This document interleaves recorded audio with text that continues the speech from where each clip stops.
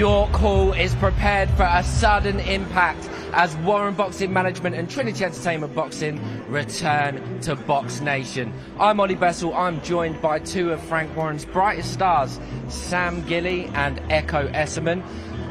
Couple of big fights for you two coming up. We'll talk about that in just a moment, but let's start with tonight.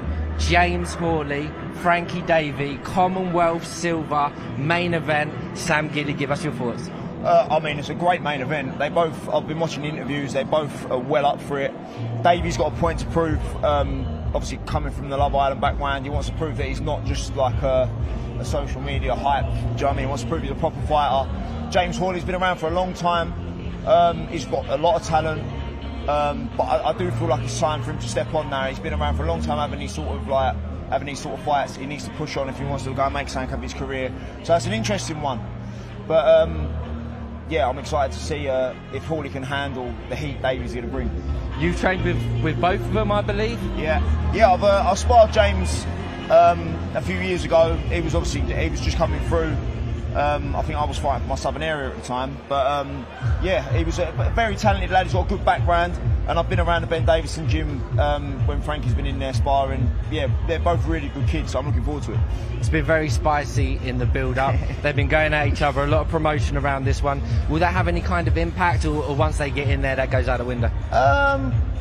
Listen, it depends on their mentality. It depends whether they can deal with the pressure. Obviously, we all call it, you know, it's loud. Everyone's on top of the ring, so it's probably a first main event for them both. So whoever deals with the pressure will probably obviously settle into the fight better, and it could play out the route for the rest of the fight. York Hall is loud. The crowd are right on top of you in here. You've main evented at York Hall. What's that atmosphere like? Oh, mate, it's special. It is. It does pick you up a level. Do you know what I mean? Especially like because you can see everyone's faces in here. Do you know what I mean? It's a special place. That's why it's so well regarded in British boxing history. But yeah, there's no better feeling than when you're standing behind the doors about to come out and you can hear the rumble of the crowd. It's the closest thing you can feel to like a gladiator. Do you know what I mean? Standing behind the doors, the rumble of the crowd, you can hear the people like screaming, shouting, and then it's your turn to go out there and go to war. And war it will be. Echo Esserman, a number of young fighters on the card tonight, signed with Frank Warren. Box Nation always been used as a bit of a stepping stone to those bigger events. Will the pressure be on them tonight? Oh yeah, the pressure will be on them a little bit, but I mean, they've got such a privilege because when I was coming up, starting off from the small hall show, Harvey had in Leisure Centre, boxing in front of a kind of smallish crowd of people, built myself up, defended the English title here. I stopped Curtis Felix in the cauldron, the mecca of English boxing, York Hall here. So for them to come on here and for it to be televised, it's definitely got the appeal. There'll be pressure on, but they'll live up to it, and the most important thing is they just enjoy it. You say York Hall's like a cauldron when it's at its best. How did you react to that crowd in it? When I came, it was a harsh crowd, but you know what I'm like with harsh crowds. You certainly love harsh crowds. Interesting fact, all of the home fighters on the card tonight are all undefeated. How important do you think it is for these fighters to keep that undefeated record? It is very important for them to keep that undefeated record whilst being tested. I don't think sometimes you can draw too much from losing the O, but it only matters as much as the boxer lets it matter. So some big fights on the card tonight. We'll come back to that a little later on. Let's move on to the 15th of November. Conor Benn, Chris Eubank Jr., Tottenham Hotspur Stadium, which will be certainly a cauldron in itself. Both of you have got places on the undercard. Chief support, Echo Esserman, Jack Catterall. Give us your thoughts. Next victim. That's the only thought that's going through my mind. I'm training, camp is camping. I'm leaving no stone unturned. So I'm putting in the work, and it's going to show on the night. You beat Josh Taylor over in Scotland. That was certainly one of the biggest nights of your career. How is this going to be in comparison? A packed out Tottenham Hotspur Stadium, one of the biggest British fights in history as the main event. You're the chief support. How's that going to compare to being in there with Josh Taylor? To be honest, I set every fight aside. Like when I fought Tetley on the Tyson Fury and Dylan White undercard, we were chief support then. came out to a huge crowd. I was like, don't be overwhelmed. You've got a job to do. So I've got a job to do, and I'm going to do it. I'm hearing rumours this could be a world title final eliminator. We probably can't say much more than that at this point. But after you beat Josh Taylor, you made it clear world title is what you want. That's exactly what I want, and so be it. I'm going to make a statement. Any preferences for a world title challenge after Jack Catterall's out of the way? To be honest, I always go on the moniker that you can't choose which world title or which champion you want to beat, because they might not be there when you get there. Everyone in the top 10 is a monster in their own right, so I'm the monster that's just going to take care of whoever's in front of him. And Sam Giddy, before we talk about your fight, we're not going to make you cry on the live stream, but you're a big lifelong Tottenham Hotspur fan, and I spoke to you just after the fight had been announced, and you said to me you were shaking. Mate, to fight at Spurs, it's been a pain for most of my life being a Spurs fan. You know what I mean? All the defeats and the letdowns and all the banter from the boys, but to be fighting at home, literally at home. Do you know what I mean? My mum lives 10 minutes down the road. I've been going over this since I was 3 years old.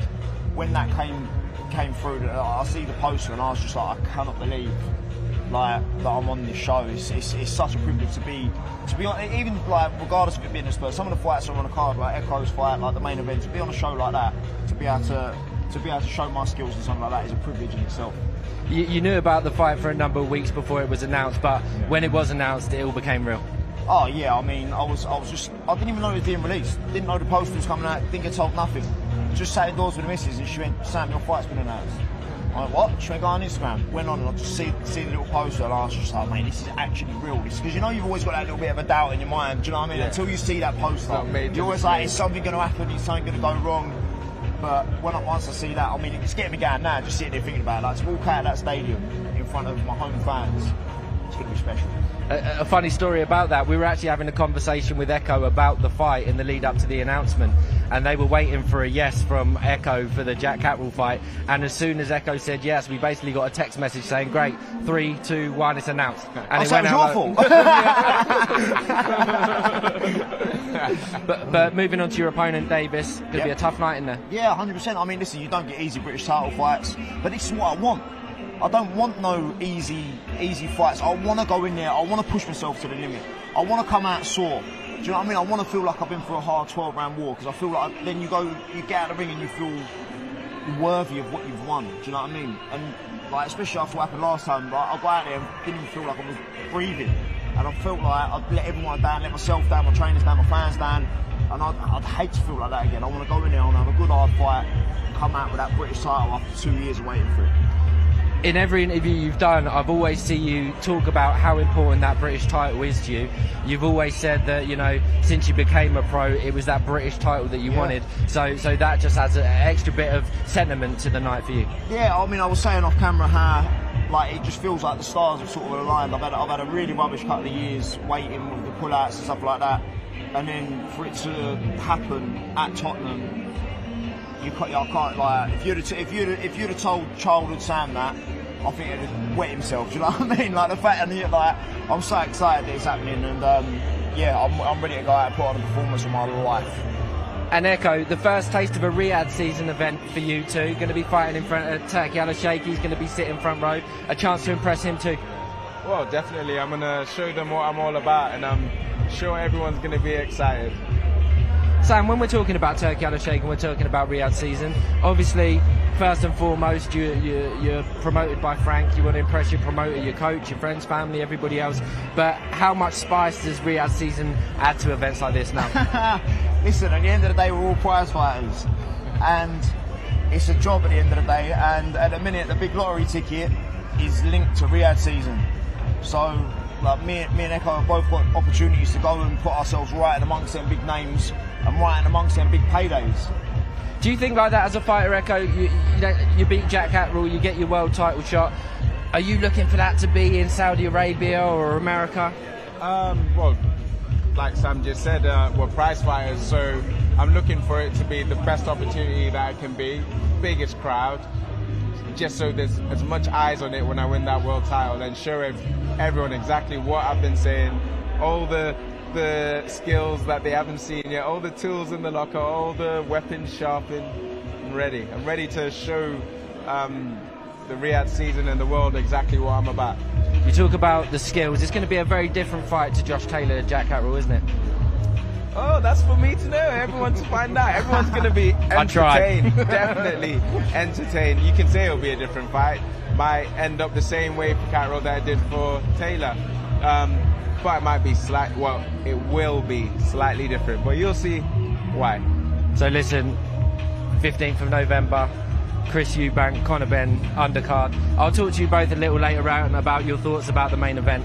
But we are about to get into the action tonight. It's going to be a huge night of boxing here at York Hall. It's getting busier. The crowd's heating up.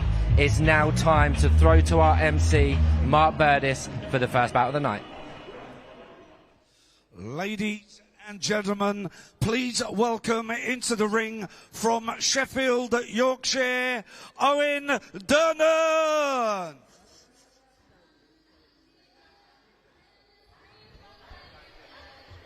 And a very good evening, everybody, from myself, Paul Dempsey. Richie Woodall is alongside me once more as we get underway live on Box Nation, the YouTube channel, from the famous York Hall, Bethnal Green. The first man into the ring tonight, Owen Durnan, as you heard from Mark Burdis from Sheffield. This is professional fight number 40, so he knows his way around most certainly.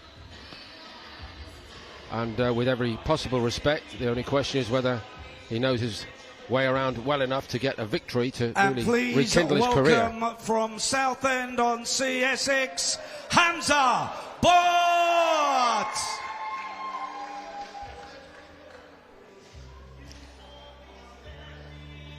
To the tune of Blue Moon, the sky blue kit tonight, and I guess that segues perfectly into something that I know Richie would want me to mention on his behalf also, that we share the deepest sympathies and condolences to the family of the one and only Ricky Hatton, who was laid to rest in Manchester yesterday. We dedicate this show to Richie's memory. And here comes Hamza Bout. Welterweight tonight. Pro fight number 5. Ladies and gentlemen, our first bout this evening is a 6 3-minute rounds contest in the welterweight division. Firstly, fighting out of the red corner, having his 40th contest this evening, weighing in 151 pounds and 5 ounces. Tonight, he wears the black and orange shorts. Please welcome from Sheffield, Yorkshire, Owen Durnan. And across the ring in the blue corner, unbeaten with 4 wins, weighing in 152 pounds 4 ounces. And tonight he wears the blue and white shorts. Please welcome from Southend-on-Sea, Essex, Hamza Bout. Your referee is Mr. Kieran McCann, who will give his instructions to both boxers.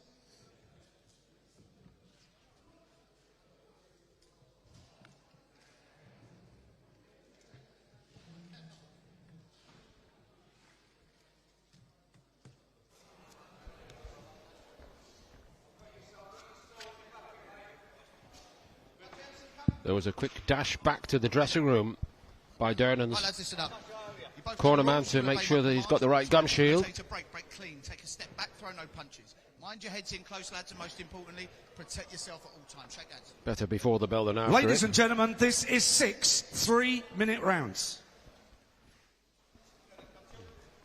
Yes, he definitely does now. Seconds out, round 1. So the opening contest tonight, live on the Box Nation YouTube channel. Welcome everybody. Trinity and Warren Boxing Management presenting this terrific lineup tonight. It is an early start, but a young man to keep an eye on. Young in terms of career, if not actual age, Richie Hamza Bout at 28, looking to extend the winning run at the start of his pro career to 5 out of 5, and a nice tidy start here from him. Yeah, tidy start, and looking at his career, he's obviously left it a little bit late to turn professional, but nevertheless there's still time on his side at welterweight. 28 isn't a really old age, to be quite honest, but he'll have to get a move on. And he's 4-0 at the moment. He's got a good style. He's in against a southpaw who knows what he's doing, Owen Durham, there's no doubt about that. He's never been stopped, remember. This is his 22nd contest this year, so he's really, really busy. And this will be a strange sort of test for Hamza Butt, because when you're boxing this type of opponent, it's not only a physical challenge, but mentally as well. You've got to watch, you just don't get frustrated against someone who's difficult to actually get to. Scheduled for 6 tonight, and I think one of the things we are looking for at this stage in his career, Richie, is if Butt can wind the clock up as the minutes go by, increase the tempo, and therefore put Durham under more and more pressure so that mistakes start to follow. Yeah, exactly. I mean, Durham, he's very good on the back foot. He knows how to avoid shots, and he's clever. So with that type of opponent, yeah, plenty of pressure, I think, and probably boxing at a nice quick pace, because Durham won't want that. He'll want to slow it down so he can see the attacks coming. So Hamza Butt, he's got to do totally the opposite on that front foot, pressure him, double up the attacks, and just push him back onto the ropes and put him under a little bit more pressure. I think when we've seen him previously, Richie, that little exchange there is a good example, actually. The opening phase of it, as you as a coach, esteemed coach as you are, you'd say the first phase was good, but it's the second and third phases, when he's trying to come forward, that you've had a little question mark about. Yeah, and that's probably the second and third phases are what's important in this situation here, because the first phase, Durham obviously can handle that. So you've got to put him under a little bit more pressure, go 2 and obviously 3 times sometimes. And like I say, just box at a quicker pace without being reckless, because you've still got to go in there with a good guard and make sure that, you know, what's coming back at you, that you're not taking shots as you're walking forward. But nevertheless, it's pace and pressure here. Going 2 and 3 times, I think, is the order of the day for Hamza Butt here. 1 or 2 little glimpses of the target. He didn't really want to throw that right hand when the opportunity presented. I'd say without an eye-catching shot, he's claimed the round without a problem. Kieran McCann is about to call a halt at the end of this first round. And a nice tidy start, if not at top speed, but when we have a third member of our commentary team tonight, and we call him the steam train, the one and only Echo Esserman. Delighted to have your company for these early fights tonight, Echo. Sam Dilly will join us later. What did you make of that? Oh, thanks so much for having me. I think, yeah, Hamza started off that first round establishing his distance, his jab. He was, as Richie mentioned, he was establishing that first kind of wave of attacks, but he needed to follow up on that to further get his points or his shots across. And I think once he turns the screw, he'll get a lot more success. It was very interesting in our build-up to the live action tonight to hear from you about your plans for this massive fight. Great career opportunity. You worked so hard to get there, Echo. I know that going back many years. Delighted for you. And, of course, we'll continue to seconds out. Thread a little bit of the discourse about that as we go through the evening here. So let's see if Butt could do what an Echo Esserman would seek to do. Just start to press a little bit harder early in this second round.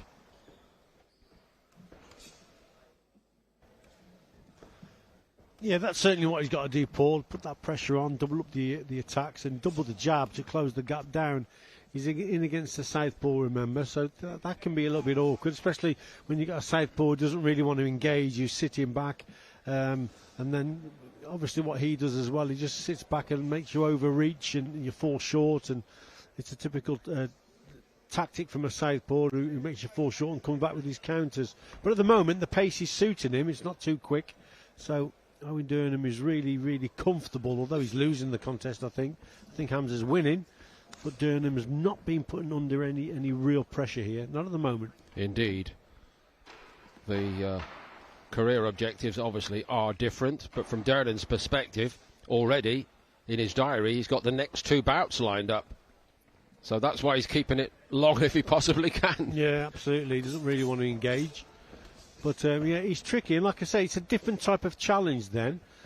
Hamza Butt going into this would be a favourite, but if you could get a stoppage, then that would be a real result, wouldn't it? Because no one stopped this fella in the 34 defeats that he's had. And he certainly knows what he's doing. He knows how to avoid shots. So that's the challenge now, is to get to him and sink a few in.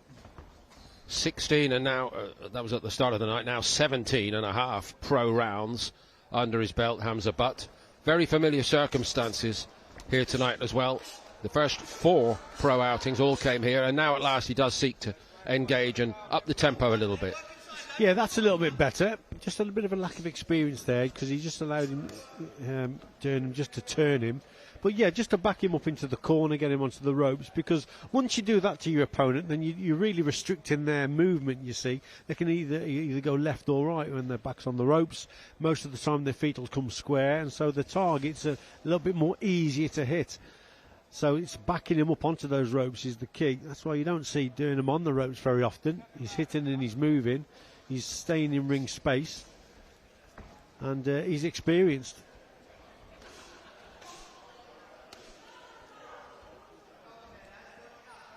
A little bit more assertive from Butt. Let's be fair to him as well in one other sense, Richie. He's been learning and trying to catch up ever since he turned pro. As you mentioned, his age 28.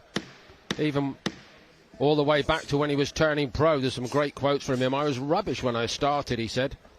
All the focus at home was on life at school and passing exams, but I had a mate who was a boxer, and I noticed that he was getting to work all over the world, and I thought I'll have some of that. Brilliant. Echo. I think Hamza had a better round that round. He seemed to be more comfortable getting uncomfortable and getting straight to business, putting pressure on the ropes. And I think we'll be delighted to see him do more of that, and he'll get so much more success for that, because it's about taking Owen out of that feeling of comfortability and really putting the pressure on him. That is one of the things I love about you, your use of the words comfort and discomfort, or being uncomfortable. And one of the things I admire about you is you've always had the mentality of a fighter who says to himself, it's about being uncomfortable. This is boxing. And you've always had that mentality, 10 haven't you? seconds. Yeah, you have to get used to living in being uncomfortable as a boxer, and that's when you thrive. Seconds out. Round 3.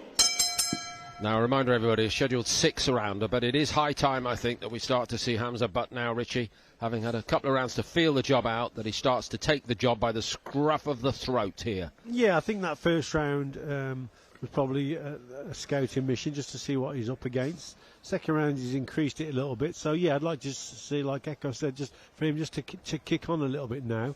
And I think the bits of success that he's had, it's when he's been putting the pressure on and backing his opponent up. So that's what he's got to do.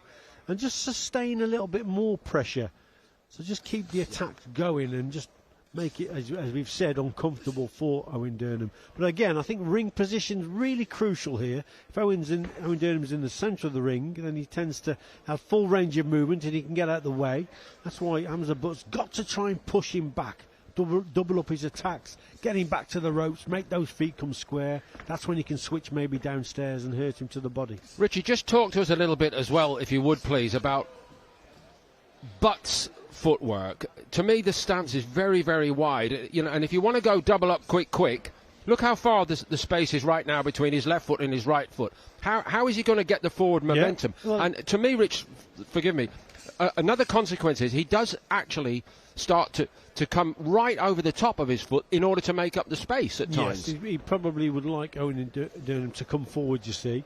So he's fairly flat-footed, he's Hamza Butt. That back heel should really be off the floor, so then he's got better mobility. So he's a little bit flat-footed. Yes, his feet are a little bit too wide, and boxers with a wide stance tend to struggle moving at speed. Most certainly, they prefer the opponents to come into them, so they don't have to go looking for them. So you're quite right, Paul. Good observation there. A little bit flat-footed and slow on the feet. Now that's better. Yeah, much better suddenly, and he's got forward momentum that, as you've taught me, the hip comes through, the shots start to flow much more freely.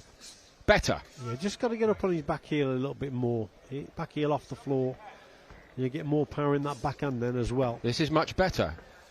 And Durnham is starting to just ship one or two reasonable, sharp shots from Hamza Butt. See, in the orthodox southpaw situation, the rear hand for both boxers has to travel a little bit further to the target anyway, and when you've got a southpaw who's moving away from you, then that right hand to the head is really, there was an example, missing the target because you're a little bit too far away. So that's why you've got to double up the attacks and maybe double up that jab to close that gap down, quicken the feet a little bit, get into the right position before you let that right hand go. Other from that, you've got to try and bring him onto the shot. But Owen Durham doesn't come forward very often. That's why he's awkward. Little by little, but is just ratcheting up the pressure, as we have hoped we would see from him tonight. We are neutral, of course, but is the home fighter, if I could put it like that. Echo, over to you on the question of footwork. On the question of footwork, definitely in that round, Butt was starting to get his footwork dominance a little bit better. You made a good point with his wide stance. If he's going to have that wide stance, he really needs to focus on cutting off the ring so that his opponent isn't too far away from him to step off some of those punches. And it's funny enough we were talking about that, because the second I was thinking I'd like to see some body shots, he started to land. Yeah, exactly. And I think he was actually listening to Richie, because, you know, we're still waiting for the bulk of the crowd to come in, and I know that in certain circumstances at ringside one can be heard, and I think the second half of that round was much better, Richie, when you pointed it out. Yeah, well, it was, because he was actually pushing him back to the ropes as well, and then obviously the movement's restricted, Echo, isn't it, from Round 4. Definitely. So under no pressure from Owen Durnan, it's a comfortable lead for Hamza Butt at this stage of this at welterweight. Every show we say it also, though, huge opportunity, the watching public, the real hardcore boxing fans all around the United Kingdom and further afield. They are looking to see who's on the way up and who can make a noise, and this is why it's such an unmissable opportunity when there is a fight night like this for a fighter like Hamza Butt to make a very good impression. There's so many shows that don't get any TV coverage, and you know that can be the step down if one does not take the opportunities that present. I think the way to impress here, Paul, would be to try and force that stoppage. It's obviously going to be difficult. Durham's good chin, good movement. He's difficult to nail with a shot, but that's the challenge, isn't it, for Hamza? But he's got to just box with a little bit quicker, and like I say, quicken that tempo up a little bit more. But Durham, difficult man to actually get to. Look, he's always on the move. He's hitting, he's moving, knows his way around the ring. He knows the part that he's playing here. He's not really competitive, but at the same time, he's difficult to actually get to engage and to get to. He's really good at giving the prospect, in inverted commas, rounds, is Durnan. He's making his living doing that these days. And it works for him. Since the win over Billy Neal, which was his only win in the last 10, that was in May of this year, Richie, he's fought 10 times. Incredible, yeah. He probably uses the actual fights as part of his training program, to be quite honest, because I bet he's not doing much sparring. He's fighting on the road, isn't he? And that's how he gets fit. Look at that. Brilliant. For a sneaky little shot there. So you can't take things for granted with him. There was a good opportunity there, Hamza, going forward, but then just gets caught with a punch from Durham, who just sat back and just brought him onto a left hand. That was a good little sneaky shot. So yeah, he's clever. We haven't had any of this kind of stuff before this moment in this fight tonight. Durnan's happy to try to tie Hamza Butt up. Yeah, so he's just testing Hamza Butt on the inside there, seeing what he's got, and that's an opportunity for Hamza Butt to let them hands go. Yeah. Because Durham, he's always on the move, he's hitting and moving now, that's mainly his style. So when he does hold the feet and does allow you on the inside, you've got to let your hands go. You know, and like I say, Durham is probably just testing Butt on the inside to see what he's got. But Hamza Butt, he's got to take the carrot and let those hands go on the inside. So the end of 4 coming up. But boxing within himself at all times, looking composed, and 1 or 2 flashes of good work. Durnan surviving very capably indeed. On the way in here at the York Hall, Bethnal Green tonight, the first person I met was Alan Smith, one of the top trainers from the southeast. And one of Alan Smith's great phrases, Echo, is 20 for learning, 20 for earning. And this is pro fight number 5 tonight for Hamza. But are you still seeing a fighter with the L plates on yourself here? I feel like, well, I'm not too sure how many southpaws he's fought, But I feel like this is a great learning fight for him because he's got a good mover in Owen, and he now needs to kind of click onto the fact that Owen keeps moving to his right, maybe set a trap for him, throw a looping right hand as opposed to that straight that he's falling away from. Corners, 10 seconds.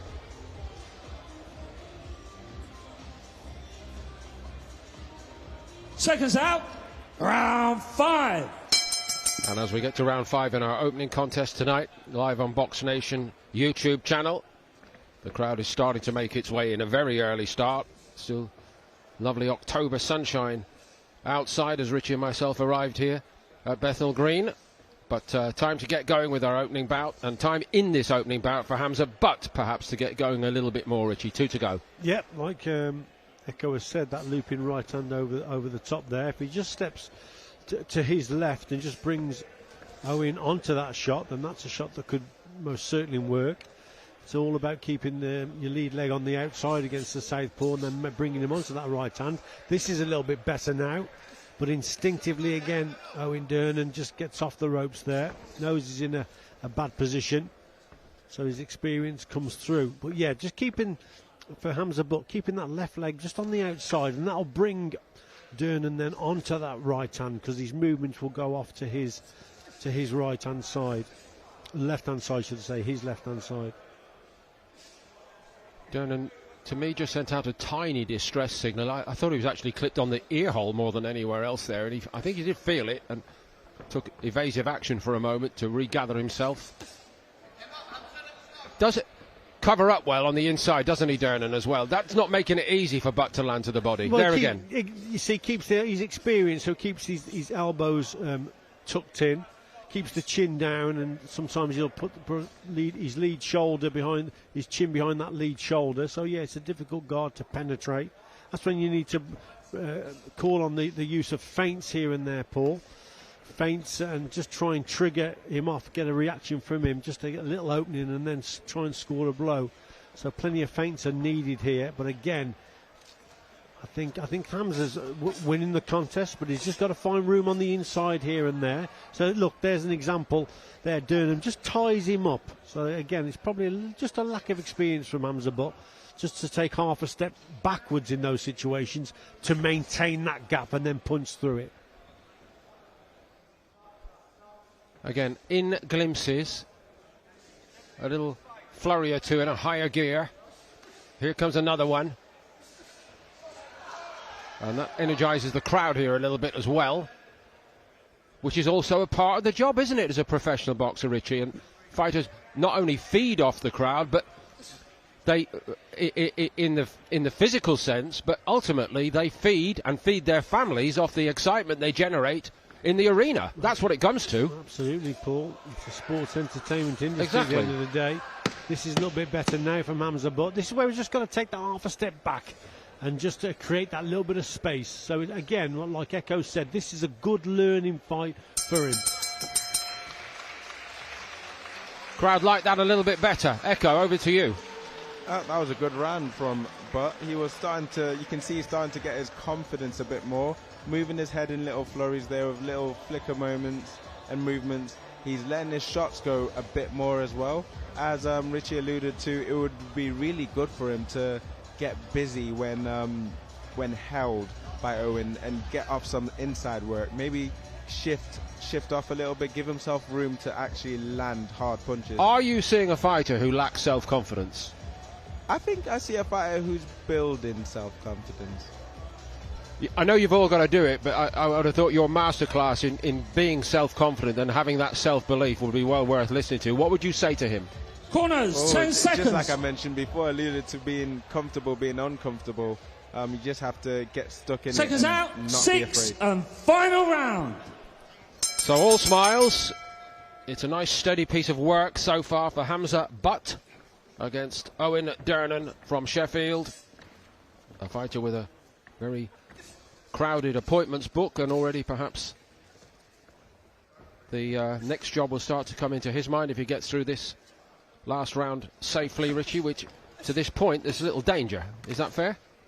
Yeah, I think it's fair, Paul. I think also with Hamza, but it's finally taken him a few rounds to realise that he's got to close that gap a little bit quicker, keep the pressure on. That's what he's doing here. So he's definitely learnt in the fight, but I think Echo hit it on the head earlier in that there's a lack of experience in terms of boxing against southpaws, most certainly. And he's learnt in this contest. So these last couple of rounds, he stepped on the gas a little bit, closing the gap down, putting more pressure. And you can see that Owen Durham isn't quite as comfortable as he was when he's picking his shots and he's moving on the outside and controlling the pace. So it's definitely better from Hamza Butt, and he's learnt that as he's gone along here. I remember you ticking me off years ago, Richie, about something similar. Young fighter at a similar stage to Hamza Butt, fighting a southpaw and not really knowing what he was up against. And I actually turned to you and I said, well, why did they not get a couple of southpaws in for 4 and 6 rounds, even in the week of the fight, to move around so he'd have an idea of what he was in against? And he said, Paul, southpaws don't come in one size and shape. Remember that. Yeah, it's very true. Yes, but I mean, you know, in all preparation in boxing, you've got to have southpaw sparring. I mean, Echo, you know, he will agree with me there, you know, because you can come up against people who are switch hitters, who, you know, go orthodox, who go southpaw. So you've got to have southpaws in the gym. You've got to have southpaw sparring. It's really, really important. And you see it many times when clearly you see a boxer who is just not used to against boxing against a southpaw style, and that's just because of the preparation. So if there's going to be a big finish, now is the moment, with 1 minute to go.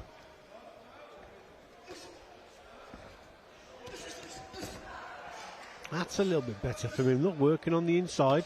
Now he's just got to learn just to lean back a little bit and just create that space, but nevertheless he's doing more on the inside. Early on in the contest, in those situations, he wasn't really working, was he? But now he's starting to work when he's up close.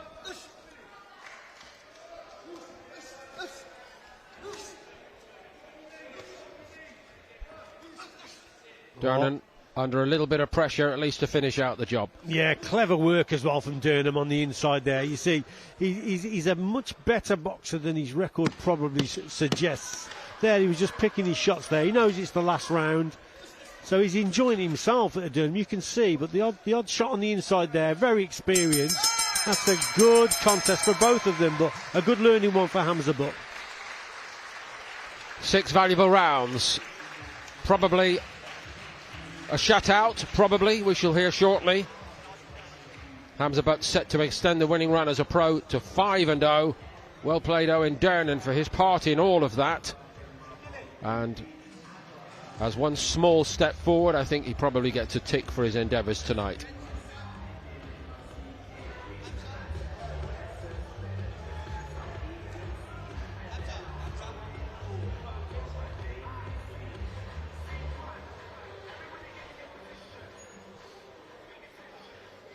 Ladies and gentlemen, your referee Kieran McCann scores the contest 60 points to 54. The winner in the blue corner from Southend-on-Sea, Hamza Butt. So there it is, a shutout. It took all 6 rounds, but Owen Durnan. Now, 22 pro rounds under his belt. He's building something. He's building fairly solid foundations, but how spectacular the construction can become is really up to him and those around him. And we've got to hope that A, there's time, there should be time, and B, the will to keep on learning. Last word from you, Richie? Yeah, I think it was a good performance overall. I think one thing we've got to remember as well, that was his first 6-round contest, so he's had 4 rounds up to now. And that was a learning contest indeed against a tricky southpaw who was hard to get to. And eventually he just increased it as the contest went on and got better as it went on. So yeah, a good win for Hamza Butt. So our winner has made his way out of the ring, as I think you could have seen there, and Sam Gilly and first Ollie Bessel are waiting to speak to him. Hamza Butt moves 5-0 here at York Hall. Nice tidy performance in there. Yeah. Do I look like that in real life? You do. That's not bad. Yeah. Took the fight like 2 weeks notice, got on the show. Luckily I was in the gym, staying fit, taking body shots from Sam, so yeah, no, glad to just get out. Glad for the activity. Thank you for having me. Very durable opponent. Yeah, really durable opponent. He's come down from Sheffield. Love that for him. Yeah, tough guy. Let me work. Feel like I could have been busier, but I think that should probably like me, like just a short notice. I feel like I'd like to be a bit sharper and fitter if I was doing a six rounder, but I think you'll look after me, wouldn't you? We'll look after you. How was working with Sam Gilley in the lead up to this, helping you out?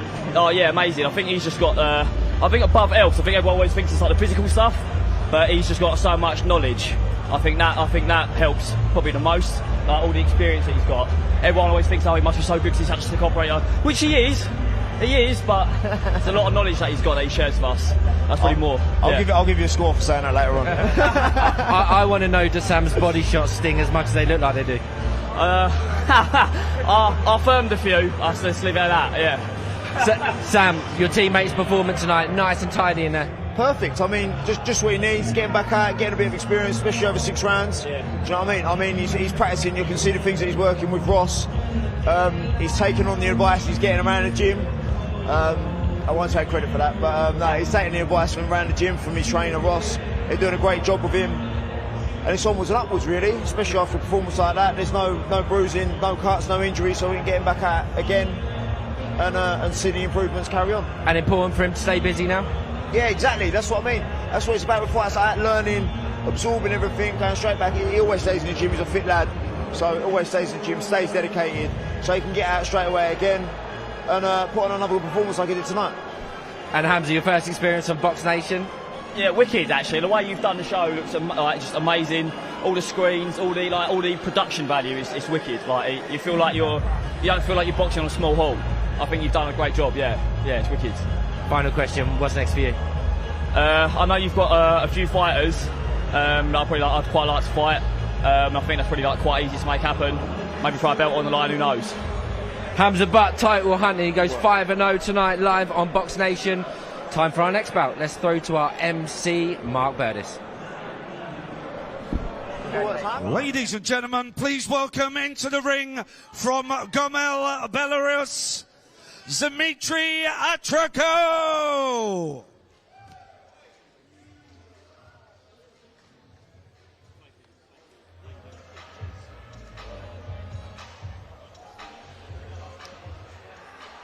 Very shortly we'll be saluting a half-century of professional appearances by Dmitry Atrako. This takes him up to 49. I'm told he's a southpaw, so that'll make the second of the night already. What is for certain is that he has lost 29 in a row, and this is going to be one of the stiffer tests in that run. Big Ben Fail!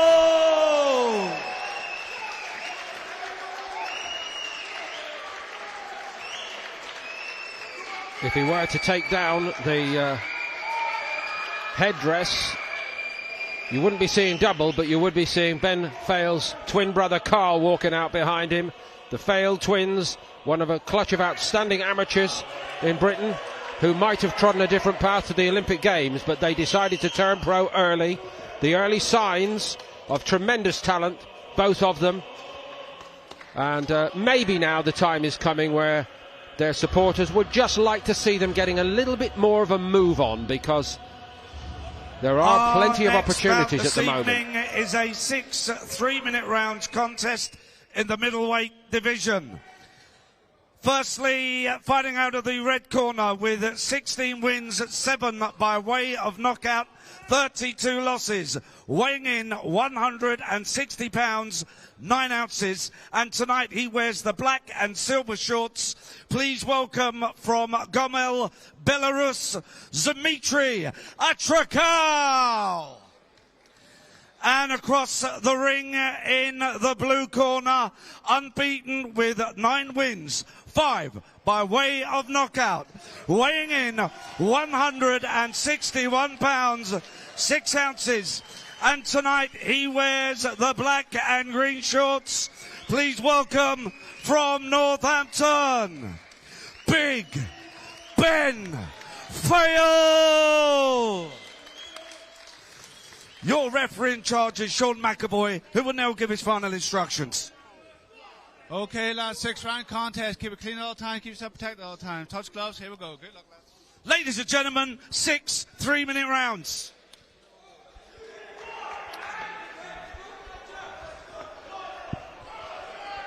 So a little bit of excitement here at the York Hall Bethel Green as the action starts to flow. Seconds Live out. on the Round one. Box Nation YouTube channel. And here is the return of another southpaw, of course, Big Ben Fail. He stands 6'1", one of the two very talented twin brothers from Northampton. Many still have him earmarked as a potential British champion level minimum operator. And I know, Richie, you've always been a fan, and you know them well, of course, from their amateur days. I know Carl a little bit better, because I trained Carl when he was on GB. But I heard good things about Ben, obviously, and you know, Carl used to tell me everything about Ben, that he's literally not only are they twins, but their styles are very similar. Both southpaws, both extremely good technique paw, good boxers. Out and out boxers, you know, and they carry a fair bit of whack with them as well. So yes, Ben Fail, you know, I've watched his career. He's 9-0 at the moment with those 5 knockouts. Decent southpaw because of the skills that he has, but he's up against a tough guy here tonight. Only been stopped once in 30-odd losses that he's had. So this again, it's a different type of challenge, and one Ben, I'm sure, will rise to. Of course, no reason why he should feel under the clock, as it were, but he has had a first-round stoppage win here recently enough against Jan Alexandru Lutic. And of course, as Ricky says, Astrokau's a survivor. He will have seen that, and he'll know, if he can, how to get out of harm's way. He certainly wants to hear the bell at the end of the first round. That will give him a little bit of confidence, a little pat on the back if he does do that. One of the problems that Astrokau has got here, Paul, he's in against another southpaw who's probably got more skills than him, but he's got a very low lead hand. Occasionally he gets it up to the temple, but look how he's just dropping it now. Now that's just going to invite that left hand from Ben, and that's one of his, you know, his danger shots. He caught up in the adverts there, but like I say, that's one of his danger shots, Ben Fail. He sets that left hand up behind that jab, and if his opponent here, Astrokau, keeps that right hand of his low, that lead hand, he's going to get caught with that shot.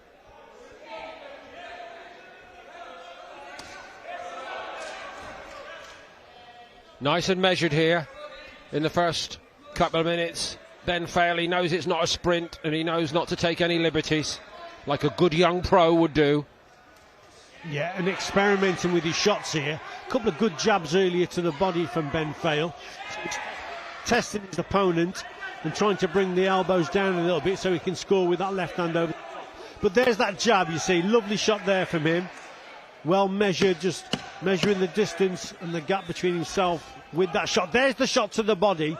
And so then, you know, what will follow soon will be that left hand over the top. That was a classy little passage of work, wasn't it, to end the round from Fail. He is a very classy operator. Echo, how did you think he started that? He started that great. Artacho was throwing a few lazy jabs, and Ben caught him straight from the off with a counter left hand, and he was really asserting his jab, as you both mentioned before. I think he's really putting the pressure on to Artacho. Happily none the worse for that little tangle up in the advertising. I always have nightmares about them. Yeah, I used to hate them actually when I boxed them around. They really annoyed me. And I think I kicked one out once. I think I remember that actually. Yeah, I remember. Did you get a little bit off the paycheck at the end of the night, Richie? No, not at all. Corners, I 10 got seconds. A bit of a roasting off Frank, I think, for doing it. But Probably did. Yeah. There's a little bit of blood around Seconds Artacho out. across the Round eyebrows at the two. moment. I can't see any really significant damage, but I think there was evidence that he is a stinging puncher when he lets him go. Big Ben.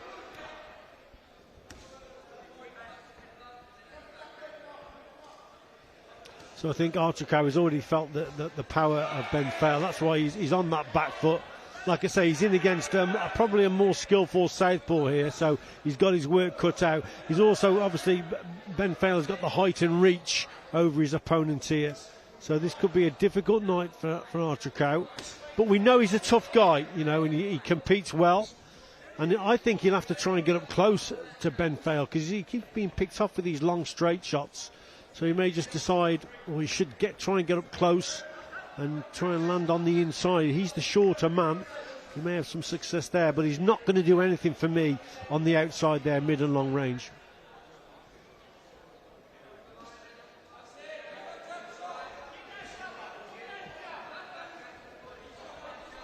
Archico, the way it's shaping up, he's got to watch out, not only for the left hand, but the left uppercut here may just, absolutely, pay dividends for Ben Fail. He's setting him up with that jab, but he's obviously thinking of what's to come, you see, so it's good work from Ben. He's just whipping that jab He's in. a very thoughtful operator, isn't he, Richie? There it is. There's that little left uppercut, so you can see what he's doing and what he's thinking here. And Archico has really got to change what he's doing because he's being picked off. I think maybe what's happening, Richie, is that default mechanism for Archico, because he's been around, is getting close. But if he's going to go in close, he is absolutely walking into the uppercut. Yeah, he is. But what he's got to do to get close, Paul, is slip the jab, and he's got to do more head movement. So don't see him being good enough to do that. That's his problem. Well, that's it, isn't it? Yeah, and probably a little bit more dynamic with the feet to get up close and move the head as he's going forward. But he's just a little bit too slow. Looking for that left hand over the top there. But he's just too static for me. And staying at mid and long range, then it's going to be a long night for him, this. Pressure building from Fail in this second round. Well, there you go, you see, from Archico when he's on the inside there. Just had an opportunity because Ben probably just fell in after his work. And he took advantage of trying to come back with 3 or 4 shots. Bent arm work on the inside. So that's what he's got to try and do. But as you say, Paul, it's closing that gap without getting hit and getting up close and then delivering the right shots on the inside. Difficult. I will say, Richie, I do love Dimitri Archico's attitude, his appetite for this job. Tough guy. Tough guy. Yeah, he's a tough man indeed. And you can see, he's well schooled. He's obviously got some boxing ability about him. No question of that. But he's second best at this stage here. As it should be, because we've said that Ben Fail is a recognised up-and-comer, a big prospect potentially, and he's showing his talents here tonight so far. Echo, over to you. I think Ben Fail is definitely making use of his range, setting about, letting his shots go, and just being out of Archico's range when he tries to counter some of his shots. And also he's not falling victim to Archico playing possum and letting him kind of walking down and being caught with silly shots when he sets about it on the inside. Well, there is a sign that some of these do sting, because it's not been a really hot tempo, but if you're taking 3 or 4 or 5 big blows per round and you're having to keep moving, Richie, it's going to test you. Yeah, he's been picked off, so it's a good display from Ben Fail. What I would say to Ben also is not to fall in after his work. He got caught with just a couple of silly little shots because he leant forward after he'd actually landed his own shots. Seconds out. And Archico came back with 3. his. Scheduled 6th rounder tonight. Of course, it was an 8-round points win against Omar Rodriguez here for Ben Fail. Rodriguez was down in the second round, but much like our opponent here tonight, Rodriguez didn't let Fail walk all over him. In fact, I checked the scorecards from there. Rodriguez actually took 3 of those rounds in that fight. What I like about that, I only mention it, Richie, because to me, they're not giving him easy fights. There's a little bit of learning being done in all these fights for Fail at the moment. Would you agree? Yeah, definitely, and that's what it's about, Paul, isn't it? You don't want boxers to be led into a false sense of security in professional boxing. So, yes, to give them a little bit extra to do in each contest, a little bit more so they learn from it. That's the secret of good matchmaking. And here, I think it's the jab that's obviously penetrating and that's winning this contest. You can see Ben's a little bit more polished than his opponent, but these boxers from Belarus, they have a good amateur system. They're very good amateur boxers. They're well schooled. And here you have a guy who's tough. He knows how to get out of the way. He's just in against a better southpaw, really, who's taller and who doesn't give a lot away either. The only thing he's done wrong here tonight, Ben Fail, is occasionally he's fell in and he's allowed Archico to come back, but that's just been very fleeting, and that hasn't happened many times. He's just controlling things, dictating with that lead hand for me. I did say it's been a little bit stop-start in terms of the overall career shape to this point. There's lots of time for that to be put right, but March this year in Wolverhampton, Robin Zamora, 6 rounds. And it's time to get it all moving again, really, for Ben Fail. And the move away from his previous circuit of operations for Artrakau has certainly done him no harm at all. He was getting a lot of his work in Russia up to 2024, and without going into the political or the geopolitical, obvious why he wouldn't necessarily want to be there now. Well, that would be tough out there as well, Paul. That's why I mentioned it, Rich. Absolutely, it'd be a really tough contest in Russia, where they're brilliant boxers. And he's boxing Switzerland, he's boxing France, he's boxing Ukraine, Uzbekistan and Kazakhstan, who produce some really excellent fighters also. So he's experienced, he's been about. As you know, Richie, having just come through the World Championship with the astonishing talent, the next-gen talent coming from Uzbekistan and Kazakhstan. Yeah, they're the new Cubans. Amazing. The Uzbeks and the Kazakhs, they really are. But he's clever, this Artrakau. Occasionally he looks down at his feet, he looks at his gloves, and that's just literally to throw Ben Fail off the scent a little bit, just to distract him. Clever, very clever. Good piece of matchmaking for me, this. It's not as easy as it looks for Ben Fail to keep on looking good. Echo. Yeah, that's a good point, especially for a southpaw facing a southpaw. I think a lot of us orthodox lads have that problem, that we haven't come across a lot of southpaw lads, but I think southpaws have the same issue, so it's good to see Ben make use of the different kind of angles that he would be normally trying to exploit, and using different ones against another southpaw opponent, and he's doing them really well, sitting on his shots, landing them well to the body, and he's also very defensively minded. I'm just going to try this now, Richie. Let's see what happens next when I try Corners, this question. 10 seconds. That big fight ahead. That's why you're studying all the southpaws and the guys who are long. That's why you're taking notes as we do this tonight. And we're going to get the plan out of you before we let you go, okay? Halfway. Ben Fail, one of a clutch of young middleweights in Great Britain at the moment, for whom opportunities may not be far away, Richie. We were looking through the rankings, you and I. We know that there's some star names at the top. Eubank Jr., Liam Smith, Denzel Bentley, of course, who sat in Echo's chair on many an occasion here with us at the York Hall, Bethnal Green, and one or two established guys like Tyler Denny in that top 10. But I've got two observations. The top 8 at this moment, there's only 2 unbeaten fighters, number 1. And number 2, as I think it was John Evans wrote a piece in Ring Magazine not very long ago, basically saying that for complex reasons, there's been a bit of a dearth of title opportunities, British title, English title, and that's all starting now to become a piece of history. The opportunities are starting. Tonight, the English title rematch between Janad Boston and Bilal Fawaz, and there is the British middleweight title. And why would a young up-and-comer like Ben Fail not be thinking it might be my opportunity? Exactly, and those type of contests won't be too far away. He's been 8 rounds a couple of times now, Ben Fail, so he'll have to go to 10 at some stage, and then up to 12 for the big ones. But yes, it's just experience over the rounds, really, Paul, because you can see he's got the skills, and obviously him and his brother are learning a lot in the game. So yeah, I mean, again, this is another good learning fight for him. But yeah, he'll just have to get the experience over the 10 rounds, really, 10 and 12 rounds. He won't get it over 12 because that'll have to be a title fight, but certainly over 10, if he picks up an English title or an intercontinental title of some sort, and it's just getting the experience over 10 rounds to set him up for then maybe a British title shot in the future. But he's certainly got the skills, him and his brother, for me, to go on and challenge for a British title. It's just getting the experience. I love the application from Fail in this round. He's doing his level best to drag a mistake or two out of Artrakau, and he's certainly upped the tempo again. We were talking about Hamza Butt showing tonight. Where was that gear change? We're seeing it here a little bit from Ben Fail at the halfway point in this fight.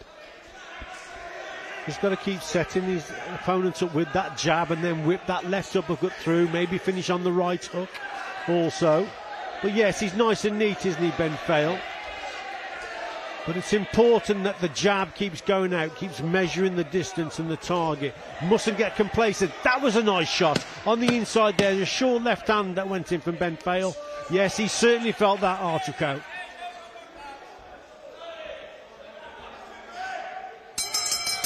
Good round.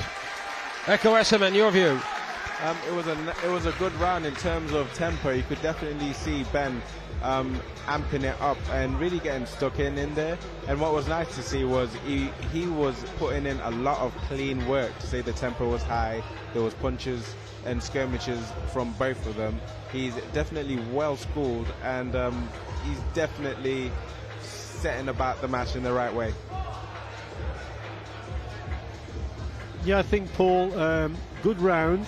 Occasionally then, again, he's just been reminded that he can't sit and admire his work, because occasionally, like I said, he just stops after some of his work. He might lean in, and this Archico, he's waiting for that, and he's coming back with 3 and 4 shots. So again, it's learning as you're going along here. But when he keeps his punches nice and straight, mid to long range, then Archico has got no answer to that. Seconds out, round 5.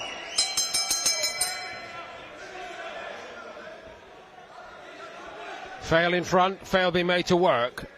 That's the bigger picture in what's, to my eye, been a very good piece of matchmaking here tonight at this stage in the career of Ben Fale. A chance for him to show everybody he intends to really press on, if I could use the old term about us being in a new season now. I know it doesn't really work out nowadays, Richie, the way it did maybe 30 or 40 years ago, but the opportunities should soon come into range for Fale if he can keep on performing with the intensity he's showing here tonight.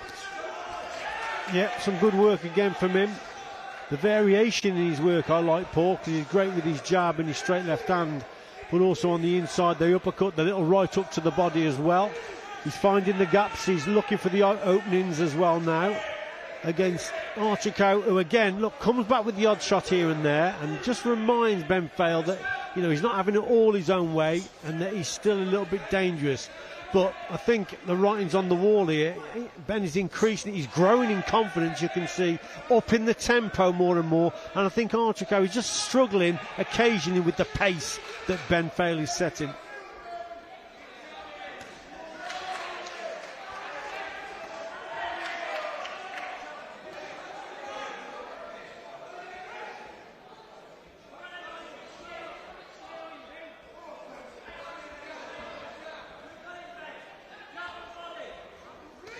Jab to the body, they're telling Fale from the corner. It's quite an elusive target, that. He's much shorter, Artrokau, and he's very, very good at slipping and sliding around the side of that jab. See? Well, he's learnt on as the contest has gone on as well, because that right hand of his, that lead hand, was very low at the start, but when Ben Fale threatens now and gets close, it's really high. So it's becoming a difficult guard to actually penetrate. That's why I think he's looking more for the right hand, right hook rather, to the body. Just took a couple there. There's the right hook again, look downstairs. Those type of shots will definitely have more of an effect on Archico. But that's what you get for your money when you're bringing in a near 50 fight pro who spent a lot of time in one of the hardest professional schools in the world, if I could put it like that. The outer regions of Russian professional boxing. What a hard landscape in every sense that is, but that is where this man has learned his trade. See, that was a cracking shot again downstairs, that right hook to the body, but he's shown how tough he is, Archico. But he's getting weaker and weaker slightly. You can just tell that Fale just increasing the intensity and is having more of an effect. There's the twin brother Carl, watching from the outside. They did used to spar together a lot, but in the end I think they made a joint decision that they wouldn't do that anymore. But they still support each other in every conceivable way. Echo, over to you as we look at some of the highlights from that round. It was a wicked round. Ben was definitely turning up the screw, and I did think at certain points maybe he was chasing Archico a bit too much, because Archico was still countering with a good few combos, just like in that highlight there. However, Archico is also starting to slow down slightly, and Ben landed a wicked right hook to his gut. midway through that round, and he's definitely starting to set. Well, not starting to. He's definitely corners. imposing 10 himself, seconds. and it's easing in. Seconds out. 6 and final round. So 1 to go. The 6'1" Ben Fail, the southpaw prospect. The boys are based in Northampton, but I know he's been working a lot with the esteemed Peacock gym. Plenty of support tonight for Fail here at the York Hall, and lots of admiration for his work. 6 good rounds in terms of giving Fail a good workout at this stage, Richie. Yeah, it's been a cracking workout for him, actually. Very good matchmaking, I think. To get a stoppage now would be the icing on the cake, because for most of the contest he's been fairly dominant. But like I say, Archer Crow has come back occasionally after Bennett has just got a little bit complacent here and there in terms of just holding his feet or just falling in a little bit. It's important, you see, especially with the first shot, that you hit the target. If you miss it and you fall in, then Archer Crow there, look, just comes back with his work. So yeah, I think it's been a real decent workout for him, Paul. And like I say, you know, he'll be looking to go on to bigger and better things. But it's this type of contest that you learn from. And like I say, I think this is a 6-rounder, obviously, but he's been 8 rounds a couple of times. And then obviously to fight for titles, it'll be 10 and 12 rounds. So he's setting himself up here. And again, lovely work on the inside with that left uppercut. There are 1 or 2 little abrasions and blood marks, if I could put it like that, around the countenance of Atracao. No out-and-out cut problem, but the wear and tear is showing itself. And I think he's quite mindful here, Atracao. He's in a very exciting back-and-forth affair last time. Not that long ago, a couple of weeks ago, against Stephen Nunes in Glasgow. Atracan was in it, quote-unquote, but dropped in round 5. He doesn't want to sit down late on in this one. No, he's under pressure now. I think because he's taken a few shots here and there, Artracao, throughout the contest. He's actually tiring a little bit now. And I think Ben Fail, he senses that, Paul. He's coming looking for a finish here, Fail, to really catch everybody's eye watching tonight on the Box Nation YouTube channel. The crowd are up for it. They obviously, as usual, we say it, they know they're boxing here. They know when there is that possibility that there could be a spectacular final 30 seconds here from Fail. Couple of clever little shots though from Artracao on the inside there, Paul, just waiting for an opportunity, and just swings out a lead hook that just caught Ben Fail. Again, a good reminder that he's still there. This has been a good last round for Ben Fail though. He's really increased the intensity and he's caught Artracao with some real decent shots here. Last couple of seconds, then we'll hear the bell, and Ben Fail will have banked 6 very valuable rounds indeed. And one little footnote, Richie, if I may, to the point you just made there. One of the smarter moments in that round was when Artracao did come back, and with about a minute to go, and rather than say, oh, I need to put on a show for everybody, a young pro on the way up said, I'll reset, even if it's not quite so spectacular, and go about my work properly. I like that. Yeah, great point. And Echo, I thought it was a good last round. I thought it was a brilliant last round. You alluded to Ben making more success with his left uppercut, and he definitely did that in that round. He was leading with it at one point, and it definitely brought a lot of success. Look at that, brilliant.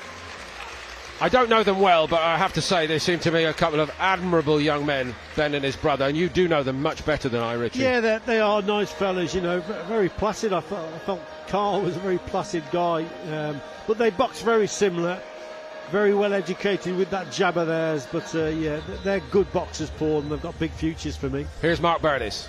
Ladies and gentlemen, your referee scores the contest 60 points to 54. The winner in the blue corner from Northampton, Big Ben Fail. So there he is. Ladies and all the gentlemen, numbers on the night went with him. He won every round, Ben Fail. And in terms of career numbers, that is now 10 straight wins starting his pro career. A very obvious talent. The temperament clearly is exceptional, and it would be great to see him really take off over the next couple of years.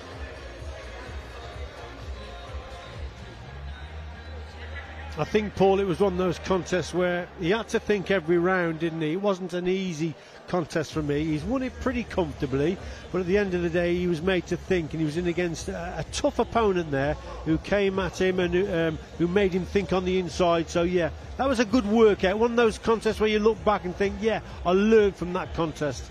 Keep watching here tonight, everybody. We've got so much great action ahead. So many talented young fighters like Ben Fail. But everybody would do well to keep a very good watch on this young man, and indeed keep an ear out now for what he's got to tell to Ollie. And it's both the Fail brothers. Dare I say 2 for 1? Ollie.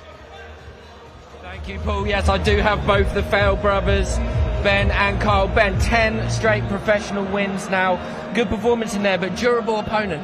Yeah, very durable. I thought last round, obviously, I hit him bad, but I didn't want to do nothing stupid where I was going to make a mistake, or I didn't feel like I had to chase it because it was like a shutout win, so I just boxed, got the rounds in, and they've done the job. Paul Dempsey on commentary was talking about your mentality during the fight, saying how important it was that you stayed composed in there, stayed calm. He was very complimentary about your composure afterwards, because as you say, it would have been very easy to go steaming in. Yeah, because you've got to remember, these guys are trying to survive, they're not trying to win, so if I'm going out gun blazing, he can either wait till I blow out or do something stupid. I've learned from my mistakes before where I've dropped people and I've blew out, so that was just a bit of experience in there. And like we said before, I'm an 8-10 man fighter now, so these 6 rounders are good, but you can see I hurt him in the 6th there. I'm only warming up, so the more rounds I get, the more danger time. Kyle, what do you think of your brother's performance? I think it was a very good performance, guys. I'm really happy with everything we've been working on in the gym. He showed in there, and like Ben said, this ain't even the real Ben Fail, but he's in an 8, 10, 12 round fight now. We're both, I've just won the Midlands title, he's ready to win these titles now, and he showed that in there. That was no disrespect to his opponent, but it was too easy in there for him. He needs titles now, and he wants these big fights. We've got our eyes on a fight tonight, Junaid Fares. Look, Ben wants Junaid, I want Fares. Yeah, so we can make it happen. If I fight a loser, he fights a winner. If I fight a winner, he fights a loser. He gets a British title, I fight for the English, they get another run at it. It makes sense, but look, we just want big fights now. These obviously you two are planning the routes now. How important is the support you give each other during these moments as well?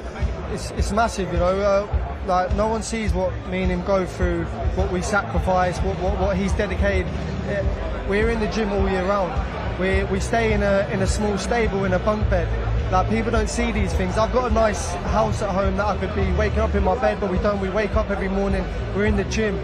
We sacrifice our whole life for this. We just want these big fights now. We want these big titles. We just want a chance to prove ourselves and show how good we are. And Ben, you say you're ready for the big fights now. Like we say, that's 10 straight wins. You feel like you're ready for that big step up now? Yeah, I think I showed maturity in there. I think I showed experience. I showed that I'm way past these journeymen. Absolutely no disrespect. They're tough, and I take my hat off to him. He took some big shots in there, but we're past that. And I just want to test myself. We want to test ourselves. That's the main thing. Is that we're ready to step up now. We put our hours in. We put the years in. We've been boxing since we was 11 years old.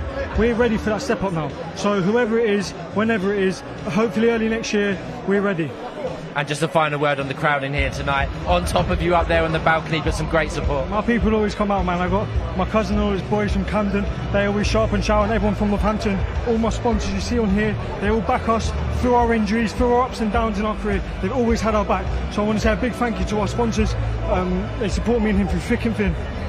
Ben Fail, 10-0 here tonight, live on Box Nation. Thank you, Ben. Thank you, Carl. It's time to throw to our MC, Mark Burdis. Please welcome into the ring from Poland, by way of Kazakhstan, Victor Zhivago!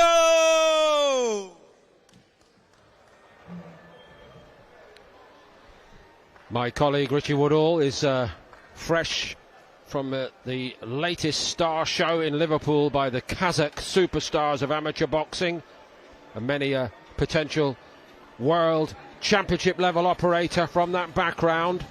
This, to be honest with you, is a man cut from different cloth, if from the same bloodline. He's a proper tough guy, Victor Zhivago. Well, there must be something in the water out there, because he's actually past his 40th birthday and still going strong. And looking good, by the way.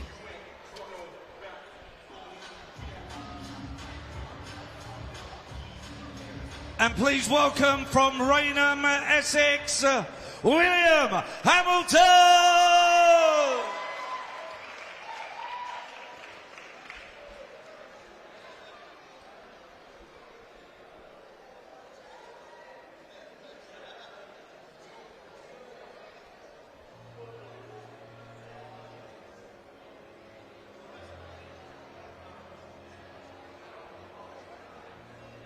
Might be a bit early for a Saturday night tear-up, but this does have the makings of being a tear-up here. Live on Box Nation YouTube channel tonight at Cruiserweight. Will Hamilton, he's got 11 straight wins since turning professional. Only 2 inside the distance. Stopped 2 opponents here. John Shearer on his pro debut. Shearer was down and a bit outclassed, I'm afraid. And... what now, 4 years ago almost exactly, Ivo Zdenicek was stopped in the first round of what was the first scheduled 6-rounder. He's still at that level, 6-3s here tonight. Is a 6 3-minute rounds contest in the Cruiserweight division. Fighting out of the red corner with 6 wins, 3 by way of knockout and 27 losses, weighing in 201 pounds 9 ounces, and tonight he wears the black shorts with gold trim. Please welcome from Poland, by way of Kazakhstan, Viktor Shivako. And across the ring in the blue corner, unbeaten with 6 wins, 3 by way of knockout, weighing in 199 pounds 8 ounces, and tonight he wears the black and silver shorts. Please welcome from Raynham, Essex, Will Hamilton. Your referee is Lewis Van Potch, who will now give his final instructions. Okay, boxers, you're both professionals, you both know the rules, you both know what I expect. If I say break or stop, break key and take a full step back. Obey my commands at all times, but above all, protect yourself at all times. Touch gloves. Ladies and gentlemen, 6 3-minute rounds. So thumbs up from our referee Louis Van Potch as we are set to go at Cruiserweight. Will Hamilton. Seconds out, round 1. From the blue corner, the home fighter here, pretty much on home turf.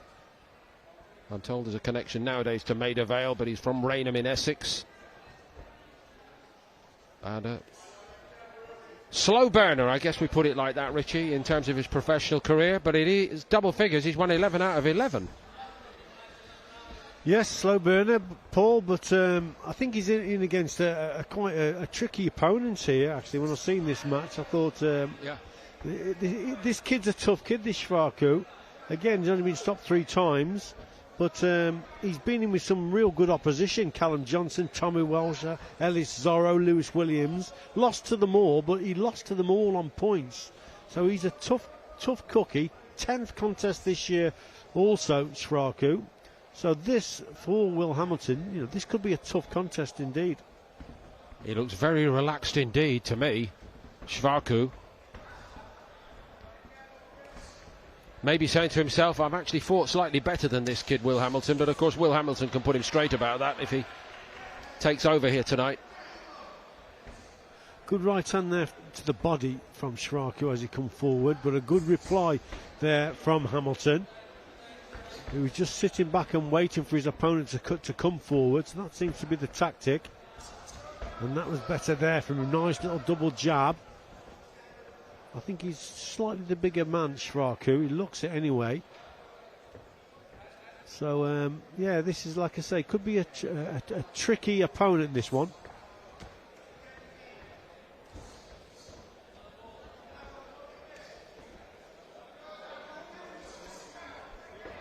It's been a very assured start from the quotes-unquote opponent here for me, Shvaku.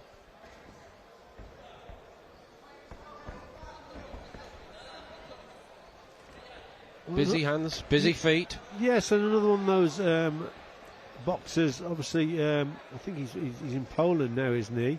But I think 10 of his first 11 contests were in Russia. So again, he would have had a real tough upbringing there in his early pro career. And you can see that he's confident. And this could be a good test for Hamilton. One is tempted to ask of the home fighter here, Richie, are we showing a bit too much respect to our visitor? He's waiting probably a little bit too long. That's a little bit better. He did read that move very well indeed, in fairness to him, Hamilton.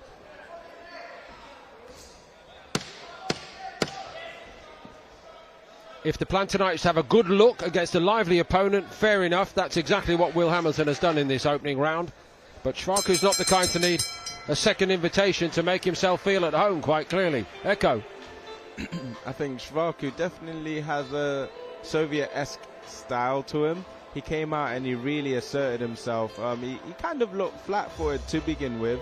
Really using his weight, he looked like the bigger guy, as you both mentioned. However, Hamilton is definitely the more explosive boxer. He has a good set of explosive punches in his arsenal.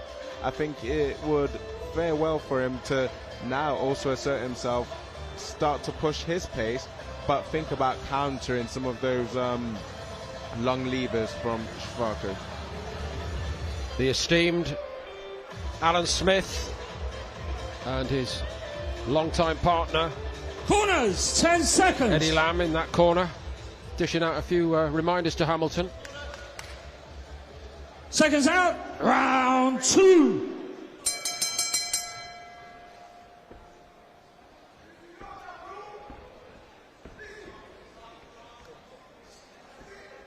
I just perhaps should correct myself, Richie, something that I mentioned at the top. I did see a pro record of Will Hamilton, 11, but on the box rec it says 6 professional fights to date before tonight, and if that is in fact the case, most likely it is, in which case I apologise, then perhaps we are seeing more clearly the reasons why Hamilton, with that little bit less experience, is being very cautious here early on. Yeah, being cautious, and you're certainly correct in terms of he's not been beaten, but he's been out of the ring for 14 months, so maybe this is a contest just to get back into the swing of things. But like I say, it's a tricky one to come back to when you've been out for 14 months.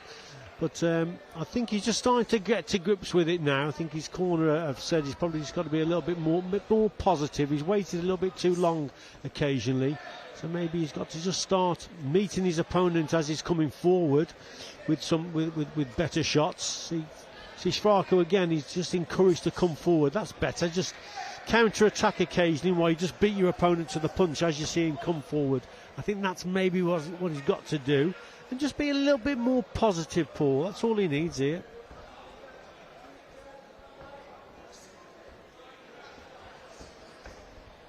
Just a little bit too far out there, you see, with that jab. Then we should maybe give credit to Shvaku with the way he comes forward. Occasionally he just stops and then he comes forward again, and he hesitates occasionally, but it's a tricky sort of style because he's not coming forward just on that front foot. Occasionally he just stops, he waits, then he goes again. So, like I say, he knows what he's doing, Shvaku. Very much so, Richie.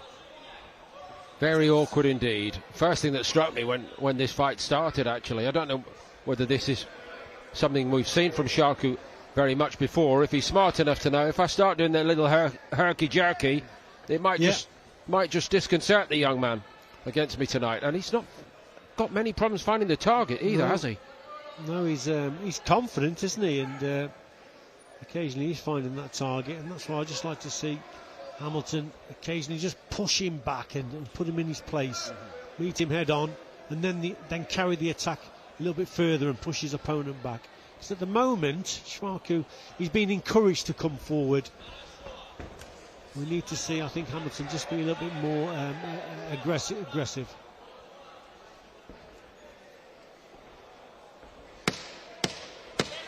Last 10 seconds of this second round. The early indications here tonight are that Will Hamilton has properly got his hands full against Victor Shvaku. More in a moment. In a world of processed everything, There's a gap between the nutrition we need and the food we actually eat. We know what's good for us, but life gets in the way. What if there was a missing link? Link Nutrition bridges that gap with food-based supplements, powered by nature, backed by science. Because sometimes, the answer isn't changing everything, it's finding the right connection. Link Nutrition, the missing link between food and supplements.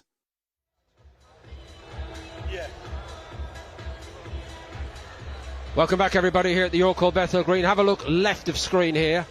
The inter-round between the second and third rounds. There are a lot of issues on the mind of Alan Smith and co at the moment. Will Hamilton is in against this man, Viktor Shvarku, a Kazakhstani, now based in Poland, who is proving a really difficult object in Hamilton's path at this moment. Richie? Yeah, I think so.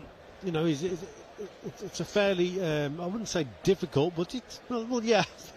I think it's a strange one to come back to. He's been out of the ring, I think, 14 months, and he's come back to an opponent who's having his 10th contest this year, so he's very busy, and he's capable, this guy is. You know, he's only been stopped 3 times, so he's fairly tough. And yeah, he's certainly making Will Hamilton think a little bit, pushing Will Hamilton back probably a little bit too much for my liking. I'd like to see Hamilton push Shvarku back occasionally, a little bit more anyway, Paul. Moreover, the tempo's been fairly moderate, and I'm being slightly diplomatic there, from Hamilton tonight so far. Good right hand again from Shvarku. He's done that a couple of times in this contest now. Just picked that shot. He's got under the left elbow of Hamilton and just whipped that right hand downstairs. Good punch. I'd like to see Hamilton probably use that right uppercut occasionally more on the inside, because when Shvarku does nip down there, then they just got to get his head back up with that right uppercut of his. He's thrown it a couple of times as Hamilton, and finishing on his left hook as well. Well, yeah, he's certainly. This is not an easy contest for me, and he's having to work a little bit here. Is Hamilton? I am going to be so interested to know how former pro turned referee Lewis van Puch, the referee tonight, sees this with his own insight into the game. Obviously, the house fighter is favoured normally. That's the kind of job for young novice professionals. That's how the system works. You know, the advantages naturally should be with them, and it's up to that young man to take advantage of it. But on output and on accuracy, I think there's a strong case at the moment, Richie, personally, for saying Hamilton's losing. Yeah, well I think it's certainly Shvarku's doing more of the work. In the last 30 or 40 seconds, Hamilton's come back into it a little bit. But you see, there's the signs of him being out of the ring for a while, because his timing is just not quite right. He's a little bit too far out with his attacks, launching from too far out, and that's just a lack of ring practice, really, that is. He's just a little bit rusty.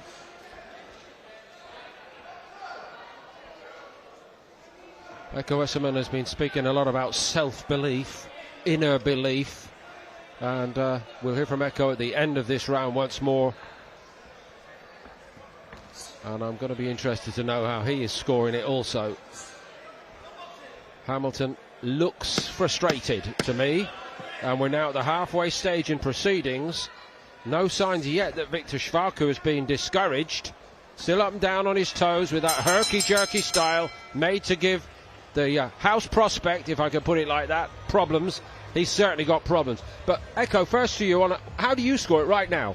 I do think Hamilton is down on the cards. I think the second round he came out with a Hitman-style-esque guard, inviting Shvarku to come in. However, after midway through the round, he wasn't being as active as he could have been. I think in this round, I was thinking he really needs to show his opponent he's got a bigger dog inside of him and really set about him to at least make him respect his fight and his power. All measured to our right in the red corner, the visiting corner, but the home corner on the left. I'm seeing a very animated Alan Smith tonight here in this fight, Richie. Yeah, I spoke to Alan actually before the seconds out. Actually started, and he said that he's got Will Hamilton on, you know, and he said he actually acknowledged to me, he says he's got a tricky contest tonight, Richie, but he should come through it. So yeah, we shall see, but he's just got to be a little bit more positive. But like I say, the signs are there that he's been out for a while. He's got to double up his jab, if anything, as Will Hamilton, and just to push his opponent back, because occasionally that's better, you see, stepping in with that double jab, but that closes that gap down a little bit better. When he leads with his right hand, he's way too far out. That's better. You see, that's come from the corner. That will have come from Alan Smith, no question. Double up your jab and get a little bit closer to him, because he started the round much more positive with that move. The walking encyclopedia that is Alan Smith. Yeah, good coach. I think they were down to about chapter 8 to find the right little code for this job tonight. Yeah. And obviously he's done a great job, hasn't he, with Sam Noakes, and he's got that world title shot coming up soon. A great fighter is Sam. So yeah, he's a very good coach, Alan Smith. He's got a good group of coaches around him as well. So yeah, successful stable.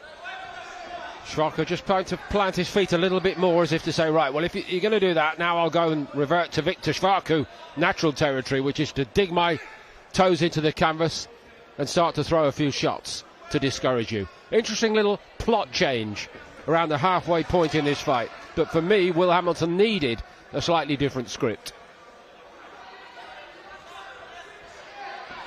Yeah, he's starting to get back into it now, Paul, so I think he will have had the roast in the corner. But Schwarko again there, in and out with the feet. Just complaining there about the use of the elbow. See, he just tapped his elbow, did Schwarko. Saying that Hamilton just used his elbow a little bit there, but nevertheless, I think Hamilton, he is starting to get into it a little bit more. But overall, Schwarko's been encouraged to come forward because of Hamilton just sitting back and probably waiting a little bit too long. But like I say, that's better. That double jab, yeah, and his corner are pleased with that. So Schwarko, knocked out of his rhythm a little bit, is now getting back into it. Hamilton must know that he's got to assert here.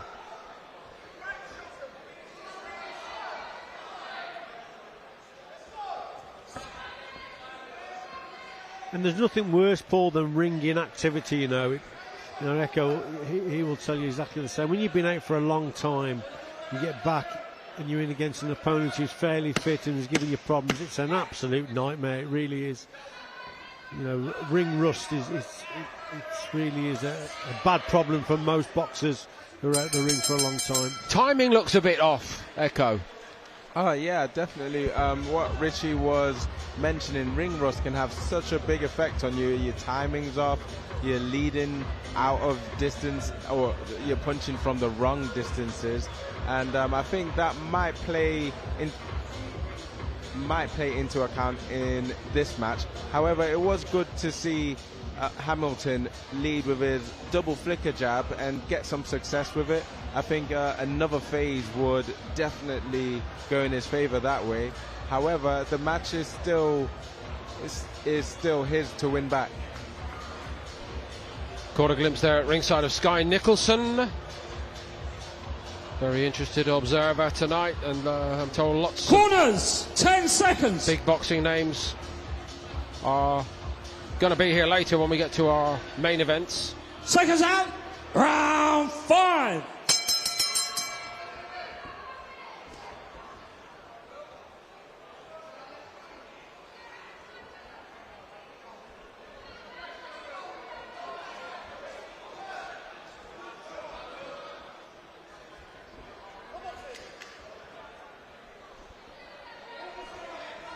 So I think it's a fairly close contest at this stage, Paul, and I think if Hamilton to get the win, he's going to have to finish, you know, nice and strong, really.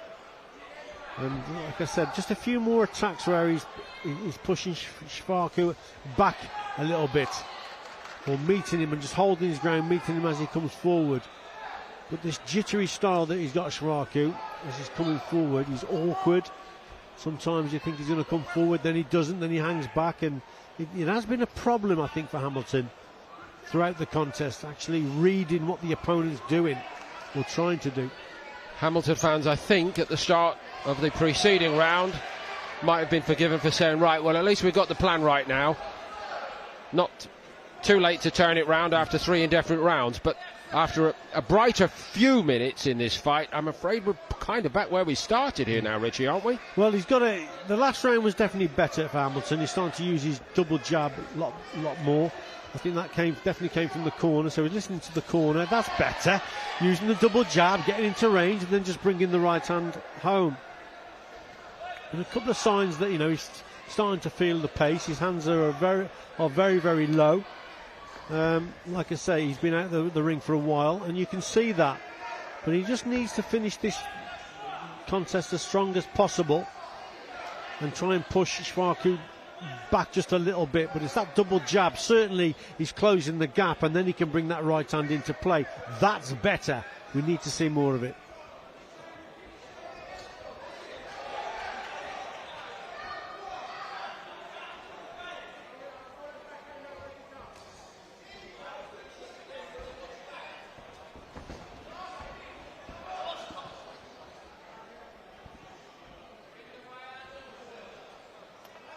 Not a lot of zip physically here tonight from Hamilton.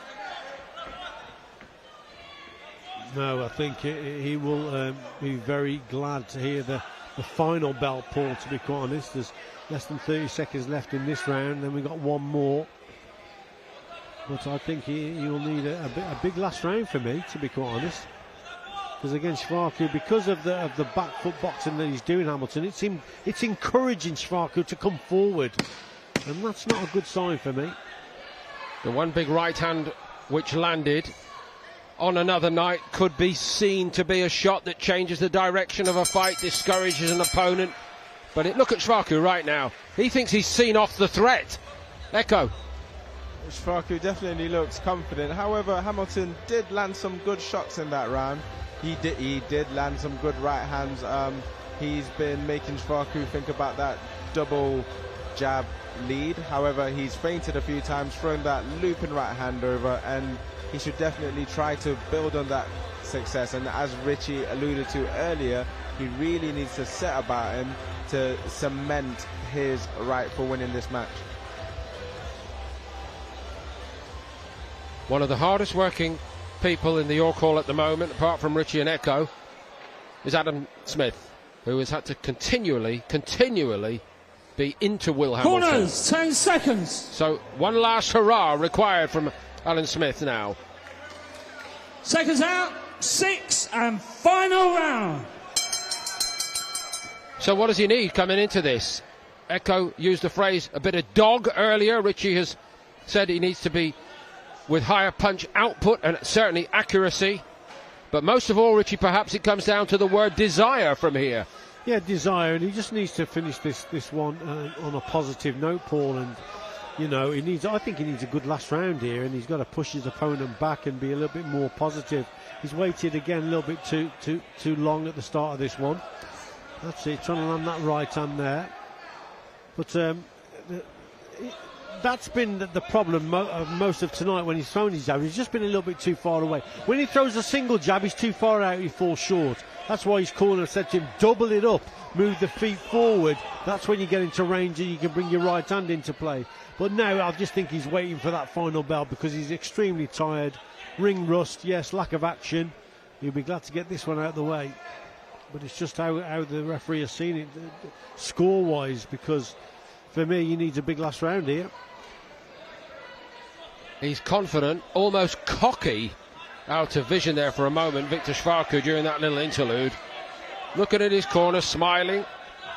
Where are we going afterwards, chaps? We're going to have a few quid to celebrate in London tonight. That kind of approach.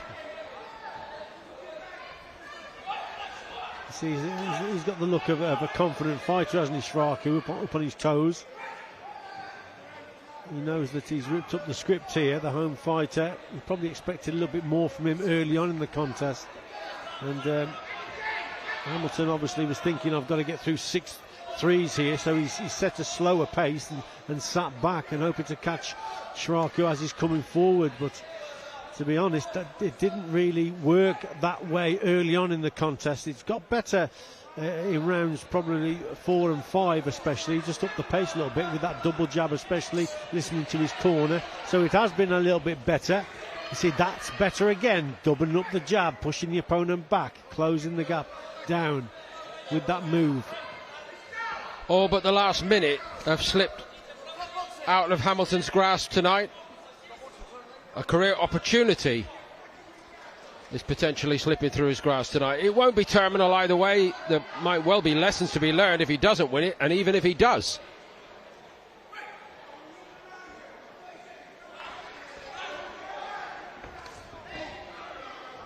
Felt that. Oh, that's a bad cut. There's a bad clash of heads there. The referee hasn't seen Shvarku's cut yet, but that's just above his eye. He'll obviously get through. There's only a few seconds left, but that's a nasty gash above Shvarku's eye. It's almost between the two eyebrows, Richie, right down the middle, isn't it? And there might even be more than one gash, I think. Yeah. Just an accidental head clash there. So, as we say, second to second, you never know in boxing. It's the last few seconds of this fight now. Shvarku's going to survive and hear that last bell, and deserves minimum to have that. Here it is. But the questions are only about to start. I guess from Shvarku's point of view, we won't quite see that smile so broad across his chops, whatever the result, once he realises how bad the cut is, because that is going to rule him out for a few weeks minimum. Yeah, that's the problem that he's got now. I mean, that was his 10th contest this year, Shvarku, but he's out for a few months now because that's a bad cut. That's a nasty cut on his forehead. You know, and Will Hamilton, that's been a tough contest for him to come back to. It's a tricky one, that. Not a real good performance. We'll have to see how the referee has scored it. But yeah, I thought that was tricky indeed for me. How did Echo score it? I think Shvarku did a lot of great work in this match. I think Will Hamilton definitely tried to bring it back, and it'll be interesting to see how Van Pooch has scored it. Louis Van Pooch is still doing the maths. One scoring official, the referee, the former professional himself, Louis.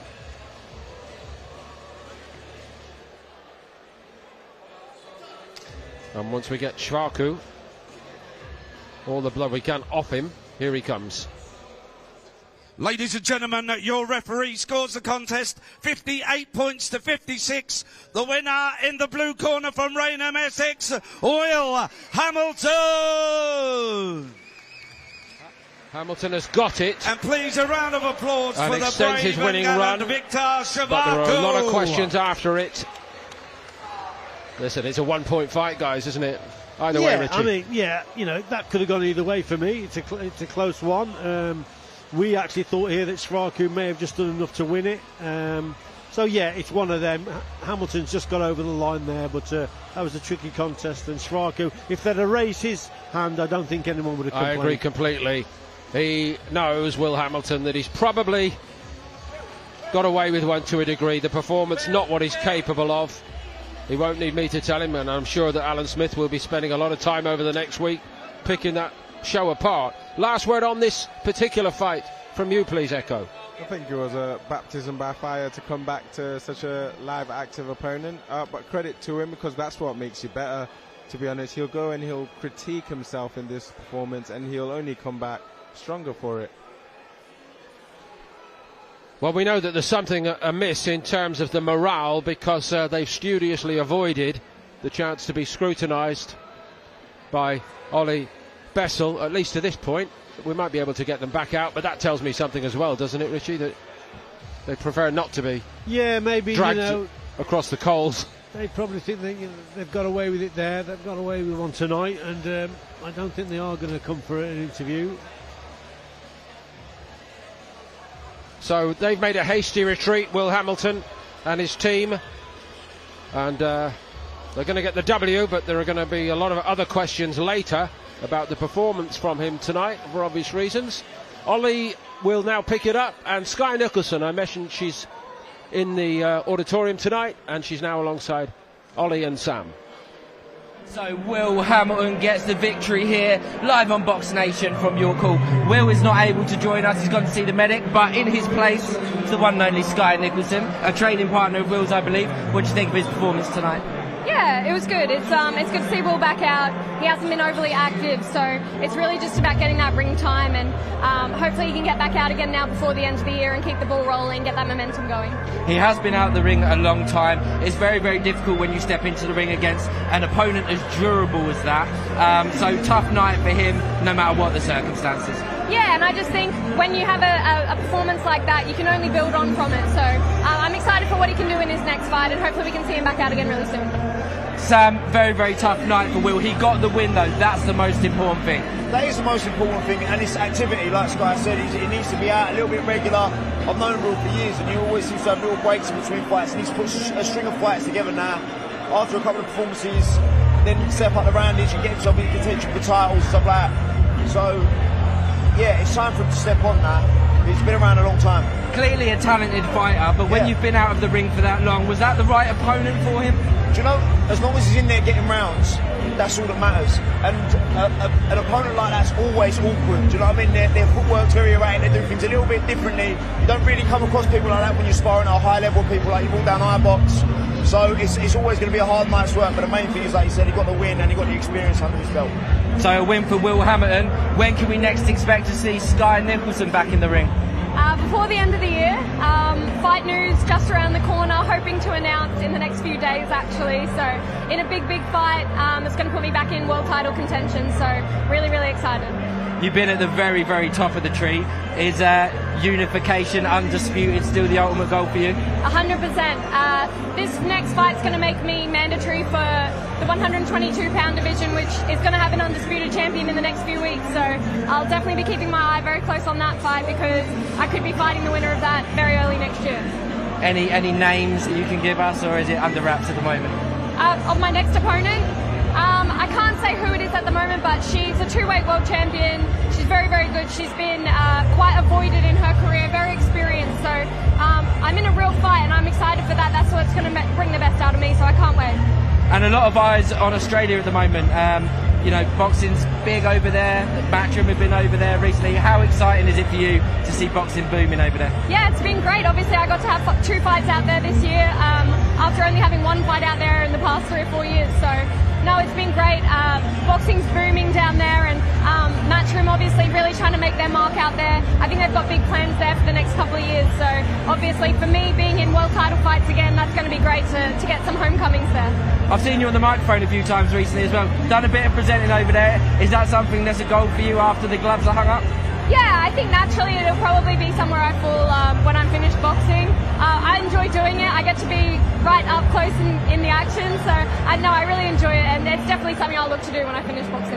And Sam, same question to you. We're talking to Sky about what's next for her when the career's finally over. A long way into the distance for both of you, but enjoy holding the mic? Yeah, I mean, I hope my retirement ain't too far in the distance. Getting punched in it ain't something I want to do for too much longer, but no, 100%. I mean, Sky, as I've been in the game for so long, since I was 11 years old, 31 now. It'd be silly not to want to sit and talk about boxing after you've done it for so many years, because it's our favourite thing to do. I want to talk to you both briefly about a big card coming up in a couple of weeks as well that will shape the male landscape of the heavyweight division. Joseph Parker, Fabio Wardley at the O2. Big night of boxing there. Who's your pick?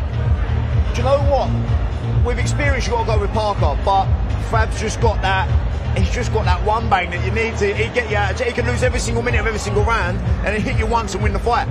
But that's why the heavyweights are so excited, and that's why Fabio Wardley's on the trajectory that he's on. But obviously, with Andy Lee in your corner, that Joseph Parker's got, he's part of a great camp. I'm going to sit on the fence on that one, I think. Yeah, it's hard to judge, it's hard to call. I feel like Fabio, like you said, he's got that one-punch power.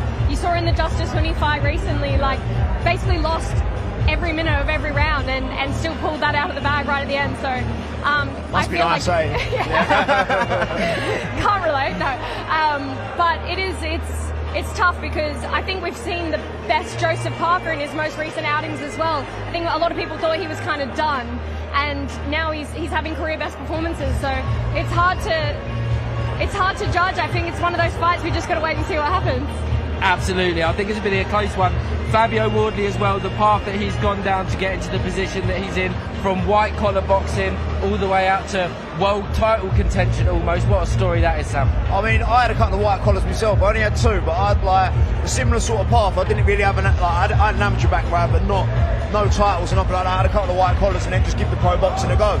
So obviously Fab's gone on with that power. He's gone on to world level. So I sort of know where he's coming from, and to see someone come from that and go to that, it is special. It's a special journey.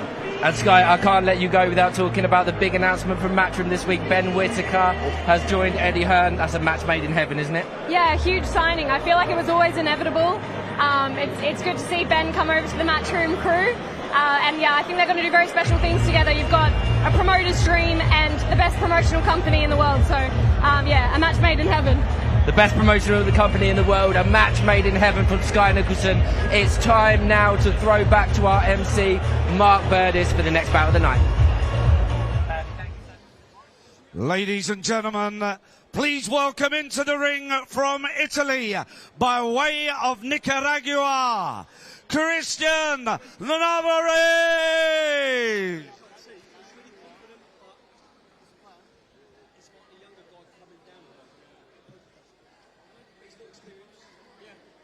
Need to rehearse the ring walk. Christian Navarrete, a frequent visitor to our shores here and to this particular venue also, and it is fight 113 for the Nicaraguan, nowadays based in Venice in Italy. 12 years on, still going strong. Just quickly to add as well, of course, with Sky Nicholson filling the breach with no Will Hamilton available for interview, if that was because there was a genuine concern about his physical state, they of course did the right thing to get straight to the medical inspection. Next up, it's Ross Driscoll.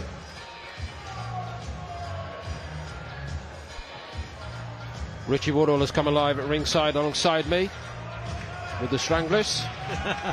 Absolutely. Strangling not allowed in this particular discipline, but having a good old smash up might be. And Ross Driscoll looking for pro win Next number 4 up this tonight. evening is a 6 3-minute rounds contest in the super lightweight division.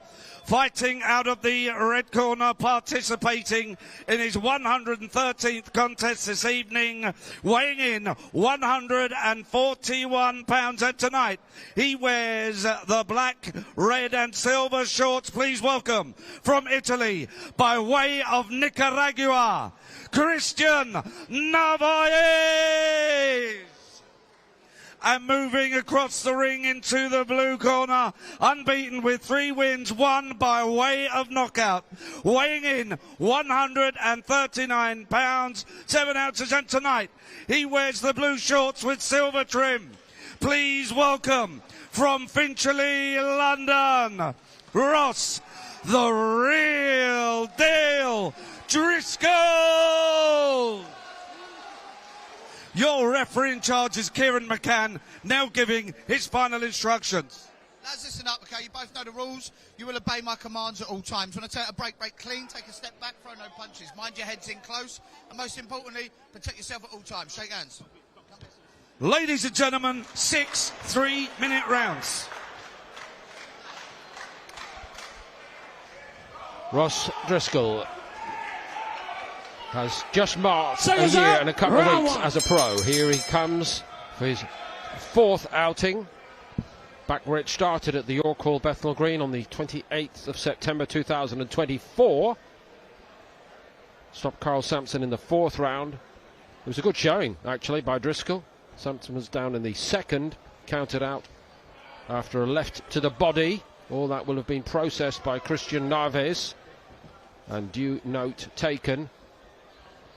From Driscoll's point of view, Richie, a couple of wins since, points over Lee Hallett, and last outing, points over 6 rounds in only his 3rd pro fight in May of 25 against Ali Labanya. What have you made of Driscoll so far, Richie? Well, that for me was his best win against Labanya, because Labanya is a tough Tanzanian boxer who was 5-2 at the time. with 2 draws also. So that was a good win, and it was his first 6-rounder against Labanya. So he was in against a guy with a winning record over 6 rounds for the first time. So that's probably his best win. I mean, this is only his 4th contest, but you know they've put him up to 6-3s in his last 2. So that's good showing, that is. And I do like his style. I think he looks in good condition. You can see he trains hard, not an ounce of fat on him. And again, he's in against someone here who's difficult to break down, who keeps switching from orthodox to southpaw. So that might be another problem he's just got to work out. See there, he just got caught with a shot after he landed that left hook to the body. So this is a decent match, I think, Paul. But as regards to answering your question, I've been impressed with Driscoll. I think he's well schooled. He's got a good, nice, neat style about him. Narvaez with his own unique style, a style that, as I mentioned, has taken him way past the century of pro outings, and some meaningful tests against some top-line fighters over the years, including Karim Gharifi, Jamie McDonnell, Sonny Edwards, Jay Harris. Almost like a little feather in the cap of Driscoll that they've given Narvaez to him in his 4th pro fight, as if to say, you merit fighting a Narvaez at this stage. Yeah, he's also fought Shabazz Massoud, who's the IBO champion now, isn't he? He went 4 rounds with Shabazz Massoud back in 2018, so he's an excellent fighter, Massoud. So yes, Narvaez is one of these really experienced guys. I think I was looking at his record, Paul, of his last 56 contests, 55 have been in the UK, but he's yet to get a win yet. He's just got 1 draw in there. But you know what? Like he's fairly capable, isn't he? Because of the switch hitting that he does, he's awkward. He's very tough, and he's been stopped 3 times in the 88 defeat. So he's difficult to get to, and he can frustrate you both physically and mentally. So yeah, this will be a good test for Driscoll. Brisk beginning, unlike in our preceding fight. Echo, what do you make of the opening round there? It was a great opening round. Chavez was definitely a bit of an awkward opponent. Switch hit in southpaw. I say that because it seems like he favours his left hand more, because he leads with strong punches from the orthodox with his left hook, and obviously leads with it when he's in southpaw. However, it would be worth noting for Driscoll that Chavez seems to be, he keeps walking onto Driscoll's right hand or in that direction, so it would be a smart move to let him walk onto some shots in that direction. I reckon that might be because he, again, I say it, he's done his homework and he saw what happened on that pro debut here from Driscoll against Sampson when he was counted out after a left to the body. Corners, 10 seconds.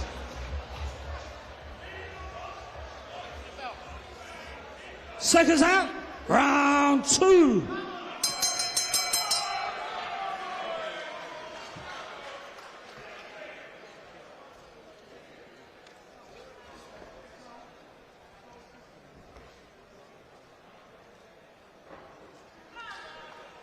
Narvaez, perhaps to his expectations, is taking a lot of lefts onto the gloves in the early stages of this second round.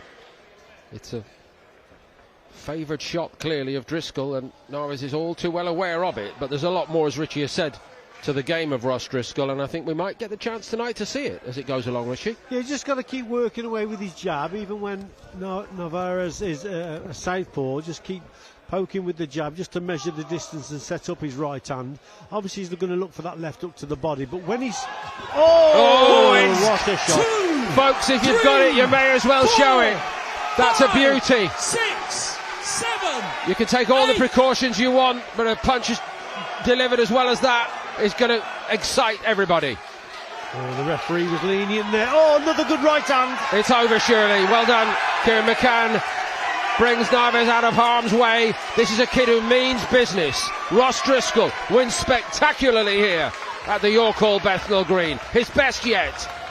What a performance that is, because this guy doesn't get stopped, Narvaez. He's only stopped, 3 times in the 88 defeats that he's had. But there, a couple of cracking punches from Ross Driscoll. The left hook and then the right hand at the very end. That was superbly, the technique there, Echo, the power and technique, they were excellent, weren't they, from Driscoll? Oh, they were perfect. He definitely sat on his left hip before throwing that left hook that sent Narvaez down to the canvas, and he followed through with the right hand that landed afterwards. And as a fan, if I could just say, what a combination both times. Yeah, lovely. And there's that chopping right hand that actually finished the job off. But there was 2 left hooks went in, wasn't it? One to the body and then to the head, and they were punch perfect. They really was. The technique, the power, the speed that was there, excellent technique delivering those shots, and then he finishes them off at the end there with a short chopping right hand. That's a really impressive display against someone who's very, very awkward, against Masood, against Sonny Edwards, against Jamie McDowell. They all beat him on points. They outboxed him, yes, but they couldn't stop him. This guy has put him away, so that's a pretty impressive performance there. Real buzz of excitement in the York Hall Bethnal Green after that performance tonight from Ross Driscoll. It's all about creating new stars in this format, of course. We say it all the time. We saw Louis O'Doherty go forward to win a British title recently. I'm not going to say it's around the corner for Driscoll, but a star potentially in the making. Ladies and gentlemen, at 1 minute 8 seconds of the second round, your referee has stopped the contest. The winner in the blue corner from Finchley, London, Ross, the real deal Driscoll. So we could give him a bit of applause as well. But the rest of the crowd have done it, even without the opponent tonight. Fantastic showing here from Driscoll, and I did mention we made a very early start tonight, but as you can see and hear, the crowd got in just in time to see the performance of the night so far. Richie. Yeah, it was an excellent performance, wasn't it? And I enjoyed it because it was well set up. He just didn't go looking there for the big shots. He set it up behind the jab. He switched downstairs with the left hook to the body, which was a super punch. And then Echo, he finishes with that left hook to the head also. That was really good boxing. Set up those power shots. Yeah, it was brilliant. I was going to mention that round of using his touch to the head, touch to the body to throw him off, knowing where the big punches was going to come from, and they definitely came. Got a bit of a form line with that left hand, hasn't he? Certainly. It was no one-off wonder the first night, the way he delivered that. We now know, and a lot more people will be taking notice of what he does and maybe what he says. We're going to find out his own view on it now. Ollie is waiting to get the verdict from the man himself. Ollie. Ross Driscoll's second round knockout here live on Box Nation from York Hall. Give us your thoughts. Oh, mate, I'm sort of buzzing. I learned a lot from the last fight. I had to take time. The last fight I rushed a bit too much. My trainers told me, take your time, settle down, pick your shots, and that's exactly what I've done. A couple of fighters tonight, the commentary team have given praise to for staying relaxed, picking their shots, as you say. That's how you get the finish at this level, isn't it? Yeah, it was a lovely finish. I can't wish for a better finish, to be honest, yeah. How impressed with you with your fighter tonight? Like you say, kept nice and calm, picked his shots, got the decision. That's all you can ask for in his corner. Yeah, very impressed, because obviously he was meant to box 2 weeks ago, so he had to stay professional and carry on to do the job, and just told him to stay relaxed in there, because when he relaxes, he's a problem. For small hall shows, there comes a bit of pressure with fighting on Box Nation. Good setup in here tonight. The crowd at York Hall are always on top of you. How important is it for you to make sure that you keep your fighter focused in there to be able to get that kind of result?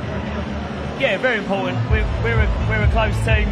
The whole gym's close, obviously. Sam knows we're all close in there, so we all help each other out. And Sam gives him lots of advice, and obviously Liam Dillon gives him loads of advice, and we're all there together. So yeah, over the moon for him, and what a platform to do it on. How important is it? I mean, you're reading off names there that are fighting at world title level. How important is it for you to have that team around him for his development? Very important, because he's got people to look up to all the time, and he's not afraid to take no challenge. I'm asking him the questions because it sounds like your voice has gone out. I'm going to ask you. He was born with it. Yeah, his voice is always keep like that for the blooper reel. Honestly, but I'll quickly say I've got a bump in. I've just got to say well done to both of you. Honestly, because I've seen what it's like. I see you every single day, both of you. I've seen how frustrating it is. I felt it for you when obviously the last opponent got pulled out on the day. That's your worst nightmare. And credit to your fans, they've all come back, they've all transferred over, they've all come over here, they've all done well, and you've repaid them with a stunning performance, mate, honestly. So well done to both of you for keeping your head switched on, staying professional, and delivering an absolute peach of a punch. That is unreal, brother, I swear. I like real, that one. Yeah, you've actually done me there. Sam, how far can he go? Mate, very far with performances like that, staying professional, not getting Eddie. Yeah, because we all do it as fighters, but the more you get down the line, the more you have performances like that, you start trusting yourself, you start believing even more. Hang on, I've got something here. Mate, look at your debut. Look at that. People don't do that to them, to opponents, and you've done both of them, and that's a joke of a knockout. That's unreal. So he can go as far as he wants to go, as long as he stays how he's been the last couple of years with Ross. How quickly do you want to get back out? I'd like to get him another one before the end of the year. So obviously I'll go back, I'll speak to the team, I'll speak to Bobby Warren, and see what we can get penciled in. Final word to you, Ross. What do you want next? 50-50 step up. It's not his decision. I was going to say, good luck matching him that. Yeah, that's the problem. Ross, congratulations, fantastic performance tonight. Congratulations to your team as well. We'll let you go. Enjoy your evening. Enjoy it. Sam, again, you know, for fighters to be fighting here at York Hall, the atmosphere is starting to hot up a little bit. We've got Denzel Bentley coming into shot now. Sam's giving us the walk around. We were just saying, boys, how you doing? We were just saying, for young fighters or young prospects or fighters that are early in their career, fighting at York Hall is difficult enough. The crowd is right on top of you. But to be fighting live on Box Nation, trying to keep your undefeated streaks going, it's a lot of pressure for fighters. No, 100%. When I first turned pro, I wanted to make sure my debut was here, but it wasn't. It was at Brentwood. But yeah, the atmosphere is excellent here, and yeah, it's always a dream for any boxer that's turning over in the UK to box at the iconic York Hall. And the brand itself, Box Nation, obviously a brand that Frank started many years ago, now on YouTube, but still it carries that same high profile platform that some of these younger fighters, they're getting their first taste of. Yeah, 100%, man. You've got the likes of Sam Gilly here, you know, he's boxing for a British title. You don't get bigger celebrities than that. So, you know, when you're around those kind of boxers, you got Denzel Bentley, #1 with the WBO, and you're up and coming and you're seeing these kind of fighters, you're like, whoa, I'm in the mix here. So yeah, man. I just want to know if Denzel's okay with the fact that Sam Gilly got named as a star before him. I mean, he is right in his outlet, and he's boxing for the British, boxing for the British title. But just as we're talking about prospects in York Hall, I'd like to introduce one of our prospects at the Peacock, David Clement, Cruiserweight. Very solid fighter. He's been in the gym all year. He'll be coming out soon, but I thought, you know, give him a little bit of shine so he gets used to it as he boxes, as you know, as he's about to make his debut and stuff. But you know, Sam Gilly, great fighter. I mean, I can't wait for him to fight for the British. I've been waiting for it for about 18 months. It's about time, yeah. 2 years. It's about time. 2 years. I mean, you got another British champion, Commonwealth British champion, and European champion, and English champion, and Southern Area champion. Dan Aziz himself. Do you know what I mean? I mean, don't worry about me. I'm just a commentator sometimes. But I mean, yeah, it's amazing. Like being at the York Hall, it's a legendary venue. It holds so much status. You hear about the York Hall, every fighter wants to box here. You can't be a fighter anywhere in this country and not want to fight in York Hall. So these guys being able to do it on a platform like Box Nation, you know, it's just amazing, and you know, you can't take it for granted. And Denzel, you're at York Hall a lot as well. You do a lot of commentary here. I mean, you can't be a star in the UK without fighting at Box Nation first, right? Fighting at York Hall first, right? 100%. I mean, you can't. I mean, when people tell me they ain't fought at York Hall, I tell them you're missing out. The atmosphere is crazy, second to none. The venues is amazing. You look up and everyone's right on top of you, screaming at you. It's like a gladiator venue. So, and when you're fighting really well, when you're in a good fight and you're landing shots, you can hear everyone and it roars you on. I mean, I box here. I can't even tell you in terms of boxing. I mean, it's amazing. I mean, I've actually loved boxing here. And I've got some good knockouts here too. Highlight reel. I feel like you two make great hype men. When boxing's over for you two, you can walk fighters out to the ring and hype them up. Give us a little bit more info about your young prospect here. What can we expect from him? Yeah, I mean, he's been with us, you know, about 8 months now. He's been in the gym. He's waiting to make his debut. When everything's sorted, you're going to see him very soon. I mean, I rate this guy. He's been sparring with Doran, a big heavyweight. He's a cruiserweight and he handles himself well. But, you know, Dave is a man of his own. I let him talk and introduce himself. Yeah, just like Denzel said, I've been down in the gym for about 8 months, you know, working hard, putting the graft in, and seeing these boys push themselves as well. It motivates me as well to push myself. So I should be making my debut this year. November, December, you'll definitely see me out there. And yeah, I'm here to, of course, upsets, knockouts, you're going to see it all. I'm an exciting fighter. As a fighter that hasn't made their debut yet, when you come to nights like this, you see the setup, you see the fighters, you see the support that you have for some big names in British boxing. That must give you that real drive. Most definitely, yeah. It drives me on, it spurs me on. Every time I'm in the gym, I have all this talent to look at. I look at what they've achieved. I look at them and think, yeah, I want to get to that, and it motivates me. You know, I get up in the morning and think, yes, yeah, I'm just more than motivated to drive. I just got the energy, and yeah, of course, it drives me all the day long. And every day in the gym, when you're working with guys like this, you must learn so much so quickly. Oh, mate, definitely. Like, they're there, always supporting me, watching my spar, telling me what I can do, you know, telling me, you know what, you could have done this, you could have done this, and I take it on. Like, I'm like a sponge in the gym. And even they say to me, you know what, like, you've improved since you've been there, and I love it. That's what I thrive off, you know, improving. If I'm not improving, I don't feel like I'm growing. So having that support all the time, it means a lot to me. I don't take it for granted. And when you've got promoters like Frank Warren and Eddie Hearn in the world, when you've got two hype men like this behind you, you can't go wrong, right? Most definitely. Let me ask Denzel. I've seen you go back and forth a little bit on Instagram in the last couple of days. Yeah. What's happening, Denzel? That was just a bit of frustration, man. I mean, I ain't boxed for a year, and I'm a guy that loves to be active. I'm always in the gym. I mean, everyone can tell you that. Whenever he's in the gym, he sees me. So, I mean, to not be out was just frustrating. So I thought I'd just, you know, put him on the spot a little bit and see what's going on with his fight. But, you know, since then I've had a meeting with Frank, and we'll be out soon. I'm not quite sure who it will be yet, but we'll be out. I'll be out this year, by the way. But so I'm happy, and I hope everyone else will be happy when they see me box again. You look itching to fight. How difficult is it when you're on the cusp of signing something and you're probably close to being fight ready, or certainly heavy into fight camp, not having that final date just to, you know, really get you over the line? I mean, it's frustrating, but you know, it's not all one-sided. I mean, I can all do my side, but opponents have got to be willing to fight and got to be willing to, you know, agree on things, agree on terms and all these things. So I'm waiting for someone else, essentially. So I feel like my fate is in someone else's hands, which is very frustrating, which is why I kind of went out of character and went online to do things, which I don't usually do, but I felt like I had to, for my own sanity, just for my own understanding, so I know what's going on. But since then, I've managed to push it up a few things here and there, and now I've been given a date, I've been given an opponent, and I've been given, you know, some sort of direction. So I'm happy with myself, and I'm still in the gym, and I'm ready to go again, man. I've noticed with the Peacock Gym, very tight-knit group. Yeah. Obviously, you guys at the forefront of it, looking after the younger fighters. How important is it to have that group of fighters around you? So when you're having moments like this, when you're not quite 100% sure when you're going to be out, they keep each other motivated. I mean, I think it's really important. I mean, I've been there a long time, and now I feel like we're the older heads.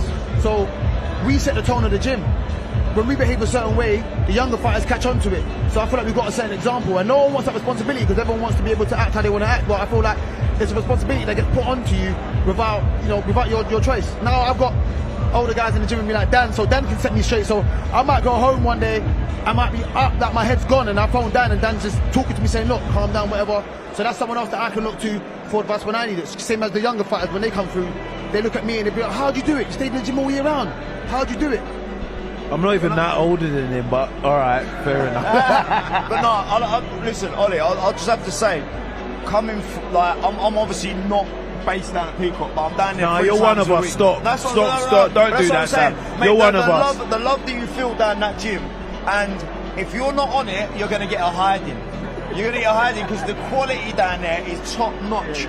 Like, I've been watching you spar, and you've come on leaps and bounds since I've been coming back down there back in camp, and that's not even been that long. Do you know what I mean? It's a top gym, and you can look up to people like Denz sometimes, and you can look up to Dan. Sometimes. We look up to you, Sam. Don't be silly. We all come from the same sort of place, so it's lovely to see us all bounce off each other, working together. And these two giving me black eyes every other week. I did wonder where they came from. Listen, guys, thank you so much for joining us. Massively appreciate it. We hope to see you guys out, especially you, Denzel, very, very soon. Shame you called Sam a superstar. I'm not going to stop hearing the end of it all night. Thank you so much. We're going to bring back in Echo Esserman.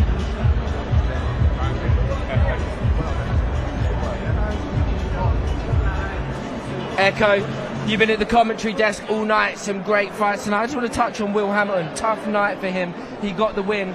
I said to Sam, do you think necessarily that was the right opponent for him after being out of the ring for so long? Well, we were mentioning how like lack of consistent matches and that regularity of just sticking at your craft can have certain effects, like you're punching slightly out of distance or your timing might be slightly out.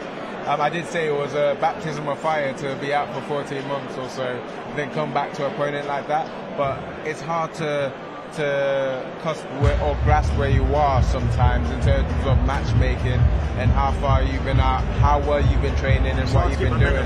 Yeah, momentum is such an important part of the sport. I myself, I always stress out Frank, get me out. I need to be out. And I don't care who you put in front of me. Make it make sense, but I need to get out because it is such an important thing.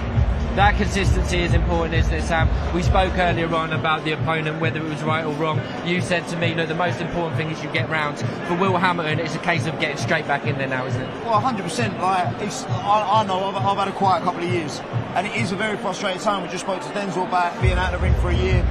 To stay motivated, to stay in the gym, you have to do it. But that is a very... Well, he's got the win, right? So he's had a decent enough performance. He can blow the cobwebs off. Now he can go back into camp and get out ASAP. He needs another one before the end of the year. And then, because he's been doing them sort of fights for a long time now, so he needs to push on and go for his titles. Echo from the commentary desk over there. I said at the start of the broadcast tonight, all the home fighters are undefeated. That's still the case at this point. Some good performances in there. Hamza Butt, especially in the first fight, I thought he was tidy. Yeah, he definitely was tidy. Like late starter, so to speak. I myself, people criticise me for starting late, but it doesn't make a difference. It's how mature you are and how much you're applying yourself to the game and the game to yourself. I think that was a good performance from him. A good learning fight against a southpaw lad as well. Definitely through that match, you could see he was learning through the rounds, and in the last round, it was exactly where he should have been. So look, we're getting closer and closer to the main event. Hawley versus Frankie Davey is coming at the top of the show tonight. It's going to be a huge fight, but now it's time to throw back to our MC Mark Burdis for the next fight of the night. Please welcome from Narva, Estonia, Dmitry Podatkulos.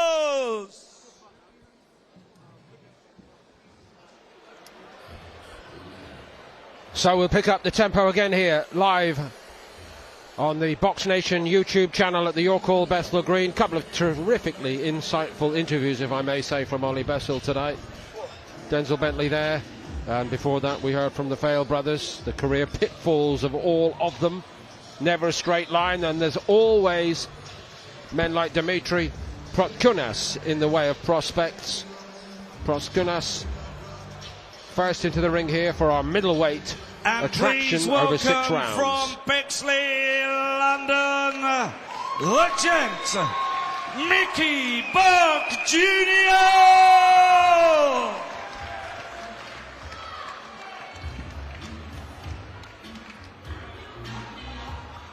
The home fighter in this one is Mickey Burke Jr. 8 wins out of 8, all within the M25. The plan apparently pretty clear. Build Mickey Burke, if possible, into a proper London prospect. And clearly, let his confidence build. All well and good, but like 1 or 2 other building jobs in London, it can take a little bit longer than forecast. Not been entirely straightforward. He took a break of over 2 years at one stage after outpointing Serge and Bobo. This evening is a 6 3-minute rounds contest in the middleweight division. Fighting out of the red corner with 8 wins and 23 losses and a draw, weighing in 161 pounds, and tonight he wears the white shorts. Please welcome from Narva, Estonia, Dmitry Protkunas. And moving across the ring into the blue corner, unbeaten with 8 wins, 3 by way of knockout, weighing in 161 pounds, 6 ounces, and tonight he wears the white shorts with black and yellow trim. Please welcome from Bexley, London, Mickey the Giant Burke Jr. Your referee, Sean McAvoy, now giving his final instructions. Okay, lads, 6-round contest. Keep it clean all the time. Keep yourself protected all the time. Touch gloves. Here we go. Good luck, lads. Ladies and gentlemen, 6 3-minute rounds. By and large tonight here at the York Hall Bethnal Green, the home kids, the prospects. Seconds out. Round 1. Given a very good account of themselves, and Mickey Burke could do with something like that to follow here tonight, Ricky. Richie, would you agree? Yes, he could. Again, he's in against a fairly tough opponent, isn't he, in Dimitri Prokounis from Estonia. 9th contest this year, so he's a fairly busy boxer, this fella. And Mickey Burke Jr., I think, well, he's boxing at middleweight, but you know what, he'd probably make light middle, wouldn't he, to be quite honest? And maybe even lighter than that. But yeah, he's decent. He's just been a little bit stop-start with his career. I mean, his pro debut was back in 2019, so he's only had, 8 fights in nearly 6 years. But let's hopefully now he can put a run together. But he is a decent boxer, is Mickey Burke Jr. If it's not stating the obvious, which often is something I'm known for doing, Richie, he's got a terrific pair of hands. I always look at him and think natural in that sense. And more so, I mention it because, of course, another reason his career progress was slowed down is because he did have a serious hand injury which stopped him for a while. Yeah, and he's got good, decent technique, and he switches the attack very well downstairs, especially with the left hook to the body. Got some lovely work there. Look, 2 hooks downstairs after the headshots. So yes, I do like Mickey Burke, and this should be a good comeback fight for him, a testing one, because again, this fella's only been stopped twice in 23 losses, so he's a difficult man to get to. But that's a nice little shot on the inside there from him. When it flows with Burke, it's very easy on the eye. And there's still time for him really to flower and flourish, I would say. Yeah, what he needs to do, Paul, so he's switching there orthodox to southpaw, but when he does come forward, just needs probably a little bit more head movement. You see, he's got to bring that in after he's thrown the shots, then move the head, because something will come back. That was nice. Little bob and a weave just in front of the opponents after you've landed shots. That's the art of infighting. You've just got to do that little bit of movement, and it's got to be instinctive. After you've landed 2 or 3, you're in punching range. Look, something's going to come back. There you go. So you've got to move that head at the same time. Can't afford to take liberties, and if he's not listening to us, he will be certainly listening to Mickey Burke Sr., known to many of our viewers, no doubt. But it's all about young Mr. Burke at the moment, and he's made an authoritative-looking start here. Last 30 seconds of the opening round, scheduled 6-rounder. Prokounis has won 8 of his 32. See, Prokounis, he's good at his defensive work, keeps the elbows tucked in, so it's difficult to get under those elbows, to land those body shots. You've got to throw him off the scent a little bit, work to the head with that jab, and then try and whip a shot downstairs here and there. But yes, it's been a decent round for Burke. I think he's boxed well there. So Burke looking like he's on form, very much on form tonight is Sam Gilly, as you've been hearing already, and Sam has stepped into the 3rd chair, replacing Eko Esserman. Welcome to you in the commentary position. Mr. Gilly, you're in tremendous form tonight. What have you made of that? Yeah, that was a great first round. Burks, he needs to not lean over that front foot when he's inside. Just keep his balance, not switch off. I think at the end of the round he got hit with a couple of jabs, but other than them small little minor mistakes, good first round, eased in. Yeah, good first round from him. I made the parallel to something in the construction industry, building a project here. He's got all the right foundations Corners, and all the right tools around him with the family connections and the gym he's working in. But I better just cover my own seconds out, round 2. You know what as well by saying that he actually does work as a scaffolder sometimes, so that's why it seemed to me appropriate to make the cross-reference, if you like, about building something. And please, if you are in the construction industry, don't take it personally.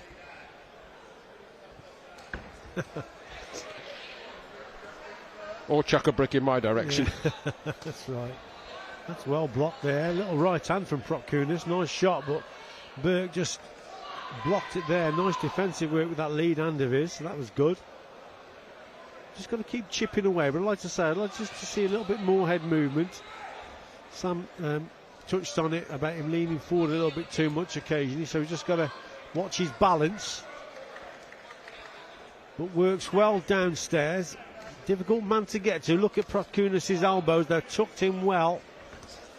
So you've just got to keep chipping away and just, like I say, throw the odd feint here and there. Keep working with the jab. Keep touching. Then that speed, acceleration, switch downstairs and we'll try and whip one under the elbows. Yeah, it's that change of gear that he needs. From going from like almost first, go through them, tap, and then put 3 or 4 together. As we saw from your mate Ross Driscoll. What a show from him. Mate, I mean, I'm over the moon for him, what he's been through over the past couple of weeks with the pull out on the day and that. But, yeah, stunning knockout. Burke does it rather differently. Only 3 stoppage wins so far for him. But I've liked what I've seen in terms of the way he's able to build pressure. And that seems to be the task here again tonight against Prockunis. But Prockunis is a lively one, Richie. And, you know, at 21... he's still harbouring 1 or 2 ambitions of his own. Yes, well, he waits, you see, so his tactics are fairly simple. He's trying to soak the punches up on the elbows and the arms, waits for the opportunity, and then if Burke gets complacent, holds his feet a little bit too long, you see, then he comes back with a couple of shots. So he's quite sneaky in his replies, is Prockunis, and fairly effective. So he'll take those shots downstairs. Yeah. He's waiting, and he'll pounce if the guard rather from Burke is lowered, his chin comes up in the air. That's when Prockunis is waiting for those opportunities to come back.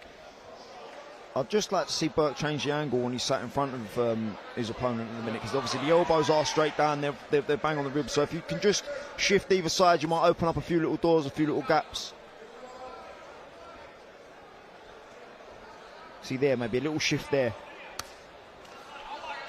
Might be more straightforward, of course, Sam, if he was in against a 35-year-old quote-unquote survivor rather than a 21-year-old kid who his workload is unbelievable. Prockunis, 33rd pro fight inside 4 years. That takes a lot of doing. Yes, certainly. He's very active indeed. Like I said, his 9th contest this year. He's tough as well, Paul, you know, so he knows his stuff, does Prockunis. Sam, here's a few flashes of his work from the second round, and I think it does bear out your point. You know, he is very upright in those close quarters exchanges, isn't he? See, just off that little body shot, the little one round the side, just shift. Use that body shot as almost a little lever to push yourself around. Ricky Hatton used to do it. He was the best one at doing it. Little shift round to whip the body shot out the middle and you go the other side. A little bit of imagination with your work.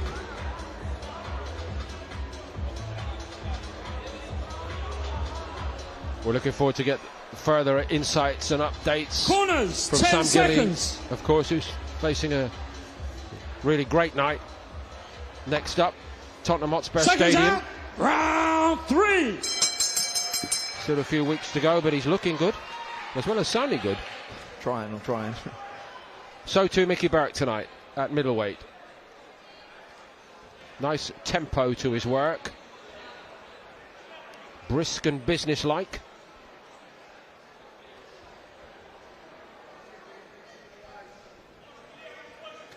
See, occasionally Prockunis there, just trying to land that hook, and he'll throw the odd shot, and that's when Burke's got to get his timing right and punch at the same time and just try and get under that lead elbow of Prockunis. Get him to throw a shot, maybe the odd feint here and there, try and trigger him off and then set him up for a shot underneath. Because, like I say, it's difficult to penetrate that guard when them elbows are tucked in. Sam's alluded to it also about going at a different angle. So it's fairly difficult to get through. But when Prockunis is actually throwing a punch, that's when he's open himself. And he could actually get caught with a counter.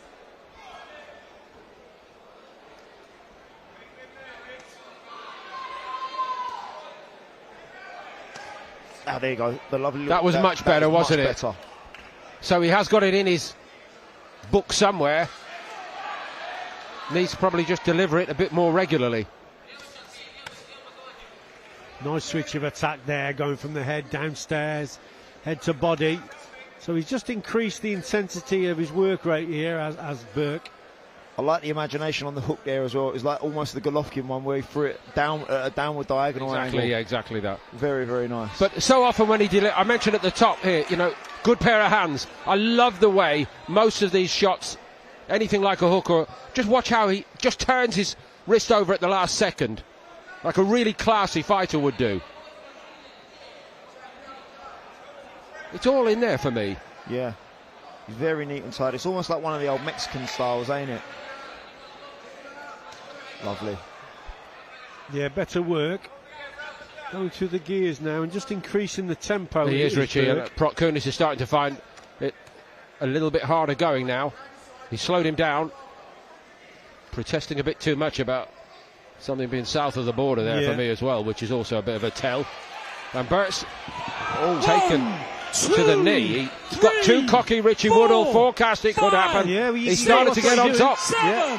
Just a little bit complacent there, coming forward, looking for the shot, and just walked onto one. He's okay though. He says he's all right, Richie. I'm not so certain. I don't think he took it too well. That's not a knockdown, but there's a little bit of a crisis here out of nowhere for Mickey Burke. It looks like he's hurt his leg. He's hurt himself, and out of a situation where he's beginning to really assert. Mickey, just keep tucked up for a bit, Mick. People are telling him, just keep it tidy, don't go on the attack. Yeah. But the knee is giving him a problem. He's been on the deck. Kunis, who suddenly burst back into life, is likely to take this round minimum for obvious reasons. Yeah, absolutely.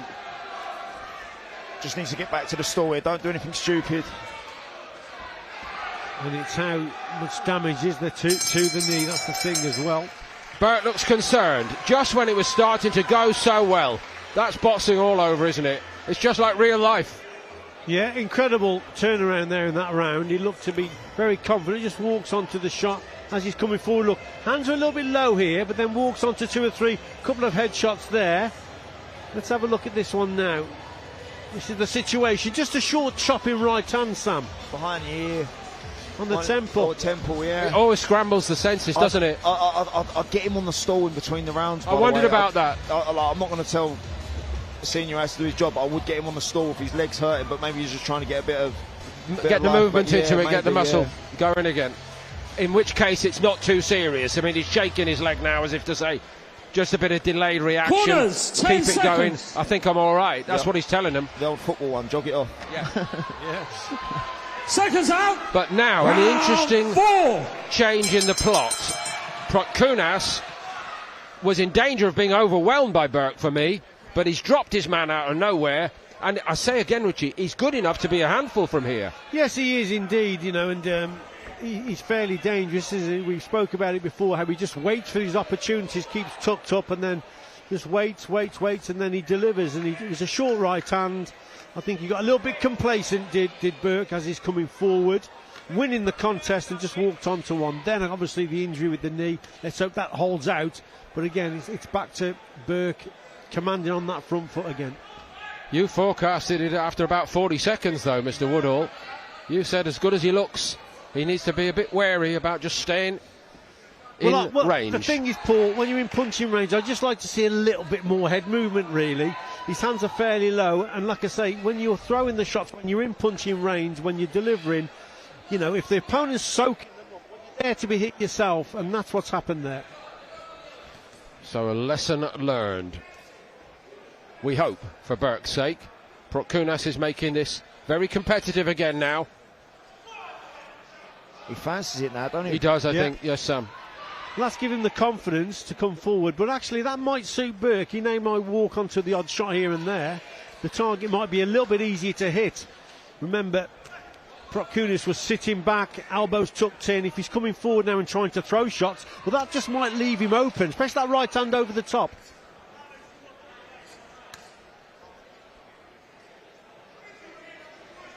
No, don't fall into the trap again. Mickey. Better. So it shows he's taken that lesson on board already. Yeah, absolutely, yeah.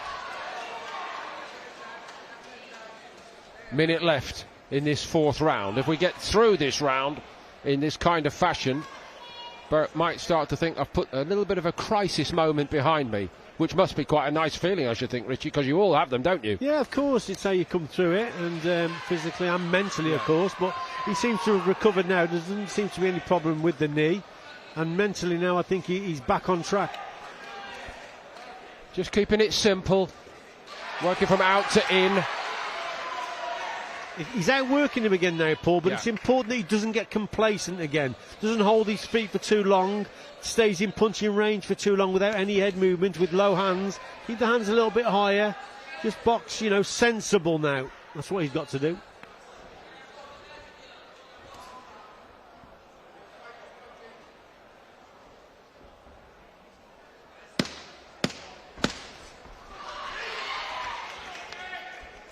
Almost like a hushed intrigue around the York Hall Bethnal Green, given what happened in the previous round.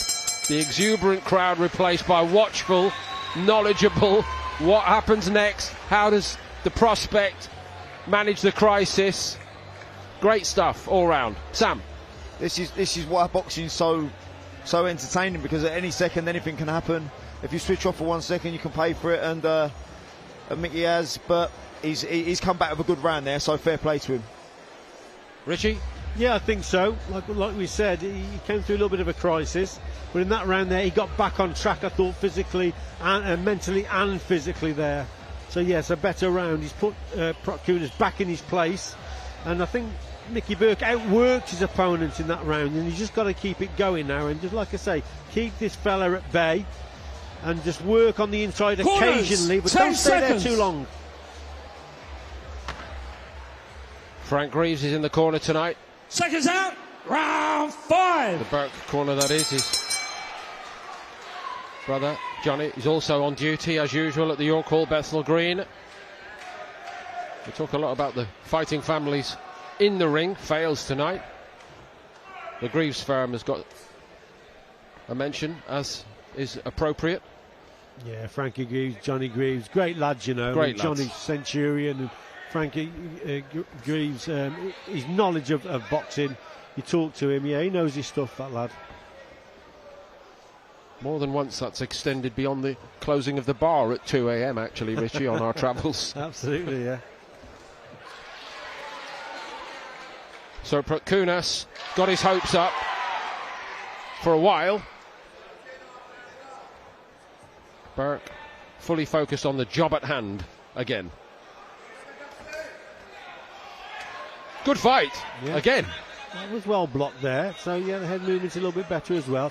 It's all about not getting complacent. He's just seeing this one out. He's in against a fairly tough, rugged opponent, but he's outboxing him, and I think Prockunas struggles when actually Mickey Burke ups the work rate. When he goes through the gears, then he really does keep Prockunas in his place. Yes.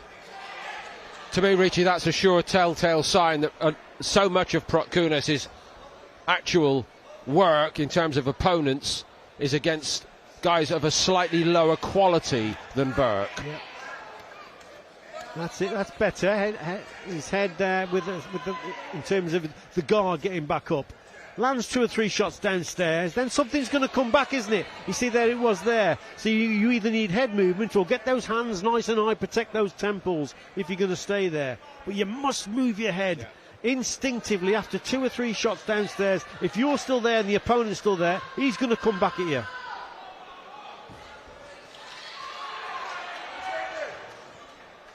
It looks a bit one-dimensional now for me from Prockunas.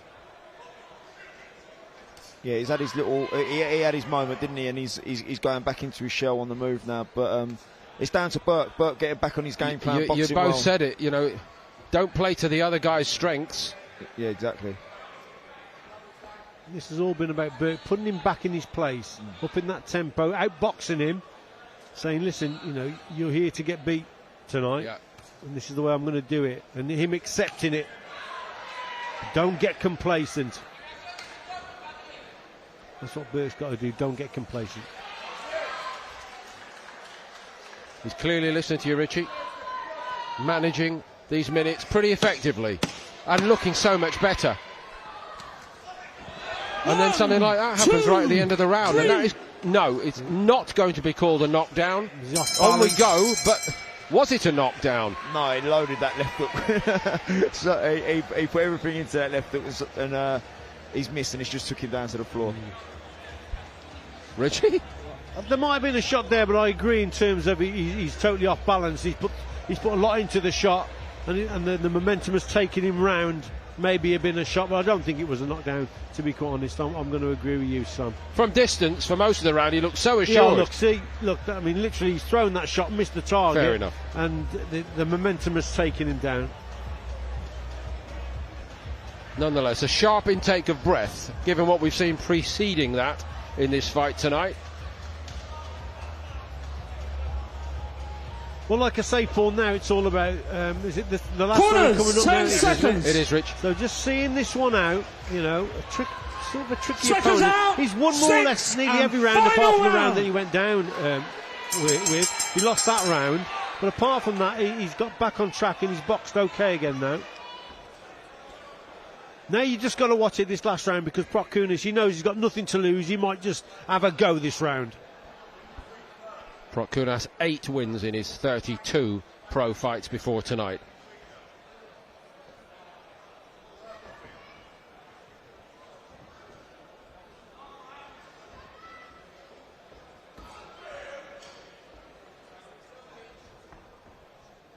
I think you said about it earlier, Paul. He's had what, a 2.5 year break from July 22 to May 25. So he's been out of the game, you know, and he hasn't really had a lot of contests in the 6 years he's been a pro. Only 8 fights. I don't think he's a middleweight. I think he could probably make the division below. But there's something about Mickey Burke. I like his style. Yeah. I think he's got good technique, most certainly. So let's hopefully now, this could be the start of a run of contests. But he's got to box more regularly, hasn't he, Sam? 100%. The momentum that you need to keep developing as a fighter, keep building the confidence, ironing out them little things like the mistake he made tonight, and gradually bringing the weight down as well. Because I know Mickey outside the ring as well. He's not a middleweight. No, So there you go. He's probably a welterweight at championship, like day before weigh-ins. So it'd be nice for him to string some fights together, get down to a proper weight, and then after all these years, bag a title shot. I tell you what, we've got to hear on all of that though, Sam, is that Burt wants to be a welterweight at championship level and do the weight properly. That's what we need to hear. Well, yeah. And then see the evidence of. That's the biggest question, perhaps. Yeah, because I don't know if he might tell me off for telling you this, but he did blow up, obviously, when he had the layoff with the injury, he did blow up. We read about it, and that's why I mention it also. Yeah. And it all understandable, you know, that as he said himself, he took a break also because he had been boxing since the age of 6, and he felt at a certain point, I'm now just going through the motions, the desire's not there, and I think he did a great thing. A lot of other boxers, Richie, might benefit from knowing that about Burke, that there comes a point where it's become monotony, you're going through the motions, maybe to please other people, and it's not a good idea to do that as a boxer. No, you need anything that you've got to have that overwhelming desire for victory and to succeed and be a boxer. Forget about the money, it's about winning titles and being the best. And that's the desire you need, you know, and that's what you've got to have. And if it's not there, then you should step away from it for me. But like I said, Paul, if you can string some fights together, that will keep him in the gym. He will naturally come down in weight and he'll be better for it. Because there's something about the kid, definitely, he's a good boxer. He's got the talent, needs to be busy, sharpen up the toolkit.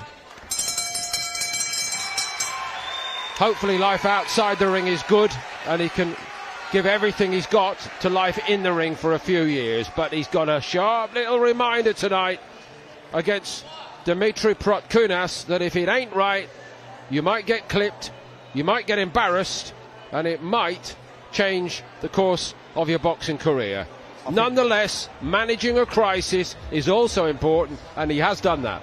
I was just going to say, sorry, that'll do him the world of good, that moment. That one little moment, that'll be the best thing that happens to him in this fight. Yes, he's getting back out, but he realises you can't take no one lightly when you're in a professional boxing ring. You can't switch off for 1 second, and he won't do that again.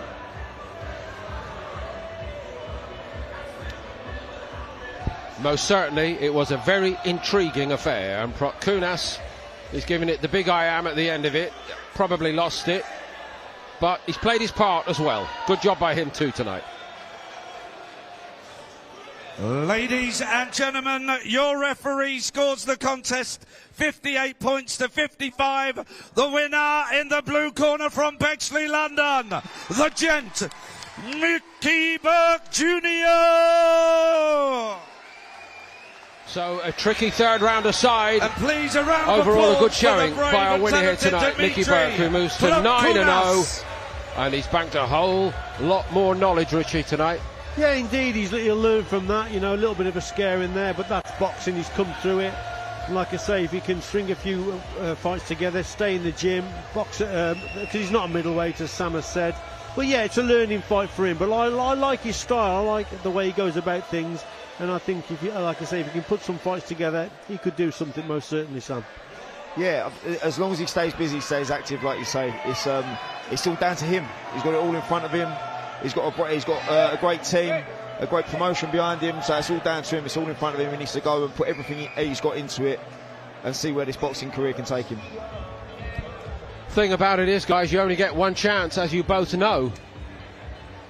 So while the opportunities are there, make the very most of them. Almost looking like he's at this moment telling Johnny Greaves, I slipped. My weight went from under me and I slipped. Anyway, there was a bit of concern that he'd done himself an injury at that point, but he's daintily down the stairs beside us, and he's making his way over to speak to Ollie now.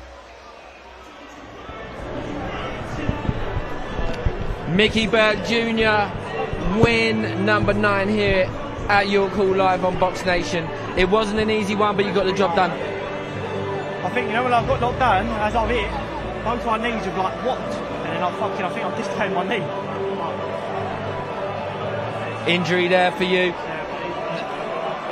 Every promoter, every manager, every coach will tell you that every fighter has to go through that at some point. It's all about coming back from it.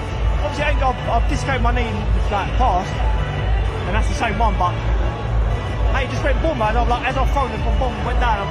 When I got up, and I was like, oh no, man, my knee. But I got through it. He's got to do it. I'm not happy with it, but it is what it is. Echo, how important is it for fighters to be able to come through that adversity? He's not happy with his performance tonight. He's picked up an injury, but you'll be standing next to him and thinking you're a better fighter for this now than you were beforehand. Oh, 100% like me. When I've had blemishes in my career, it just made me sit back, think what could I have done to make sure that never happens again.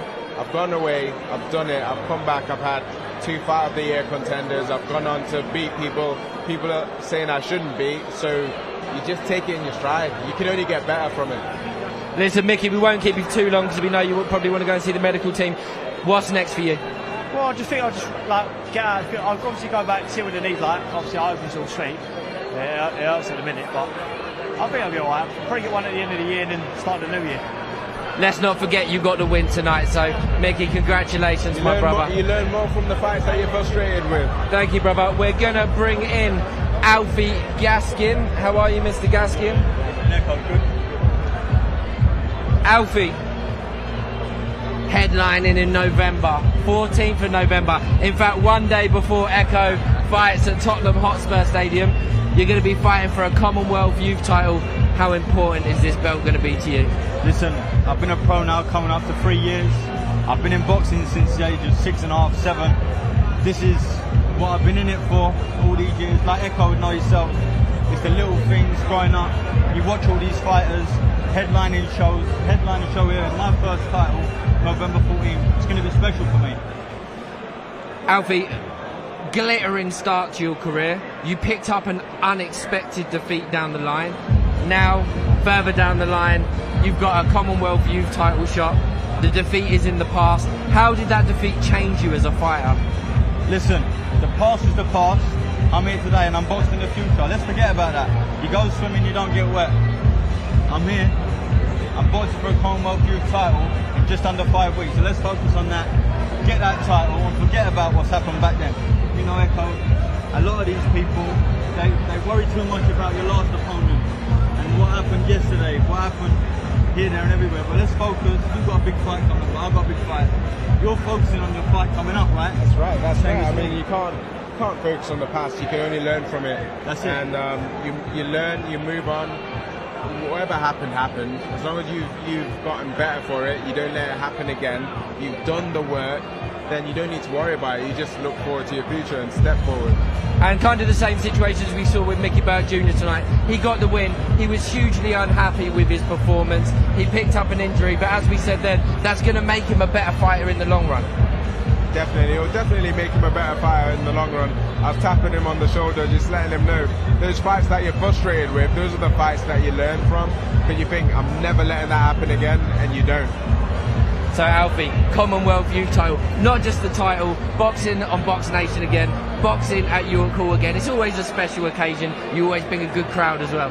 That's it, yeah. I remember when Box Nation relaunched up in Liverpool, and I think it was Georgia and the guy Nando done the interview, and I said, I want to be the face of Box Nation. Well, listen, they say dreams don't come true, but if you work hard enough and chase them, they do. So, November 14th, you see it all unfold. And when you say you want to be the face of Box Nation, obviously a brand that Frank spent many years building, you know, it still has huge prestige in the boxing world. For you to win a title on this brand, that would mean the world, right? Yeah, for sure. I remember when I was little, I used to come home from school and used to watch Box Nation before I used to go to bed, and now I'm going to headline on it. It's massive, and yeah, I can't wait to be part of the history, get a Commonwealth Youth title, and then move on from there. So your first title is always a good one, eh, Echo? It's a different kind of rush, and just like you said, well, your dreams come true. You dream big, train hard. That's the motto of my gym in Nottingham, and your dreams come true. Echo, what advice do you have to these young fighters? He's fighting for his first title. This win is going to be the win that elevates him. What advice would you have for someone in his position? You've been there yourself. You know, is there going to be nerves? Is there going to be pressure? Is he going to go and breeze it? You know, what advice would you have for him stepping into his first title fight? I say if you're not nervous, I'd be nervous about not being nervous, because nerves are a good thing. It's how you channel them and put them in the right energy. And I'd also say don't put the whole title on a pedestal, because every single match in your boxing career is the most important match of your boxing career. So just because the title's on the line, it doesn't make a difference. If there wasn't a title on the line, it would still be the biggest match of your career. Definitely. Alfie, you're getting advice here from Echo Esserman. You know, he's about to co-main event at Tottenham Hotspur Stadium on a huge card himself. You're getting great advice every day from Denzel Bentley, from the Fail Twins. This is invaluable experience and invaluable knowledge for you, isn't it? That's it. Listen, I'm not a kid in a toy shop right now. Like you said, talking to Dresso, the boys down the gym, everything's coming together, and so is my performance November 14th, trust me.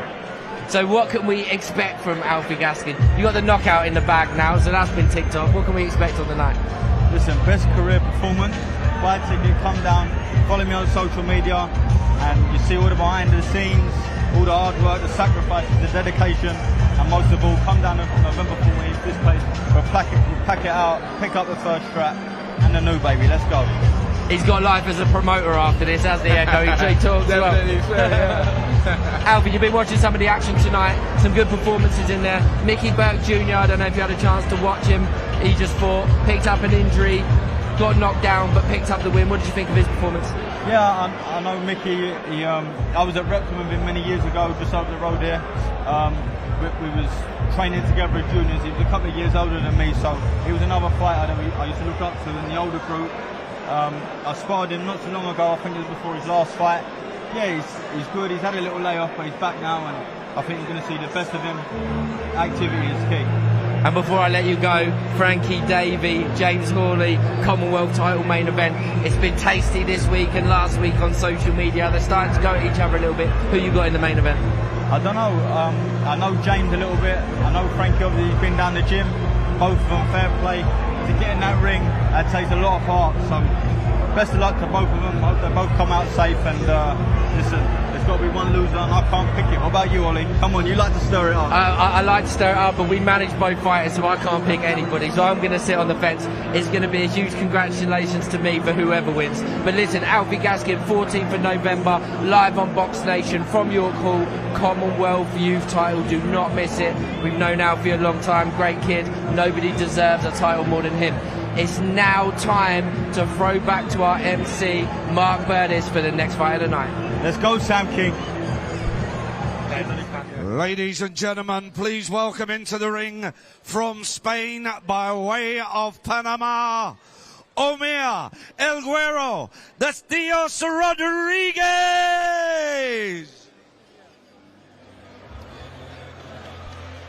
On we go with the live action tonight here on the Box Nation YouTube channel from the York Hall Bethnal Green. A really stacked card, and it's stacked with opportunity in certain divisions, most certainly tonight at super middleweight. We'll do some of the background with you on that as we go. Here comes Omar Rodriguez.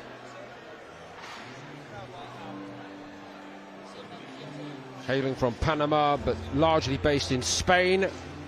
Likely to be lively, potentially dangerous, and still just about young enough to be ambitious. And please welcome from Luton, Bedfordshire, Sam King!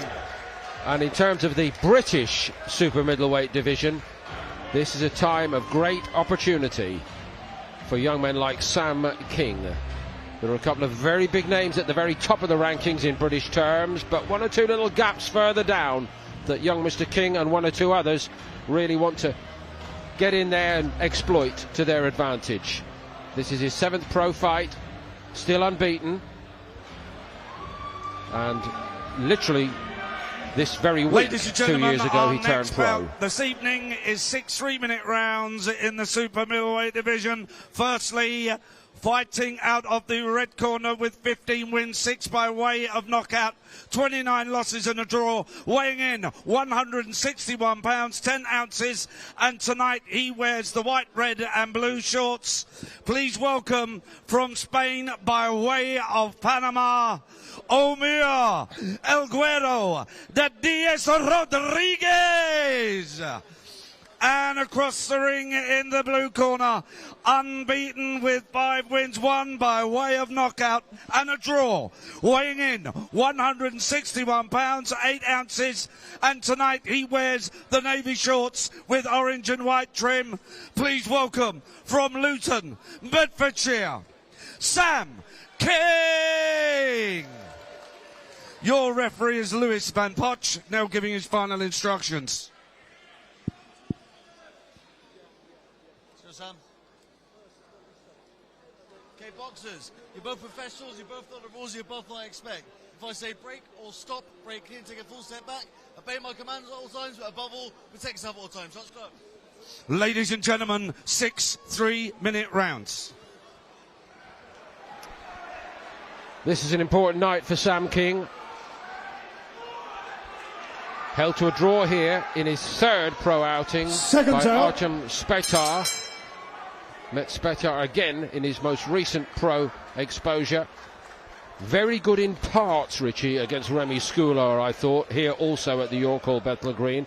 What I'm kind of saying is the best of Sam King looks very good indeed, but it's been a bit patchy so far. Yeah, occasionally he can get drawn into a toe-to-toe scrap, if anything. I like to see Sam King work behind his jab. I think that's a lovely shot of his. That sets everything up. He's against an opponent who's a little bit unpredictable tonight. He's mainly boxed at middleweight, light middle and down at welter, actually, as Rodriguez. So in terms of the natural size of both boxers, Sam King's probably the super middleweight, so let's see him establish that jab. Got to use his right uppercut tonight, because you've seen early on already from Rodriguez, he's bobbing and he's weaving, he comes, sometimes he crouches a little bit too low, so bring his head up after working that jab, bring that right uppercut through the middle. Sharp start from Sam King, continuing confidently. Putting plenty of juice behind the jab even, Richie, isn't he? Yeah, that's what I like to see from him when he gets behind that shot. That's nice. He's a better mid to long range boxer, is Sam King, and that's obviously dictated by with that jab of his. That's nice. That sets things up when he's throwing that punch. So yeah, it's been a nice positive start from him. Another subplot, of course, with Sam King. Not for the first time tonight. There's an injury story in the background. An extraordinary night upon which he broke both hands in successive rounds 3 and 4 from memory. Martin Bowers was the lead in the corner on that night for King. He said, I'll never forget it. I've never, ever seen anything like it. Yeah. But the point about it was, he told King, listen, you better sit it out. This won't do your career any good. King said, no. Let me see it through. I thought that was amazing. I remember the contest. I commentated on the contest, Paul, when he broke both of his hands. It was incredible. But he got through it. Shows a lot of bottle, indeed. And like he's showing here, this is nice from up to now. But like I say, this guy Rodriguez is a little bit unpredictable, and sometimes he can throw shots from different angles, a bit unorthodox. So it's all about just setting him up behind that jab. There it is. There, keep him at bay, and then bring the right hand into play, either the uppercut or occasionally the odd straight right hand, or even the right hook goes in. So at the moment, it's going well for King here. Confident beginning. Rodriguez in the colours of his native Panama. King definitely the trunks with a nod in the direction of Luton Town FC. And also on the trunks emblazoned Mental Boxing, the project led by Billy Schwer, one of Luton's all-time great boxing products. Billy's here tonight watching a kid in King he saw come through as a teenager. And he's got high hopes for him. And I think he'd be well pleased with that start, Sam. Do you think? Yeah, I mean, I am too. My butterflies in the belly again, because I spar Sam quite a lot, so I really want him to do well tonight. But that was a good first round for him, putting the shots together. Richie was on cue with the uppercut. He literally threw that straight away. It just doesn't need to. Don't get excited with a bit of his success. Don't admire it. Don't get excited and dive in, because, like you say, there's some awkward punches coming from the opponent, and you can get caught on the way in, like we see in the last fight. And tell us, even in sparring, does he put a bit into his shots? Is there a bit behind him? Yeah, he looks a spiteful puncher to me. Yeah, I mean, when you're sparring down a Peacock, everyone's putting their power into their shots. It's a great gym to go down there and mix it with the lads. But yeah, mate, he's a very, very good, strong fighter. Round 2. Good strong start tonight from Sam King.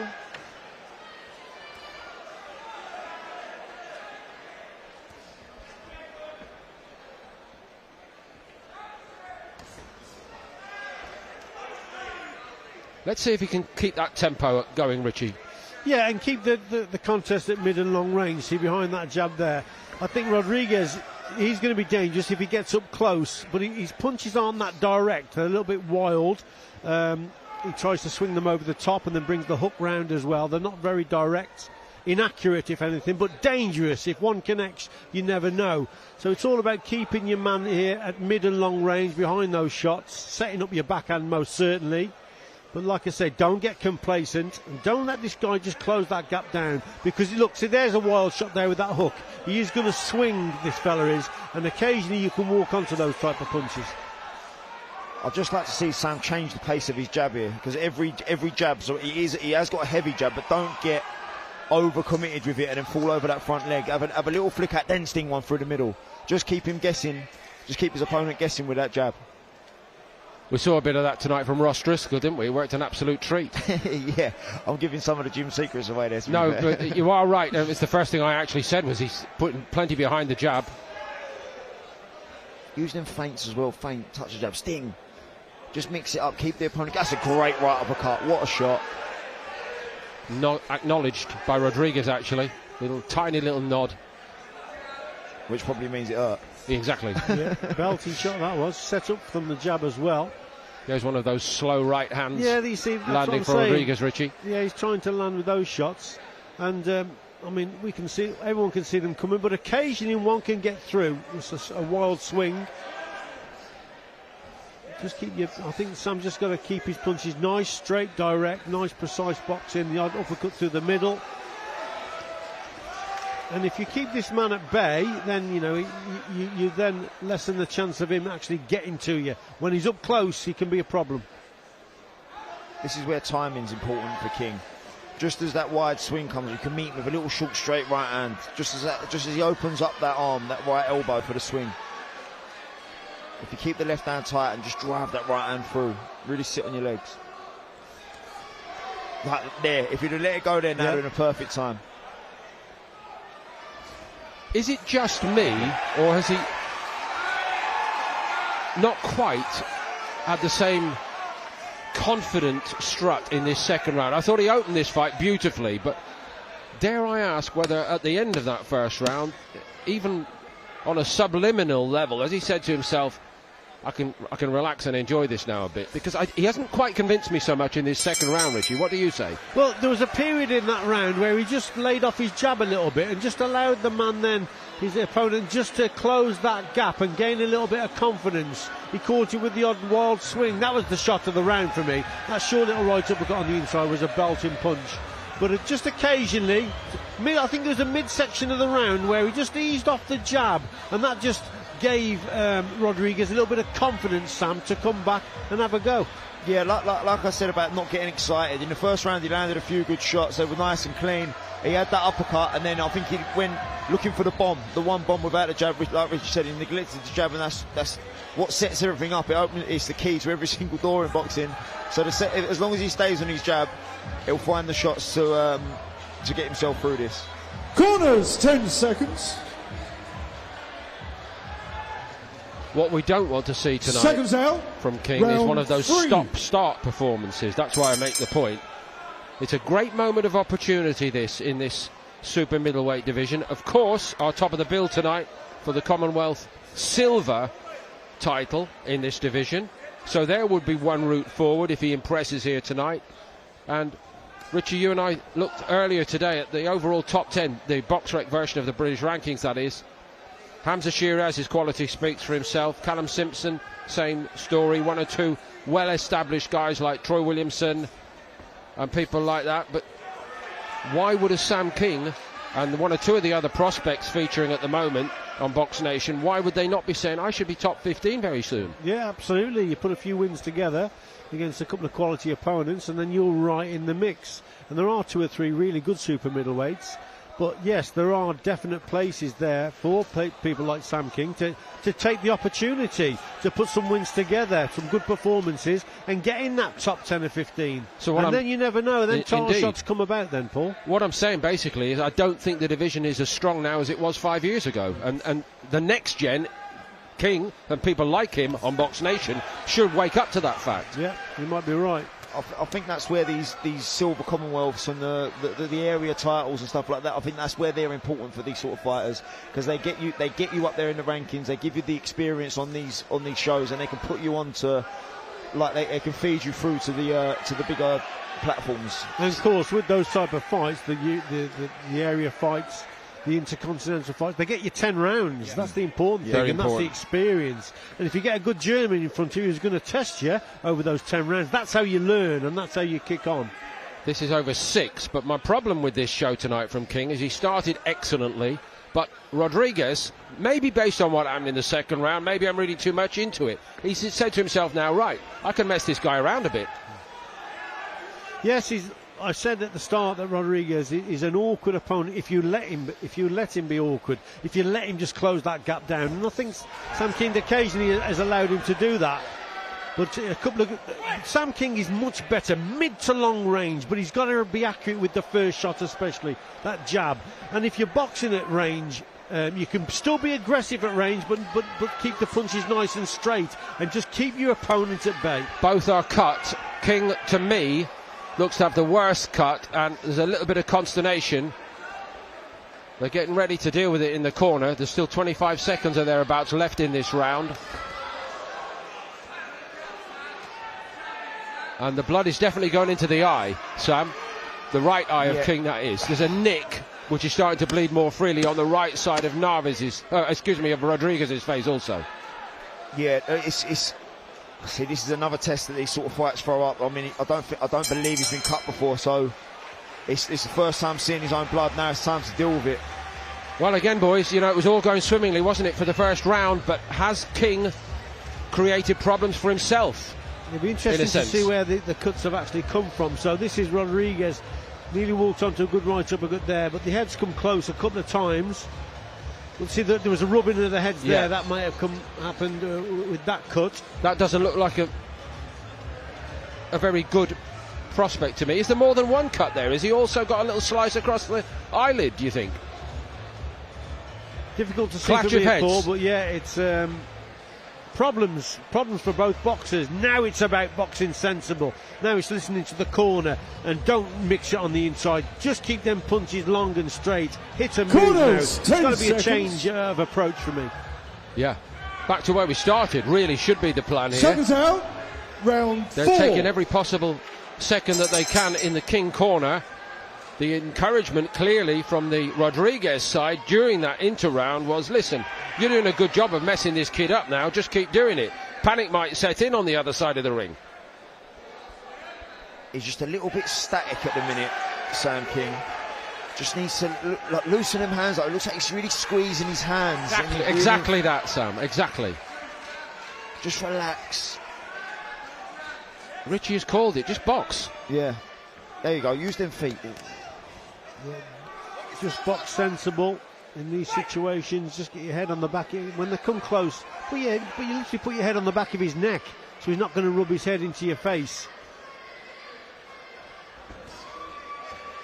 The jab's key with him, swings Absolutely. straight down the middle. Straight down the middle, just easy boxing, simple boxing, accuracy, speed, get the timing right, and just keep him at bay with that straight shot. I tell you what, these last 3 rounds give the lie to another great boxing myth, that all these so-called imports are here to lose. They know their place, we get that, and we know that there's an industry built around helping home prospects on the road, but you have to earn it every time you go in there. Yeah, if they get one little inkling that you're not on the game, absolutely, they will turn it on and bring an upset home. And I'm afraid, from King's point of view, I think Rodriguez has been encouraged. Yeah, Rodriguez has dealt with his cut well, whereas I think it's bothering Sam. It most certainly is, and the blood is starting to flow freely again, and Richie, I think it's definitely affecting his vision again. Yeah, and it's encouraging, obviously, Rodriguez. So it's important, keep the hands nice and high.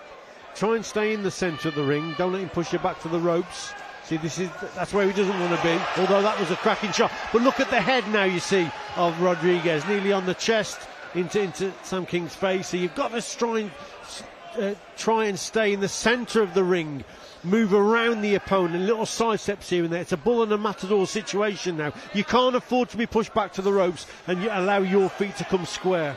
I'll tell you something else, Richie, Sam. You know, I mentioned Billy Schwer, the one and only, one of the best lightweights in generations in Britain. Real star in his day. But some of the biggest fights, the most dramatic fights involving Billy, who's overseen Sam King from his teenage years, there was blood aplenty, wasn't there, Richie? Remember? Yeah, he was a warrior. He really was. Amazing. But he came through some massive crises, wearing cuts, not dissimilar to the one, ironically, that Sam King now has. The problem is Billy can't be in the corner because there's 4 in there already, but it might be one of those where, had he been able to have a little word between the rounds as how to manage it. You know what, Paul, we're both boxing the same England team, Billy Schwer and myself, and he made his debut. We actually roomed together, first time he ever roomed. Yeah, he's a great lad, good lad. Anyway, in the here and now, the young man from Luton, Sam King, Billy Schwer's home patch, is dealing with cuts and problems aplenty.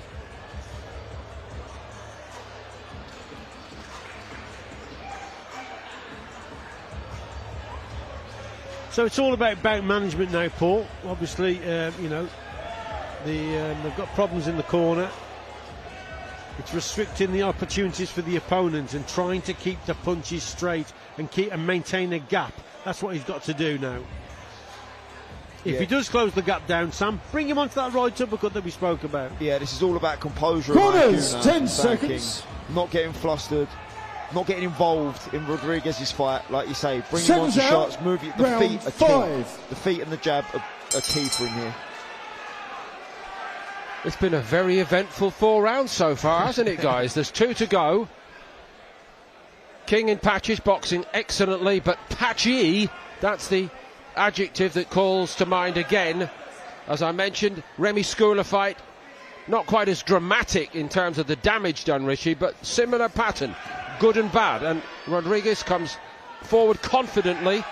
I know they're all big wide shots, as you said, Richie, but if you throw them with belief against a static target, you might get some benefits. Well, that's what I say. His punches Rodriguez's punches are inaccurate, they're wild, but occasionally they get through. And he's persistent, he comes forward, throws shots from different angles. He's a problem once he closes that gap. Must keep him in his place. That jab of Sam King's got to be accurate, sharp. There you go, that's controlling the distance. Right there, what we just seen. Maybe from Rodriguez's point of view right now, Sam, another question is, have you got the tank? If you've got the will, have you got the tank to come forward and try to dominate? I'm not sure that I'm seeing a kid here who has really got another top gear to go to for 2 rounds even at this stage. Are you? Yeah. It's a bit one pace from him at the moment, isn't it? It's about, well, it's tank one thing. Listen, I know Sam trains incredibly hard, but I'm not questioning his bravery, but you've got to be brave in these sort of instances. You can't shy away from these sort of things. It happens in boxing. You need to push through this. Definitely. And that's where the test is coming for Sam King right now. It's still dangerous as well, Rodriguez, you know, because he's confident. You can see as he's walking forward, he's looking for the shot. You know, he's being outboxed, but once he gets a chance, then he knows he can land a punch. He's going to try and land one. He's still boxing with confidence, Rodriguez. He throws them awkward shots that are so hard to defend against, like like when you're sparring people down at Peacock and you've got such quality in front of you, and then you get in with an operator that's throwing hooks with his head down between his legs, and it's so much different than what you're used to, and it's so hard to defend against. Better. Nice rhythm to that from King. Got great support here as well, by the way. They know how talented he is, and I think the bigger picture, what we're saying tonight, is Sam King needs to find ways and means to deliver a consistent level of performance.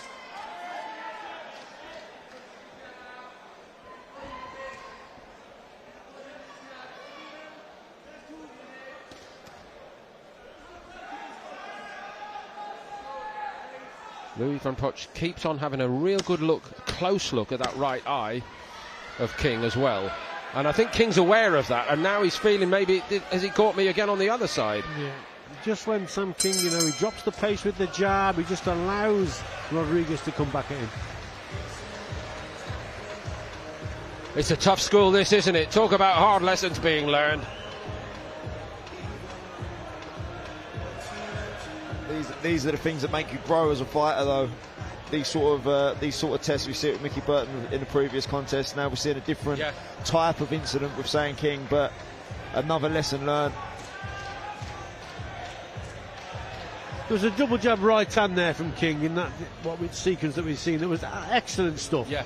Hitting the target and keeping his distance, maintaining the gap. It was lovely. And then the next bit of sequence that we've seen, the ruggedness of Rodriguez, the danger that he poses when he comes forward, swinging quite wildly, but he's still a danger. It is a fascinating scenario here. King is the better boxer. King should be ahead on the cards. This is now the 6th and final round, but there are concerns about those cuts. I mentioned that Louis van Poch was looking very closely, even during the preceding round, and he's still not satisfied, and he wants the doctor to take a close look here, and this could be a problem. Still, at this stage, he's allowed to start the round. I was going to say last round, surely not the last round. And I think another intriguing element to this now, Richie, is how brave does Rodriguez dare to be in search of a shock victory? Well, it's all or nothing now from Rodriguez. He must know that he's probably behind. You know, I do think Sam King's winning this contest, so Rodriguez, I think his corner will know that. So it's all or nothing for him. He's got nothing to lose. He's just got to go for it, and here he comes now. And once more, as has been said so many times over so many years here at the York or Bethnal Green, you can just test the weather by listening for a moment. And the crowd, great shot, great, right on the money from King. But Rodriguez has walked through it. Belting shot. That was one of the best contests of the best shots of the contest. That was that right uppercut. Like you said earlier, was just walking him onto something, using the feet to step away, bang, and then got off to the side. Beautiful. Different atmosphere in this hall, in this last round. This knowledgeable crowd, they know what they're watching. Everybody, the massive King support here from Luton, incidentally. They knew that their guy was really on it. Started so sharply, showing everybody what he's got, but it's turned into perhaps the biggest test of his career, Richie, Yeah, actually. Absolutely. Just got to see it out now, box sensible, keep the punches straight. If he closes the gap, breaches that gap, just whip that right uppercut through like he has done earlier on in this round. But keep him at bay and stifle the attack that's coming with a jab. Just as he starts, just pump the jab in front of him. Give him something to think about and just stop the attack right in front of you. I'm going out of my lane slightly here as well, Sam, as a non-technical expert compared to you guys. But you did mention this with King. You know, at the guard very often, he's standing like... his fists are tight inside the gloves. The shoulders are tense. Yeah. He's very straight with his defences rather than cute. Yeah, that's what I'm trying to say. He's very upright, very stiff, like we see him catching a jab there, but he does just need that little bit of relaxation in the shoulders. Exactly. To sort of ping shots. That's something that he'll Look learn at the time. Look at the shoulders here. They're up against this. Yeah, it's very his tight. cheekbones almost. His jawbone, Richie. Like I've got to keep it tight. Yeah, a little bit of tension there, but obviously, you know, he's had the referee and the doctor look at his eye, remember, at the start of the round. So that may affect him slightly. Do you think that that's the case? Well, this is why definitely that he's tight. He's got to keep his guard up a little bit. I would have thought. But he has been fairly tense throughout the contest, so he's probably got to work on a little bit more relaxation in his training. He's got them arms wrapped around that head because of the swings as well. Exactly. You've got to catch them hard swings. Yeah. It's another great uppercut. We spoke about it earlier on, didn't we? And he's thrown 2 cracking shots in this round, and they've been 2 right uppercuts. He did, and he ends with a big smile, and hopefully he'll start to relax now in the knowledge that he's come through the crisis tonight, Sam King, against a real lively opponent. We expected Rodriguez would be like that. There you go. I did it, guys, to his fans from Luton tonight. And in that last round, again, as per the first round, 1 or 2 excellent shots were landed. Some nice control, making space, Sam, which you were talking about earlier. It's all there in Sam King, isn't it? Yeah. But it's a bit of a puzzle to me. Yeah, I mean, listen, when you get opponents like this, sometimes it isn't all going to come together on one night. Indeed, that's true. This is what these fights are for. Like Sam's very good. Like, he's well-rounded. Do you know what I mean? He's like, he does everything well, but he just needs that little bit of relaxation to sort of get like that. Like, you know, when you can sting a jab, then you can throw a soft one, then a high one, so you can vary the speed and the tempo and the gears of your work. So that is something that he needs to take out of this and work on. But a very solid performance. He got over the injury well, and I believe he's got the win. In a very eventful 6-rounder. Here's Mark Burdis. Ladies and gentlemen, your referee scores the contest 59 points to 56.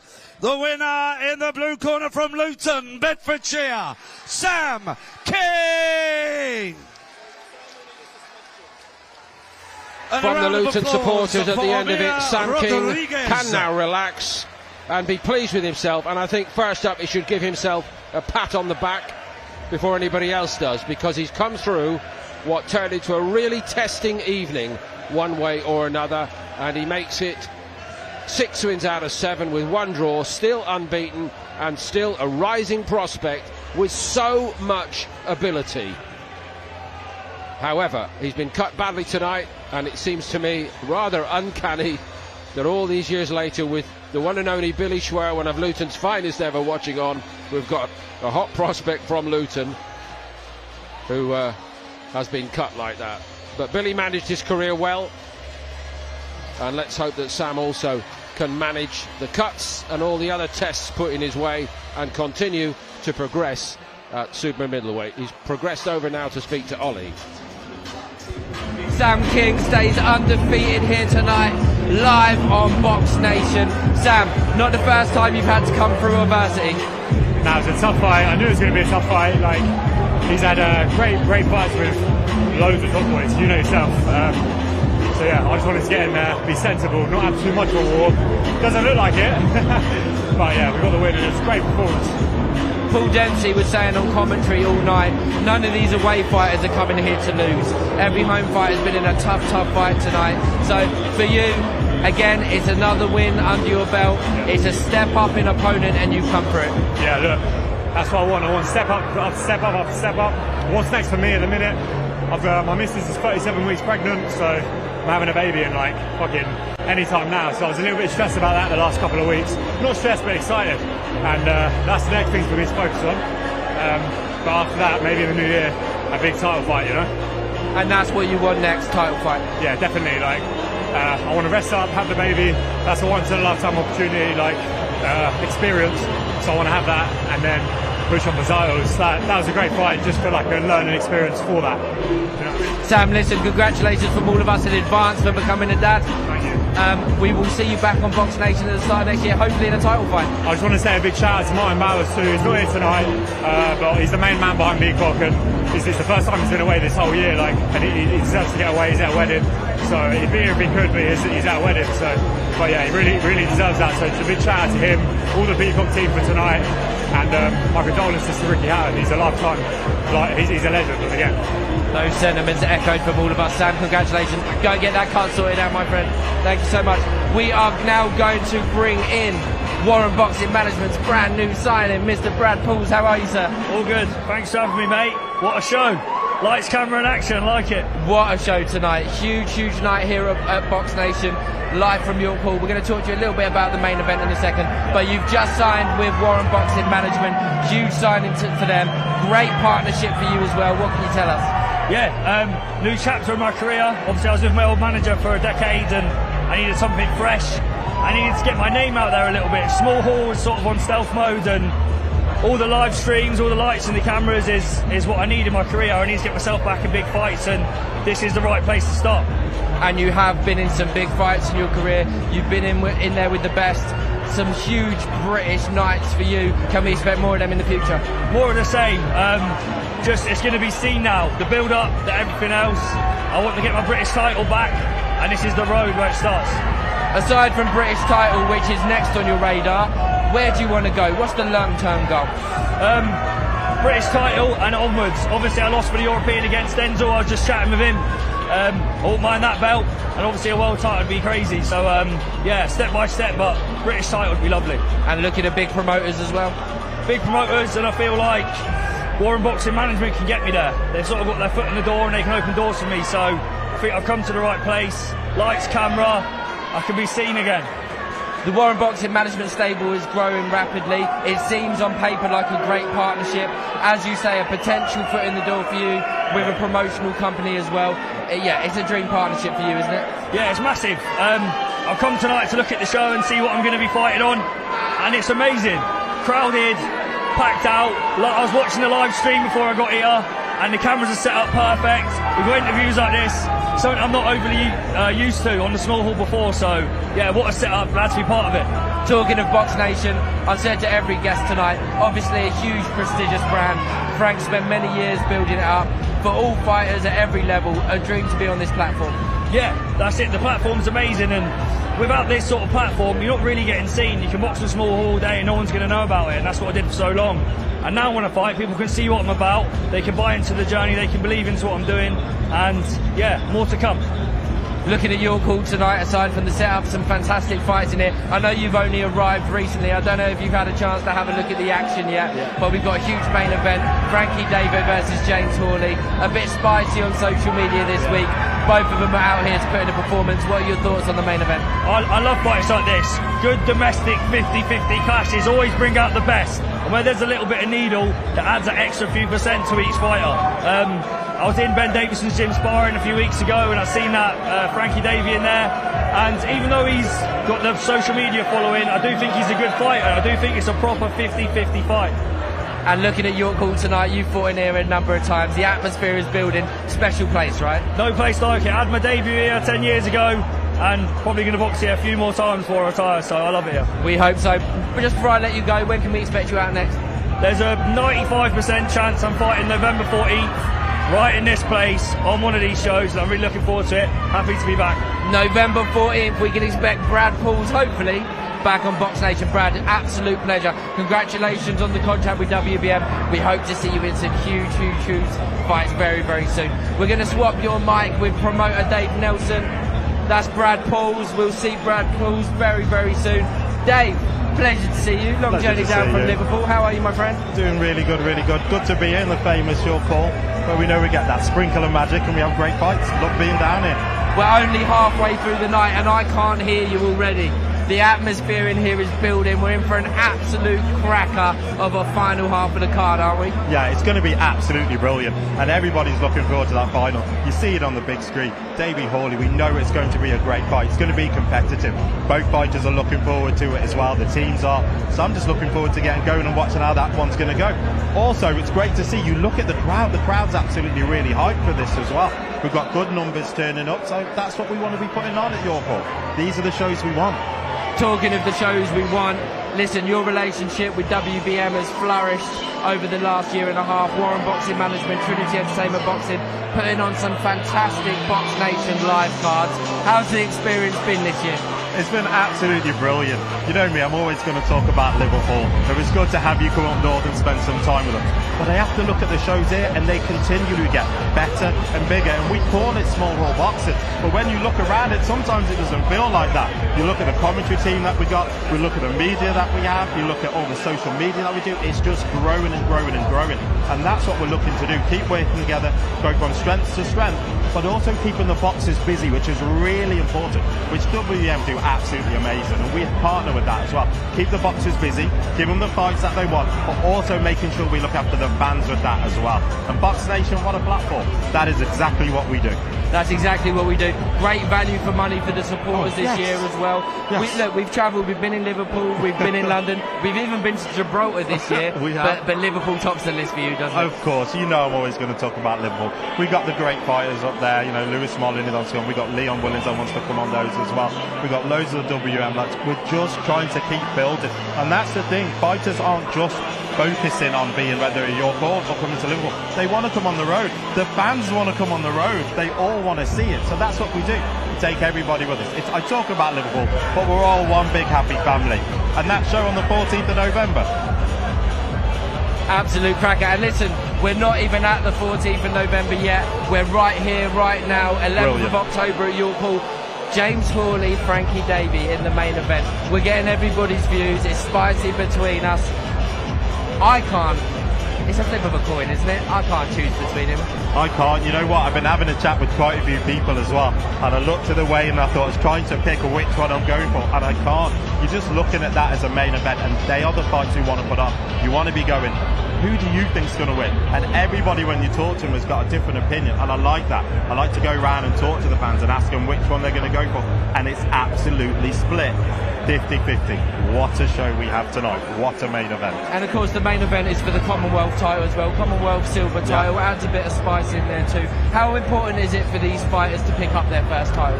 It's absolutely massive to pick up their first title. I was just chatting to Debbie from the Commonwealth as well, with this being a youth title. It's really important that we try and put on more of these. And as you know, through WBM and Trinity Entertainment, we're always looking to try and put those fights on to give guys belts so they can take it away them. It adds that bit of spice. The fans like it as well. So that's what we're trying to do. But that Commonwealth title tonight, somebody's going to walk away with that belt. And if you speak to both camps, they both think they're going to do it. So it's going to be interesting to see. Really interesting. They're both very confident. Talking about the Commonwealth, Trinity Entertainment and WBM have built a great relationship with the Commonwealth over the last year. These Commonwealth titles tend to be a springboard for some of these fighters. Absolutely, especially now we're bringing in, if you're looking at, we're doing more youth. We've got this one tonight, which is absolutely great. We look at sometimes doing the silver Commonwealth as well, and because we're building that great reputation, and also we're building it with the Commonwealth as well, like I said, we spoke to Debbie earlier about building these. We know now that we can give fighters that platform, but also give them the belt to keep moving them forward as well, which is really, really important. It's brilliant. Massively important. Again tonight, looking at the fights on the card up till now, every single home fighter is still undefeated, but every single one of them has been in a war tonight. Absolute war. You just look at the last one. We had the doctor looking at him for a cut in the eye, and even I was thinking, is that going to go ahead? And that's because these fights are close. You're looking at the points that we're getting from the fights as well. They are really close, and that's what we want. I think when you speak to the fans, that's what they want as well from Small Hall. We're trying to give them more value for money, and that's exactly, if you look at this, what we're getting. You might look on Boxset, you might look at the card and see that the home fighters are getting the win, but I urge everyone, go back and look at some of our previous content, look at the fights, and you will see great fight, absolutely great fight, 50-50, and we encourage everybody to come in and have a go, and that is what you see on these cards. It's brilliant, it's exciting. That's one of the keys to Box Nation live event success over the last year, I think, is every single away fighter that's come in, they've been there to fight. There's been no walkover, has there? No, there's no walkovers here at all, and everybody comes, they see the Box Nation brand, and they get excited by it, and they want to put on a good show because they know we get people, they get views, and that's what everybody wants to see. Everybody come, they see the views, they see the fights, and it's great, but we want to put on the biggest shows we can. And when the boxers come and they see this setup, you look at the media that we've got, they turn up and they want to fight, they want to put on a show. So, and that's what we encourage. That's what we want, those big fights on the great cards, and long may it continue. We're just going to keep working hard. There's a lot of work. I see what you're doing as well. There's a lot of work behind the scenes that people don't see, but we do it because we want to deliver for the fans, and that is where it sits. Listen, Dave, congratulations on an absolutely fantastic year for WBM and Trinity Entertainment. Before I let you go, though, I want to know, what's in store for 2026? Oh, we've got some big things in store. We're going to be looking to do more of this, but keep increasing it. We're going to be looking for bigger belts. We're going to be looking for bigger fights. We're going to be looking at increasing our stables as well. And we're going to go on the road. This is what I like about Box Nation. Even though I'm here as a promoter, it's not just about that. We will bring other people in. We'll work with everyone. We're just trying to bring more people together for bigger shows, and we're trying to put them in the big arenas that we're doing here, like at York Hall, which is absolutely amazing. People call it small hall, but we call it big boxing, and that is what we're looking to do right here. So 2026, wow, I can't wait for that year. It's going to be absolutely brilliant. Can we see any potential international shows? Oh, I love an international.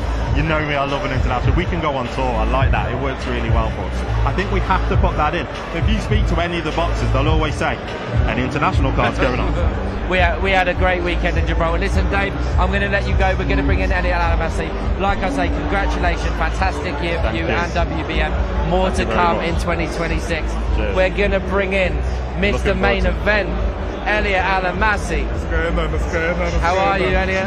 Mentally, I'm strong. I made my mistakes, but that's about ups and downs. So now I'm ready to put the wrongs right, you know. I got great support, and I've got to put it right for them as well. But mentally, best place ever. So let's go back, Elliot. Obviously, you've got fantastic support. You had an absolutely glittering debut on a Queensbury card, and then shock defeat last time around. It's boxing, it happens. What's your reaction been to that since the last time we saw you? I feel like I've had time to kind of assess everything, and I learned that I just can't play with certain things. Like, I feel like I was a bit negligent, but mentally I'm happy again. I've changed a few things up, and I feel like I've changed things for the better. Like, you learn from your mistakes, and I definitely learned from this one. And it's really going to make me a better boxer. Like, I've had those amateur fights, I've had 3 professional fights, so I'm not stopping. I'm not stopping, honestly. Like I said, life's about ups and downs, and I can't stop now. So, greats I've lost early on, and hopefully that can be another one. So, when you make a debut like you did, it was an explosive debut on a Queensbury show. How easy is it as a young fighter to get caught up in the hype of that? And I feel like that's what happened to me a little bit. So now I'm grounded, and I'm realising it's about being the best boxer. It's my focus now. Before I bit caught up in the hype and whatnot, but now is make a legacy. Look at Crawford, he made his legacy. So I've learned a lot, definitely. I've had time to reflect, and I'm excited. I'm excited to get back out there. And this time round, I want to put it right. You seem happy, you seem positive. When can we expect you back out again, Elliot? Hopefully, Christmas party, December. Christmas party, hopefully December, and January, definitely January as well. So, back to back. Back to back. Yeah, back to back. That's what we need. So, looking around York Hall tonight, another huge crowd in here. It's heating up nicely. We've got a big main event tonight. James Hawley against Frankie, Davey. What's your thoughts on that one? I feel like there's a bit of animosity between them two. So, when the fans are in for a treat, I feel like the fans win. Between the two, I just want to see a great fight, you know. I want to see a great fight. Obviously, I know Frankie personally, so I want him to win. But I want to see a great fight today, and the best man win. Well, listen, fantastic to see you back. Great to see you with a smile on your face. I'm sure we'll see you in the ring back very, very soon. The Christmas party, we're going to hold you to that. Christmas party coming soon. Christmas party coming soon. That's Elliot Alamasi. We're now going to throw back to our MC, Mark Burtis, for the next fight of the night.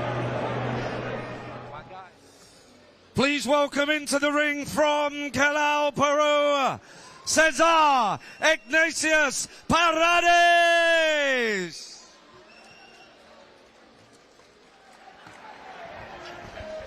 Great work from Ollie Bessel tonight, and back we go now to the live action here on the Box Nation YouTube channel. 3 really exciting matchups. At the top end of the card, Cesar Ignacio Paredes, a Peruvian. I'm told he's a southpaw, and it's very obvious that he's a very busy man. Last Saturday night at this time he was in against Danny Boardman in Southampton. That was a 4-rounder. Tonight's a 6-rounder schedule. And please welcome, and he's got another job scheduled already for November. Essex, Billy Adams!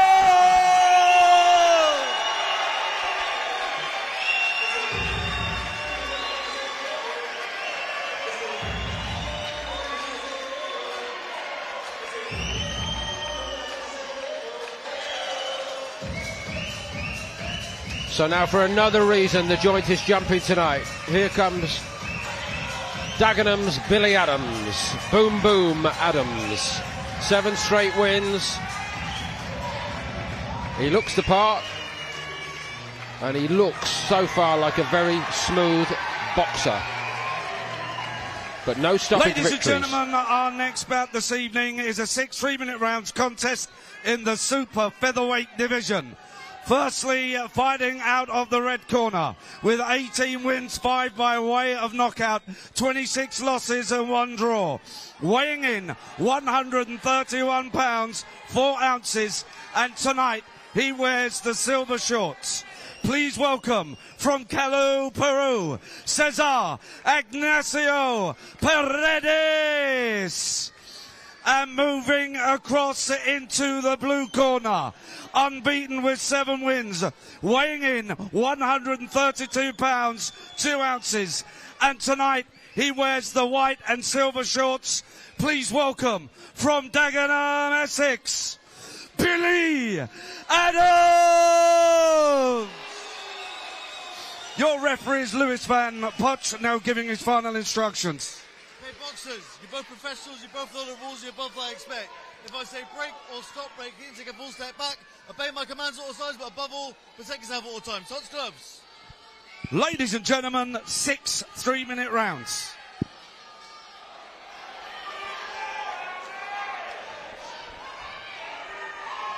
So a lot of expectation on the slender shoulders of young Billy Adams as he comes out seeking to extend the winning run as a novice pro to 8 straight wins.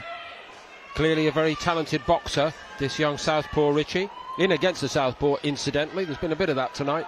But in terms of the career profile and his success so far, what are you looking forward to seeing from Adams tonight? Well, I remember Billy Adams being up at GB for a while. I actually trained him for a short time. He was up at GB. I was on the coaches that used to take the squads up there. And, yeah, very skillful kid. You could see straight away he'd been well schooled. Lovely jab. Nice and neat. His technique was very good indeed. Got to work on his power now as a pro, obviously. But nevertheless, he's outboxing his opponents, you know, with the speed and with the skill that he's got. And that's what boxing's all about, isn't it? It's about hitting your opponent and not getting hit yourself. And he does that very well indeed. So he's 7-0 at the moment. And he's in against another southpaw here who's a fairly tough guy. But yes, I mean, I've always liked Billy Adams. I didn't want him to turn pro, to be honest, because he was only young when he did turn pro. But nevertheless, he decided to. And yeah, I think he'll be a hot prospect, I really do, in the super featherweight division. Commanding the centre of the ring, looking in command of his own performance here, confident within his own ability, as Richie says. Paredes has given rounds, and several of them actually, in Great Britain to Royston Barney-Smith, whom he took 8 rounds point distance, a little feather in his cap. Charlie Senior, 6 points. Marnie Mason, 6 points. And also Jack Murphy. The pattern is clear. Yeah, also earlier on in the year, he boxed a good fighter from Birmingham called Corey Gibbs, did Paredes, and he took Corey Gibbs 6 rounds, and Gibbs is a very good boxer indeed. So he's fairly tough, isn't he, this fella? And it's another one of those contests where Adams is expected to outbox him, but it's all about staying disciplined in your performance and don't get complacent, because these guys are rough and they're rugged.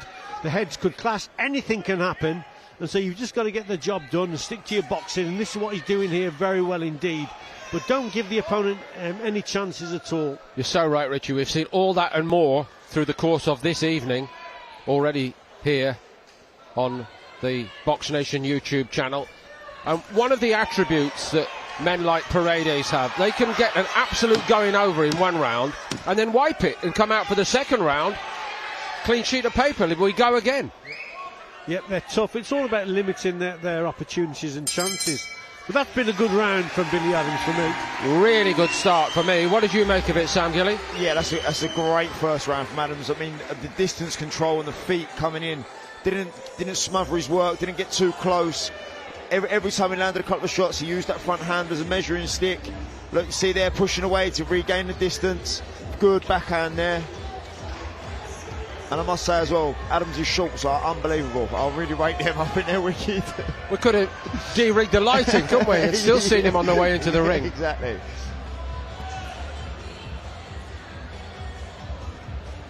Anyway, you dress like that, you've got to shine when the going starts, and that has been a very good start indeed.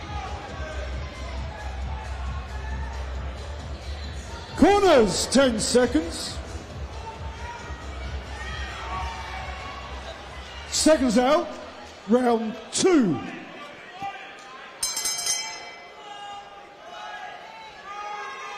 In the shiny white with the silver, unmissable Billy Adams. He's not missed with anything he's thrown so far tonight, more importantly. Yeah, I mean, he's in against an opponent here who actually, Paul, was unbeaten in his first 15 contests. He was unbeaten in his home country of Peru. He was unbeaten in 11 in Peru. He's never been beaten at home. You know, he's obviously gone on the road now, and he's a tough journeyman, but he knows how to win, and they're important opponents to box against.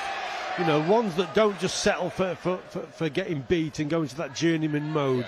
This is a journeyman who knows how to win, and he's still competitive. That's why he's fairly dangerous. So if Billy Adams, if he could get a stoppage here, that would be a great result. He's only been ever stopped 4 times as Paredes, so he's a tough cookie.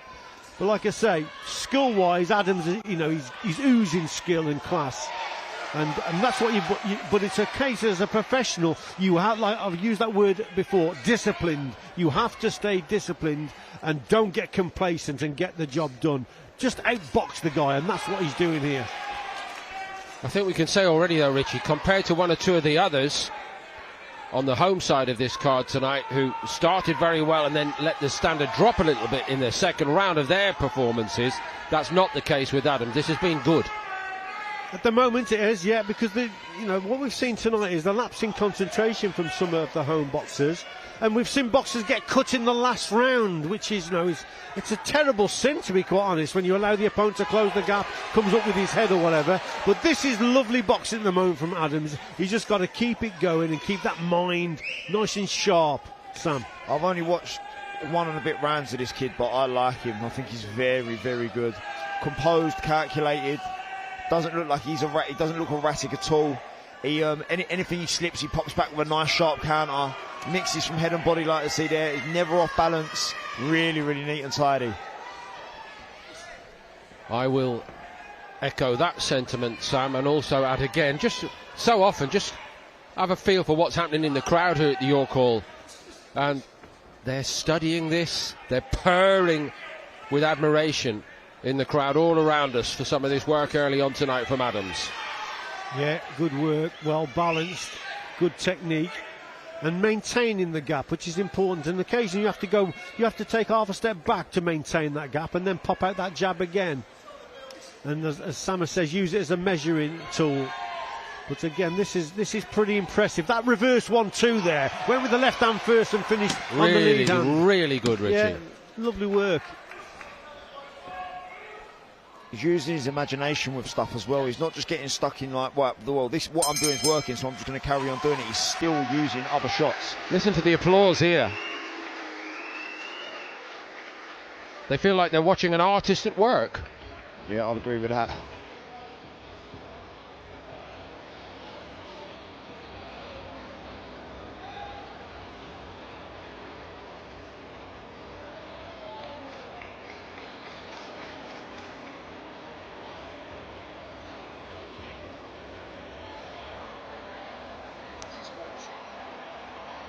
Wow, fantastic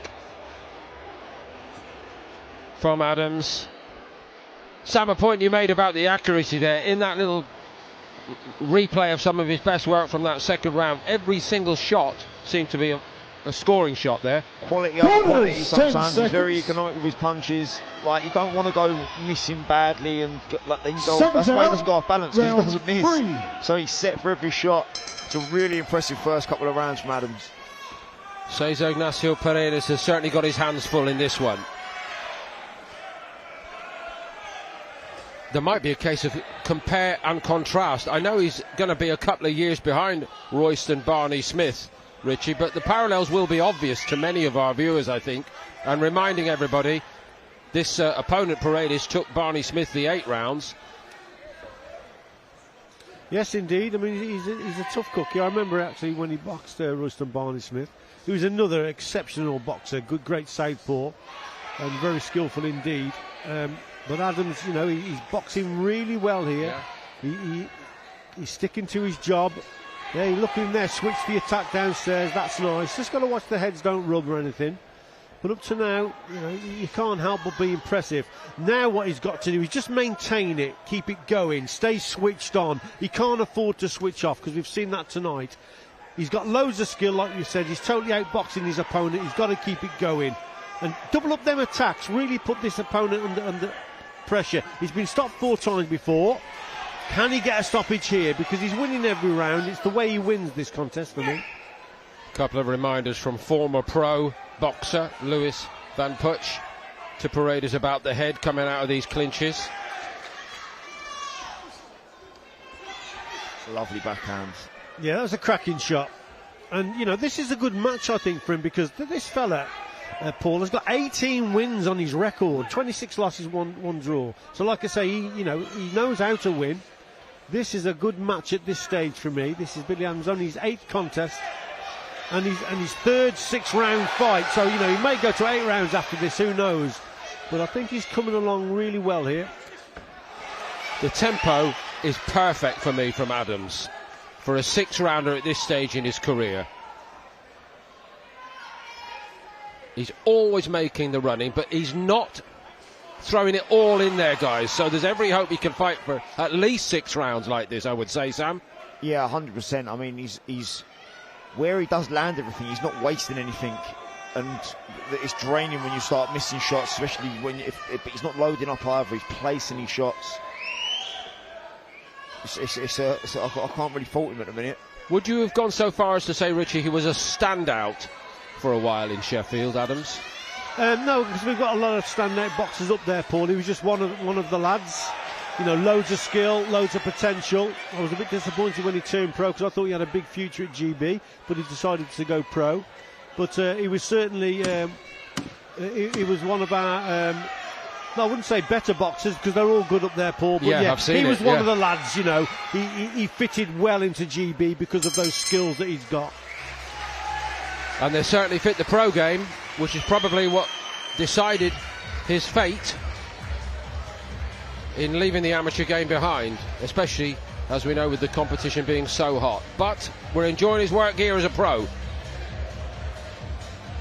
Lovely variation there, little short shots, little right uppercut on the inside, sets everything up behind his jab, switching the attack. Sam, I like what I see.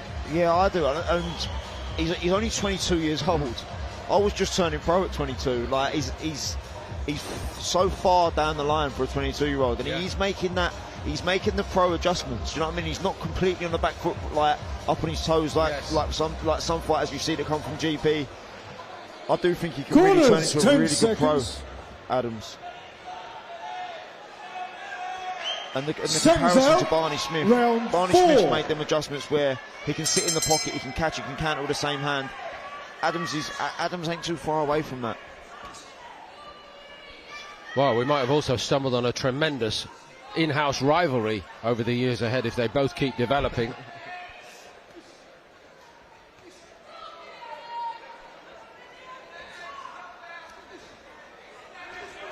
At the halfway point in a 6-rounder, this is pretty much the first little 20-second spell where Adams just plants his feet a little bit more at the start of this round. You see he's well schooled though, Paul, holding the centre of the ring, you know, outboxing his opponent.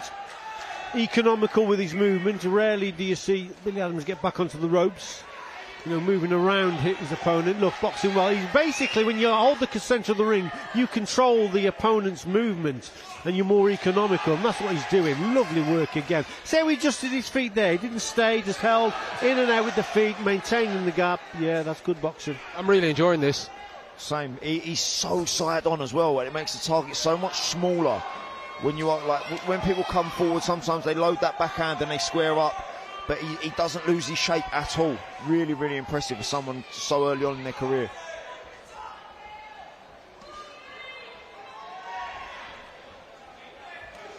Lovely. Any little slip by Paredes and he sees a little chink of opportunity, he's in there. I think this is a kind of performance that will win a lot of new fans, Richie. Would you agree? Yeah, because you should appreciate good boxing. That's what we're seeing here. Paredes, you know, he's making mistakes. He probably would get away with them against other boxers, but every mistake he's making, he's getting punished. So yeah, at the moment, it's a good boxing display from Billy Adams. Lovely work. Don't get too involved there, though. But go back to using that front arm to measure. Don't fall in, be chest to chest, and make it messy. Stay there. Maybe there's just a little suggestion. He feels like he wants to put a few manners on Paredes. Paredes is doing what he does. Trying to be awkward, Sam. But he'll do it better from distance, I think, is your point, isn't it? Yeah, I mean, it's very hard to fault, but I'm being very, very picky here, but that's because he's very good, so you have to pick at anything you can. But yeah, just like getting into these situations here, just take half a step back, get back on the jab, and then pick your shots. He'll do that. But it's very, very telling. I was talking about Alan Smith in the corner of one of the earlier fights tonight. Hardly ever seen him more animated than he was in Will Hamilton's fight tonight, because there was a lot to address urgently. In the Adams corner, they're watching intently, and they're not saying anything. Admiring. They're admiring. And so am I, quite frankly. He's gained a fan in me already tonight. This is a very, very good performance. Raucous applause with 2 to go. Been a little bit of a masterclass so far from Billy Adams. Don't look like he's breathing either. No, you're right. Sitting there having a conversation with his coach. Just, yeah. Easy Saturday night work, apparently.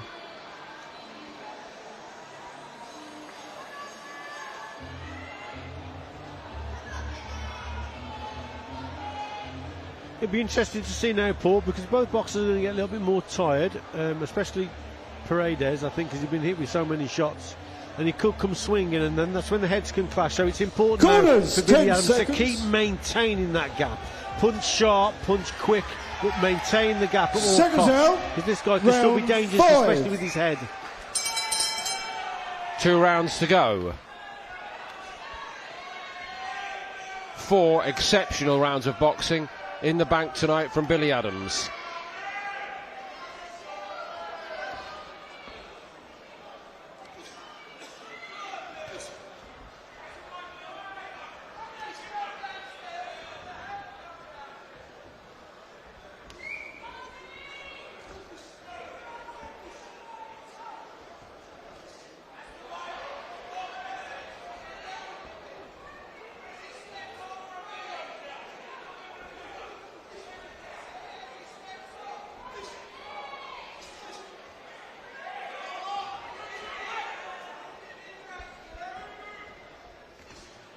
Richie, you mentioned something tonight in one of the earlier fights. I don't, at this moment, remember which one, but about a young fighter. He's doing it again right now. Dropping his chin over the shoulder. Over the shoulder, position of safety. Yeah, position when they get close, you see. Just put your head, my dad used to tell me, just put your head over the shoulder of the opponent and lean forward. It's very difficult then for him to catch you with the head. You know, you're well out the way, and that's what he's been doing here. So, yeah, he's either been taught that or that's a natural thing. But he's boxing really well now. He caught his opponent early with a tremendous right hook to the body. It was the best shot of the round. And just seeing off this performance now, he's maintaining it. I'm really impressed again, because I said at the start of this round, You know, it could be a little bit more scrappy because both boxers are getting tired, especially Paredes, and he could be dangerous with his head. But Billy Adams is maintaining this boxing ability that he's got. This is a lovely display.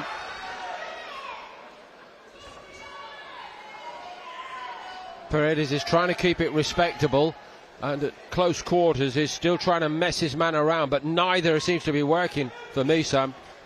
Yeah, no, Adams looks as sharp in the 6th round as he did in the first at the minute. He's just, but just the technical ability he's got is just making this so easy for him. Paredes is trying everything he can to sort of rough him up, rumble him, get him inside, but he's just not, the footwork and the balance is just not letting Paredes get anywhere near him.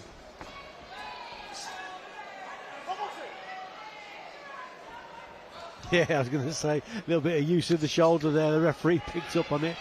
But nevertheless, it's still a natural thing that he did there, Adams. And yeah, it's good boxing. That's the key word, though, Richie. You know, that natural fighter's instinct to do those kind of things, if required. Well, he carried on with the attack there, didn't he? But he just used the shoulder. It was just a natural reaction what he did. But that's what fighters do, and the referee's picked up on it. And but nevertheless, it's a good sign. It is a good sign. And earlier in the round, similar to that, Paredes put his head right down to almost hip height, and Adams instinctively put him in an arm lock, and he's entitled to do that, in my view. I know you're not supposed to, but, you know, if you lose the fight because the head comes swinging up and cuts you, then there'll be an inquest, won't there? It's all good. He's got that, them little pro tricks just off a natural instinct. That shows he can be a good pro. Am I allowed to say this, you know? Sometimes I've been in that Sheffield gym with all these young amateur stars, and Messrs Woodall and McCracken will say, I didn't see that, but well done. Yes. At the end of the day, it's a fight, ain't it? You're in a fight, it's mate. A fight. You're in a fight. Unless the referee says stop boxing, crack on. That's the key, and that's, in all seriousness, that is the main point. You see it in football, don't they? They say play to the whistle. When the referee says stop boxing, crack on. Well, what's impressive there, it's a natural reaction you've got from the boxer, from Billy Adams. Very natural, and he's done it really well. Seconds. The referee's picked up on it, but nevertheless, I think that's, as you say, Paul, and then there was that other incident that you spoke about. So it's a natural reaction to the situation, which is a good sign for a boxer. He looks like a natural-born boxer fighter to me, Billy Adams.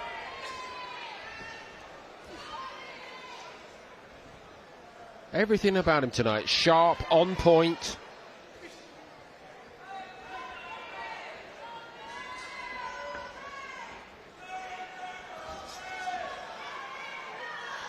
That little lead uppercut there, just on his way out with his feet, even lifting that through. The IQ for him, he's a talented lad. I've just looked over his corner, and one of his cornermen, I think it's his trainer, he actually used to train me when I boxed for England. He was an England coach called Chris Hull. He was a very, very good coach, Chris was. I learnt a lot from him when he was on the squads. And yeah, he's one of the cornermen, so he's in good hands. I'd like to go into the other corner at the end of this, and in my rubbish Spanish, ask Paredes or his coach, you fought Barney Smith, Charlie Senior, Marley Mason, and now this kid, among others. Who's the best of them? I'd love to ask them that. But since our trip to Gibraltar, Sam's Spanish has turned out to be better than mine, actually. So I'll leave it to you, Sam. I was stuck there a little bit longer, so that's probably why. But that is another story, isn't it?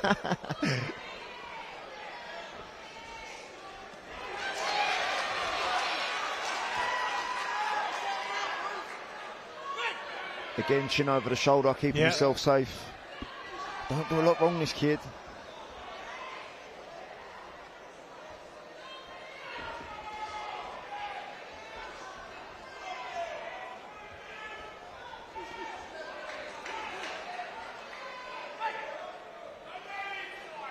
Yeah, he's maintained it throughout, hasn't he, Billy Adams? Fair play to him, because this is you've entered a period of the contest where the journeyman, he tries to get you in the clinches, tries to bring his head forward. This is his territory, but he's not been given any sort of chance, a sniff of getting back into it, just literally because of the skills and the boxing ability of Billy Adams. So yeah, it's been very impressive throughout. Of course, the greatest unknown when he does start to go up in class is how is he going to hold a shot, Richie? Yeah, of course. That side of the game, that's not being examined at the moment, of course, we understand that. but all the indications are that he's got the ability and the focus to be travelling in that direction in his career. Yeah, those questions are still to be answered, but you know, and those questions will be posed at some point. But at the moment, against this type of opponent, he's doing everything correctly, because this, as I say, this guy knew how to win, knows how to win, had a few wins on his record, but he hasn't had a sniff tonight, this opponent hasn't. Right to the finish. The pace was steady, accurate, considered, measured, mature for one so young. High fives all around.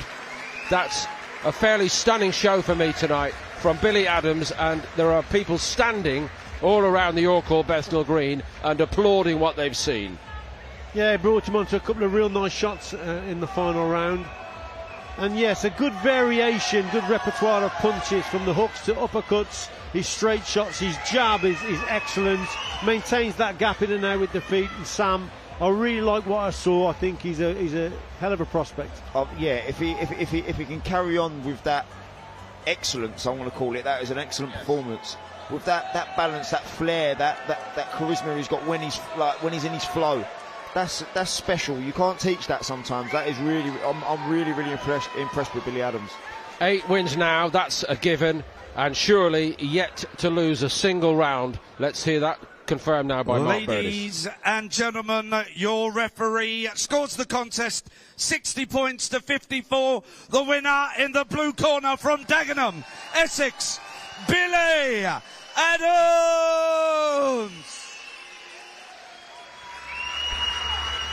And a round of applause for Cesar Ignacio Paredes. Top fighters beyond number from his part of the world down in Dagenham in Essex.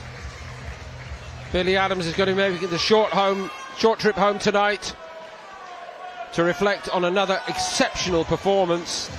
And all those folks in Dagenham are entitled to believe they might have a new star on their hands, in my view. A really polished young man.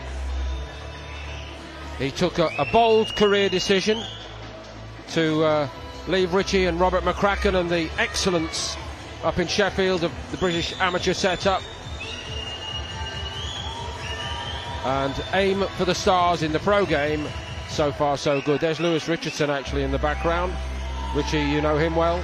He chose a slightly different route, of course, didn't he, and got his reward. Yeah, got his Olympic bronze in Paris last year. He's now professional, so yeah, he's gone with our blessing. He's turned pro. Very good lad. Southpaw, similar style, very disciplined boxer indeed. He's Lewis Richardson, and we wish him well. But tonight belongs to Billy Adams. He has performed very well against a tricky opponent, and that could have been an awkward night, but he's boxed every round, stayed well disciplined, and that was a good performance for me. There's just something about him. We speak about it sometimes, you know, the little bit of charisma as a boxer that separates some kids that one sees on the circuit, Richie, from the rest of the triers and the wannabes, and there's a possibility that young Mr. Adams might fit the bill. Ollie's going to speak to him, and indeed to Lewis Richardson now. Billy Adams remains undefeated live on Box Nation here at York Hall. A great performance. Yeah, thanks for having me. Tough guy, durable guy, but it's another 6 rounds in the bank. Another unbeaten 6 rounds, so we've just got to keep pushing on. Every fighter tonight, every home fighter has had a tough fight in the away end. How important is it for you to get those rounds in the bank, and how important is it for your development to get those tougher fights? Yeah, 100%. Like, that was my 8th fight. I'm only 22 years old. You know, I'm still a baby in the game, so it's opponents like that we're going to keep pushing me on, help me get better, and that's what I've got to do. Huge crowd in here for you tonight. You sold a lot of tickets. Support means a lot. That's it, 100%. They follow me everywhere. Ipswich, Wembley, Copperbox. You know, and I think this time next year we're going to sell it out for an English title. That's what you want next, English title? Yeah, it's 2 or 3 fights, but end of next year I think I'll be pushing for that English. We're also joined by Lewis Richardson here tonight, Olympic bronze medalist. Been out twice for Queensberry already yourself. How are you finding it under Frank Warren? Listen, really enjoying it. Fantastic platform, fantastic promoter, and yeah, making that transition well, and enjoying it. Yeah, looking forward to the next one. You had your first fight at a stadium show at Ipswich, didn't you? Yes, don't get too much bigger than that, but you know, off the back of the amateur experience, of course, you know, reaching the Olympic semi-final last year, bringing Team GB's only Olympic medal home through boxing. You know, I feel like I'm used to the big stage, and I feel like it was a fitting setting to make my debut so close to home in Colchester. And as an Olympic medalist now coming into the programme, how far can you go, Lewis? I can go all the way. I've got a small but a tight-knit team. Billy's a stable mate of mine. We put some real hard work in the gym, and fantastic performance tonight from Bill. I think you can see the skill level, but also the fan base that he brings. You said about every home fighter is at a tougher away fighter tonight, but I think Bill's the level showed through with his ability. Tell us about Billy Adams in the gym. How far can he go? He can go all the way. Obviously, he was a Team GB member as well as me, but he decided to make that transition earlier than I did. And I think that's number 8 tonight, 8-0. And he still hasn't dropped a round, not dropped one round as a pro. And of course, as he's away fighters, you're expected to beat him. But you see a lot of these away fighters cause their opponents big challenges, also take rounds with him and beat him. Billy's not lost a round yet, and he can go a long way in this sport for sure. He keeps me young, and I give him the experience. Sounds like a great partnership. How important do you think it is to get those rounds under your belt? You don't want to go in there early in your career and just blow people away. You want to get that experience. You want to feel like you're getting hit and you're having to think about what you're doing. So it's important for him to get the experience that he's got tonight. Of course, and they're smaller gloves, and it's a different sort of tempo, a different pace, and I'm still learning also. But I think it's really important. As elite amateurs, we're used to that sprint, and it's about slowing things down, finding those shots a little bit more. And I think it's important not only for Bill but for all the fighters here tonight to get those rounds. Of course, we want to see knockout reels and highlight reels and things like that, but that will come over time. And he's certainly got an exciting future. And as for myself, what I achieved in the amateurs, the proof's in the pudding, and now it's down to me to continue to show that skill and sort of power and that I possess. So, Billy, before we let you go, when can we expect to see you out next? Listen, I've got to go back to my team. Like I said, I'm signed with Queensbury, so hopefully they can get me out at the end of the year. But it's always nice to come back on these Box Nation shows. I really appreciate you having me. Like I say, we always come out, and they like I've got a great fan base, great support, and they're going to push me the whole way. So, but thanks for having me. It's been a great event. Been an absolute pleasure. Billy Adams, Lewis Richardson, great win for Billy here tonight, keeping his undefeated record intact. We're now going to throw back to our MC, Mark Burdis. Thanks so much, lads. Congratulations.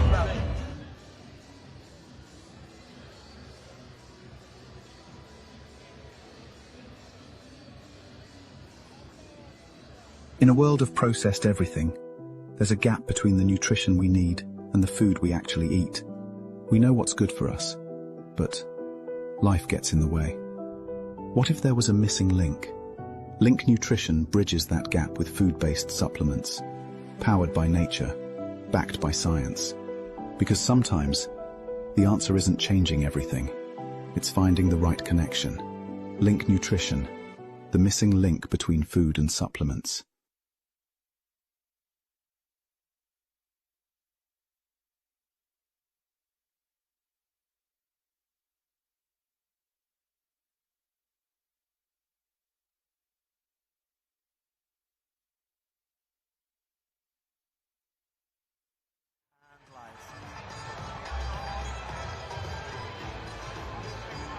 Welcome back, everybody, to here at the York Hall Bethnal Green. 2 very big fights ahead. At the top of our card, the Commonwealth Silver Super Middleweight title fight.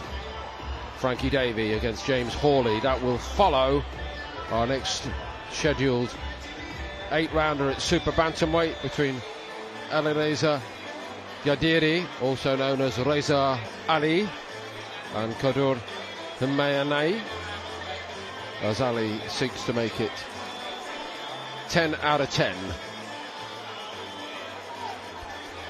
As you can see at the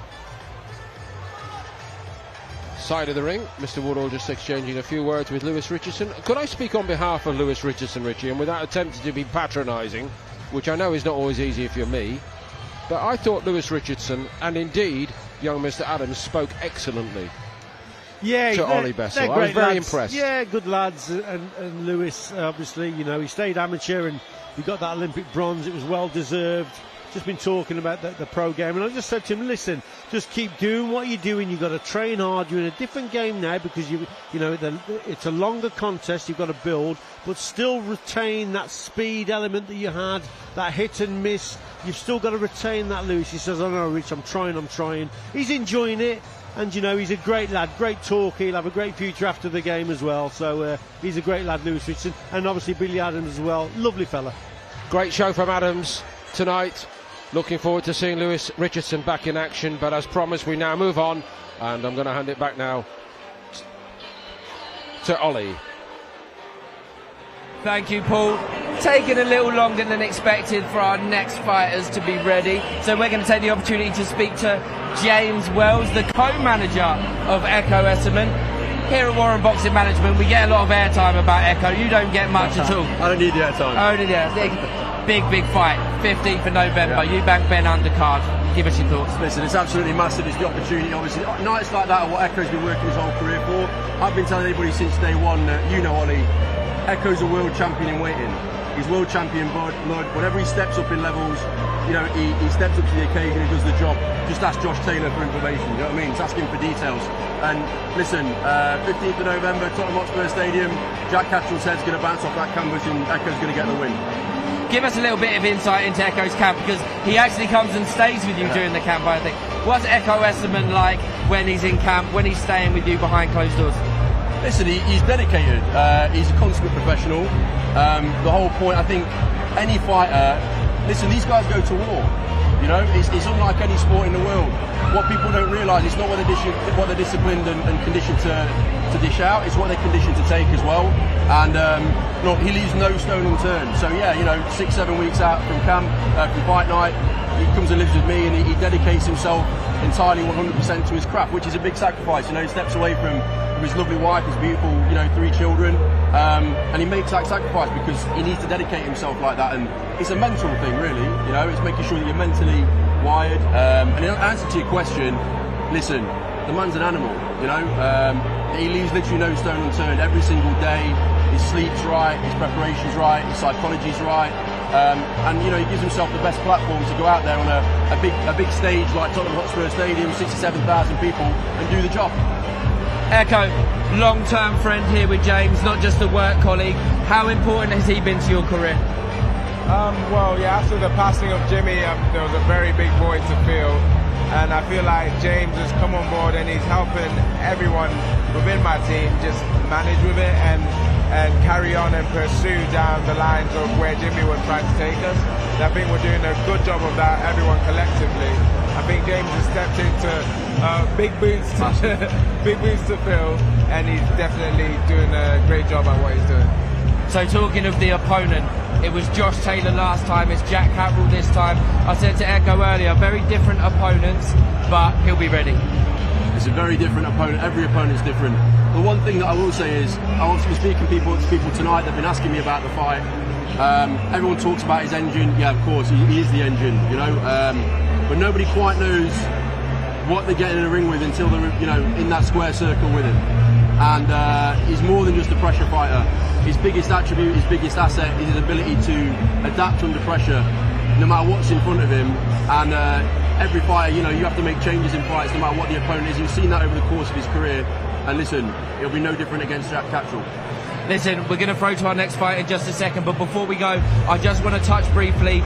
Boxing will be coming to Nottingham again at the start of December. A Warren Boxing Management collaboration with you guys. You're going to have a lot of young fighters out on the card. Tell us a little bit about it. We're really excited. I think, the WBM platform, the Box Nation platform, is a fantastic opportunity for young fighters in the Midlands to showcase their skills and show what they're all about.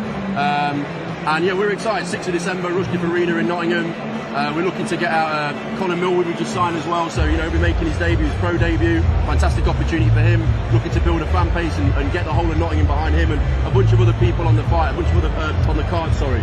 And it's an exciting time. There's Echo's obviously the level he's at. He's kind of he's another entity. You've got obviously boxing's got a rich history in Nottingham. Carl Crotch has obviously put Nottingham on the map worldwide in boxing circles. Lee Wood has done a fantastic job in I guess consolidating that. But you know, Lee's towards the end of his career now. He's probably got 1 or 2 fights left in him, and there's a gap there to be filled. And I'm sure that, you know, a lot of these lads from Nottingham and the surrounding area are going to jump at that opportunity. So on the 6th of December, we're going to be looking for the next Echo Esserman or Lee Wood. But for now, we're going to throw back to our MC, Mark Burdis. Cool. Well done, guys. Ladies and gentlemen, entering the ring, please welcome from Saint-Étienne, France, Kador Himiane!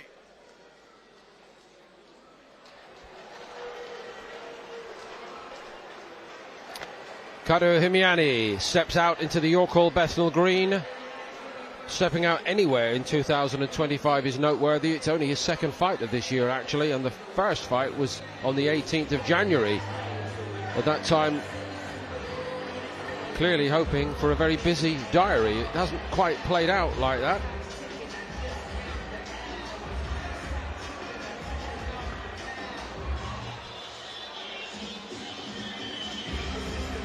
Five wins, 4 defeats so far. I personally will be very surprised indeed if he's not a tough nut to crack tonight for all the limited exposure in the UK. And please welcome from London, by way of Tehran, Iran, Reza Ali!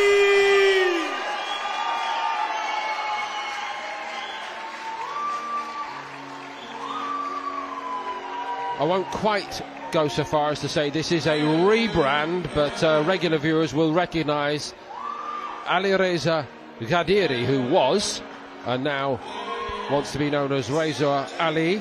It's pretty catchy, isn't it? And he's been developing quite a fan base. 9 wins as a pro. The Iranian-born, London-based Super Bantam. Made a pro debut here at the York Hall Bethnal Green in 2019. Just getting going, then COVID hit. A 19-month absence in his case. Part of an age group, really, which has had to come to terms with the loss of time in that way. But still lots of time for him to progress. Looks a useful candidate for bigger things, if I could put it like that. Ladies and gentlemen, our next bout this evening is an 3-minute rounds contest in the Super Bantamweight division. Firstly, in the red corner, with 5 wins, 2 by way of knockout, 4 losses and 2 draws, weighing in 124 pounds 2 ounces, and tonight he wears the white and gold shorts. Please welcome from Saint-Étienne, France, Kador Himiane! And across the ring in the blue corner, with an unbeaten 11 wins, 2 by way of knockout, weighing in 123 pounds 5 ounces, and tonight he wears the blue shorts. Please welcome from London, by way of Tehran, Iran, Reza Ali! Your referee is Mr. Sean McAvoy, who will now give his final instructions to both boxers.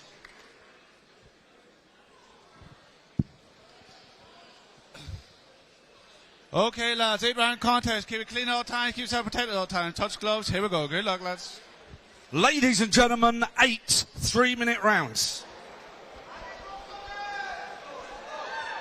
So, like one or two of the other prospects here tonight at the York Hall Bethnal Green, the chance to move into double figures unbeaten for Reza Ali, coming out of the blue corner, Super Bantamweight.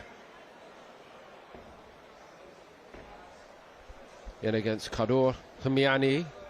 He's from Mou, Saint-Étienne. That's roughly 40 odd kilometres northeast of central Paris.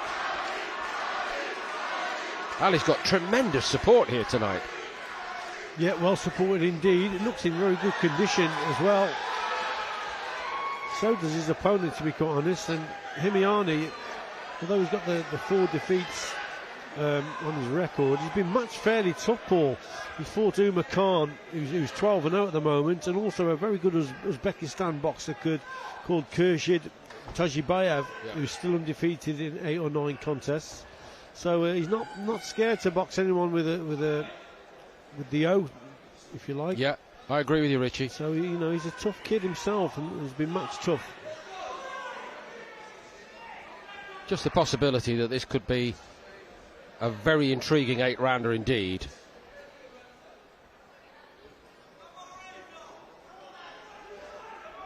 Ali setting the pace early on.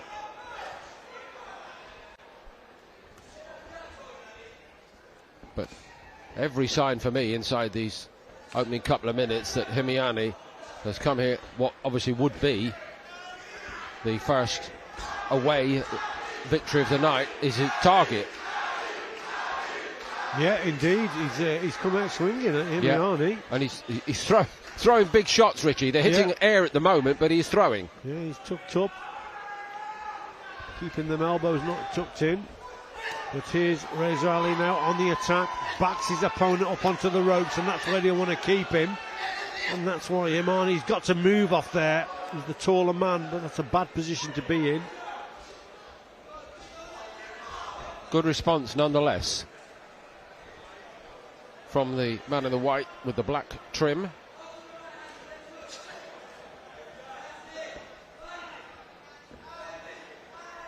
Almost blue pinstripe trunks for Reza Ali.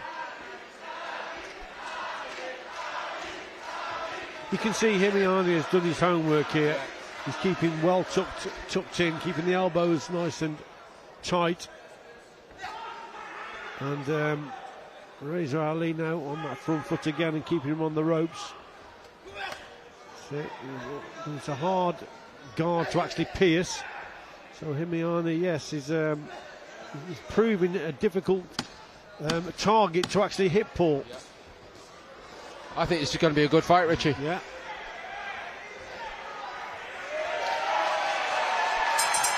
Himiani touches down right on the bell, just before the bell in fact, and there's going to be a count from Sean McAvoy. Well, it was on the blind side to us, Paul. It was on the far side of the ring, so there must have been a shot there. I'll have to see on the replay. There was no big exuberant celebration from Ali at the breakthrough. Let's look again, Sam Gilly, at the best of the work from the round. Yeah, he's come out really strong, Ali. But this fight, I was just about to say before this shot. Oh, little uppercut on the inside, little sneak through, lovely. It did find the target, didn't it? And well spotted by Sean McAvoy. He was in no doubt at all that it was a scoring blow. So that's the first one in the bank for Reza Ali, who's got that pinstripe bank manager's kit on. Corners, and it was all going very well indeed, wasn't it? In the red corner for Himani until the last blow of the round. Seconds out, round 2. Ali's been down to our gym to spar before, and from what I remember of him, he is relentless, so he will not stop. So this fight could catch fire after that. Yes, that's interesting that you point that out, because Himiani seemed quite comfortable to me, and sure enough, here he goes. Got a bit of ground to make up. Yeah, a little bit wild and erratic, Himiani, with these shots, and he's leaving himself a little bit open, so he's swinging wildly, you see, but he's just got to watch what he's doing, because if he misses the target, he's all over the place, the guard's down, and that's when he could get caught. But nevertheless, he's fighting fire with fire. Best form of defence is attack, as they say, and he's come out swinging after being caught at the end of that first round. Maybe Ali wants that kind of a fight, though, to pick up on Sam's point, Richie. That's what he likes to do.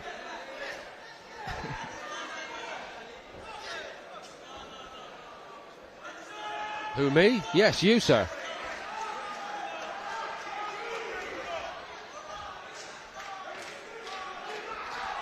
He's fairly wild, Himiani, with his punches, and they're not very accurate.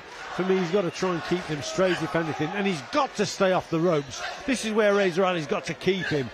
When he's there, then he's getting through with shots. Yes, a good shot went in there. Himiani has almost got his backside on the middle rope at the moment. That's not a great idea. He moves away now, back to the centre of the ring. But he's not controlling the ring, he's not controlling the space, and he's not controlling the tempo of this fight. Looks a bit perturbed by this non-stop, relentless pressure from Reza Ali.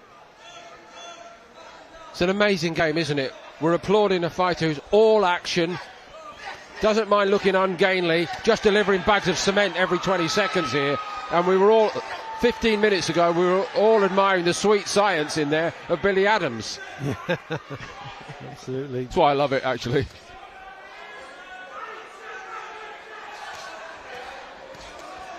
And now Himani just shows that little bit of dog, to use the professional term about it, that I think is definitely going to be in him.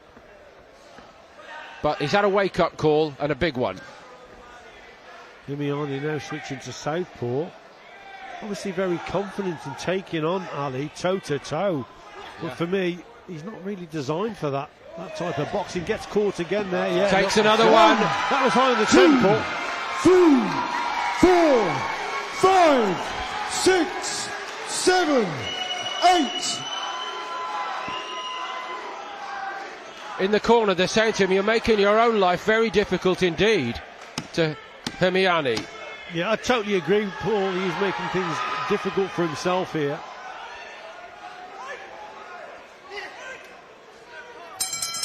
He got away with a potential warning there. But already this is a big lead now for Reza Ali. We're 2 rounds into this, and it's 20-16 now, isn't it? 10-8, 10-8. Yeah, I mean, Himani, he's complaining, he doesn't look comfortable, he's trying to show that Reza Ali isn't hurting him by wiping his stomach and stuff like that. But, mate, just get down to it, you're in a fight, don't worry about complaining, don't worry about trying to say that this ain't hurting, because that just says that it is. Just, like, if you want to swing and get involved, get down to fighting. You just, if anything, it's more distress signals that he's giving out. And Ali's doing the right thing by jumping on him and putting the pressure on and digging them shots home. He looks to me, Richie, Reza Ali, like a young man who's determined to make the most of what he's been given in terms of talent. Yes, definitely, Paul. I agree with you there. And in this contest, he's just warming to the task now. Ali, you can tell, especially when he's pushing his opponent back to the ropes. There seems to be a pattern in the boxing. In Himani seems to come out swinging, and he's quite strong at the start of each round. But then it sort of then falls back into a similar pattern of chucking up and getting onto the ropes again. So let's see how this one goes. I don't think there's a lot of fight left in Himani, to be quite honest. I think he showed a couple of distress signals, giving distress signals off myself. So it all depends if Ali can find the target again and find another big shot. I'm very surprised that that's the case, given on what we knew of him from that Umar Khan fight that you mentioned, Richie, but I can't dispute what you're saying at all. Himani feels a bit lonely on foreign soil, and Reza Ali, Iranian-born he may be, but a lot of Iranian expats, as we all know, in the UK, and they're looking for stars from their own community, and they're getting right behind their own man here tonight at the York Hall Bethnal Green. Yeah, it's a real test of Himani's character now, Paul, because, like I said, keeps looking at his corner, going back onto the ropes, so there's bad signs there, and it's a bad position to be. Look how square his feet are, so his body is wide open to his opponent. Now he's going to southpaw, so he's trying that tactic, but they're bad signs for me. And to me too, and he's stuck in that corner. Ali wants to unload. Remember, he's touched down twice already, Himani. Here we are with 1:30 left in the 3rd round. He's a long way from home, and he's a long way to go in this fight. One of Ali's few problems might be walking onto something, of course. Yeah, you never know, do you? The way Himani is actually throwing these wild shots. But there's no real skill to them. He's just winging the shots in. But again, gets caught again. Look, you see. Touches down. He's in danger of being outclassed here for me. Himani. 5. They're ready to chuck it in. He's complaining about his shoulder. He's complaining about everything at the moment. The towel was very nearly chucked in by the corner there. We're allowed to continue. They've thrown the towel in behind the referee's back. It's over. But now Sean McAvoy says no. On we go. That's an interesting one. That was an interesting one. Well, the action had restarted. Now, you know, we might hear afterwards the rule is they're not allowed to throw the towel in, but there was a massive stoppage, wasn't there? Yeah. And in the corner now they're saying to him, we're pulling you out, and the man is continuing. Yeah. Now he's just got to stick to his boxing here and nail him with another shot, because I don't think he's too far away from quitting altogether, because the signs were certainly there that he'd had enough. He's looking and for that's a way why, out, isn't he? yeah, definitely. 100%. We'll call it a local rule from the French corner's perspective. They didn't really grasp that you can't just chuck the towel in that fashion. And a little look from the referee, McAvoy, at the end of the round says, I'm in charge here, I'll decide. Now it'll be interesting. He'll obviously have a conversation with his boxer in there, seeing if he wants to go on. So now the decision now will come from the coach, I think, because he's going to say to him, listen, do you want to go on or what? So we will get that answer from him. But you can see he's very close to I think, throwing in the towel himself. I agree. I completely agree, Richie. We're looking at the man who's well on top, but in that corner there, he's also complaining about the shoulder. And now it is called off. That's a bit unsatisfactory, really, because it was one-way traffic. Himiani wanted out, and on a technicality, maybe the fight should have been stopped when they chucked the towel in. And I know that there are different interpretations of what that is allowed to mean these days, but if a fighter gets badly hurt because of it, it's a problem. Sam. Yeah, I think it is put down to the referee's discretion. I think Correct. It is, it's his decision. I'm not saying the referee was wrong. Whether he accepts the forfeit almost, but listen, Himiani wanted the way out of there. His corner tried to give it to him. His referee weren't having none of it, but he hasn't. Like you say, it is a danger if someone's getting. It's a bit of a grey area, isn't it? I'm afraid. Because if the boxer doesn't want to fight, that's it, isn't it? The referee's got to pull him out. But I think the referee was correct in that he didn't accept the towel, and he actually fought on and he started swinging shots again. But in the corner, then he's going to have the conversation. And if the kid don't want to go on, he doesn't want to go on, no matter what we say. If he doesn't want to box, he doesn't want to box. Anyway, let's focus on the man who has boxed, or more precisely, fought. He may not have the polish of one or two of the others we've seen tonight, but in terms of fighting spirit, will, fitness, appetite for the job, hard to fault what we've seen again tonight from Reza Ali. That's now 10 wins in a row as a professional, and a very exciting addition to the scene here in London for lots of different reasons. Very marketable, number one. Yeah, most definitely. There's definitely something about Reza Ali. I like his style. He's on that front foot. He's a pressure fighter, you can see. He looks in tremendous condition. And, you know, at the end of the day, he's got the job done here. But, yeah, and I think he's got a good future at 28. Got to get a move on, but most certainly there is a future for Reza Ali. Ladies and gentlemen, at the end of 3 completed rounds, Himiani's corner has retired him. The winner by TKO in the blue corner from London, by way of Tehran, Iran, Reza Ali! And a round of applause for Kadur Himiani. Ali wins, but just to repeat the point, you know, the retirement came halfway through the round and wasn't accepted. Now, the referee was correct that the miscommunication is the problem. Anyway, Reza Ali wins, and wins with a very impressive performance, a very committed performance. And I think last word from me on it, Richie, would be, given what we saw from Himiani against Umar Khan, the commitment wasn't quite there tonight, for whatever reason. He didn't fancy it tonight, did he? Because there were glimpses in there that there was something about him, and he may have given Reza Ali a little bit of trouble. But he certainly didn't fancy the contest, and that he might have been hurt by a shot. Who knows? But Reza Ali goes on, and now he's in a division, you know, the top of the tree at the moment is Super Bantamweight is Shabazz Masood, the people like Peter McGrail, Niall Berry, they're the top contenders. And you've got Reza Ali hovering around 5-6 in box rec. So then he'll be looking to push on and hopefully get a contest with one of those in the future. He'll probably need a few more fights, but those type of boxers will be in his sights. And who knows, he has got a bright future, the lad. And all by the waistcoat, he's now got the full regalia with the pinstripe.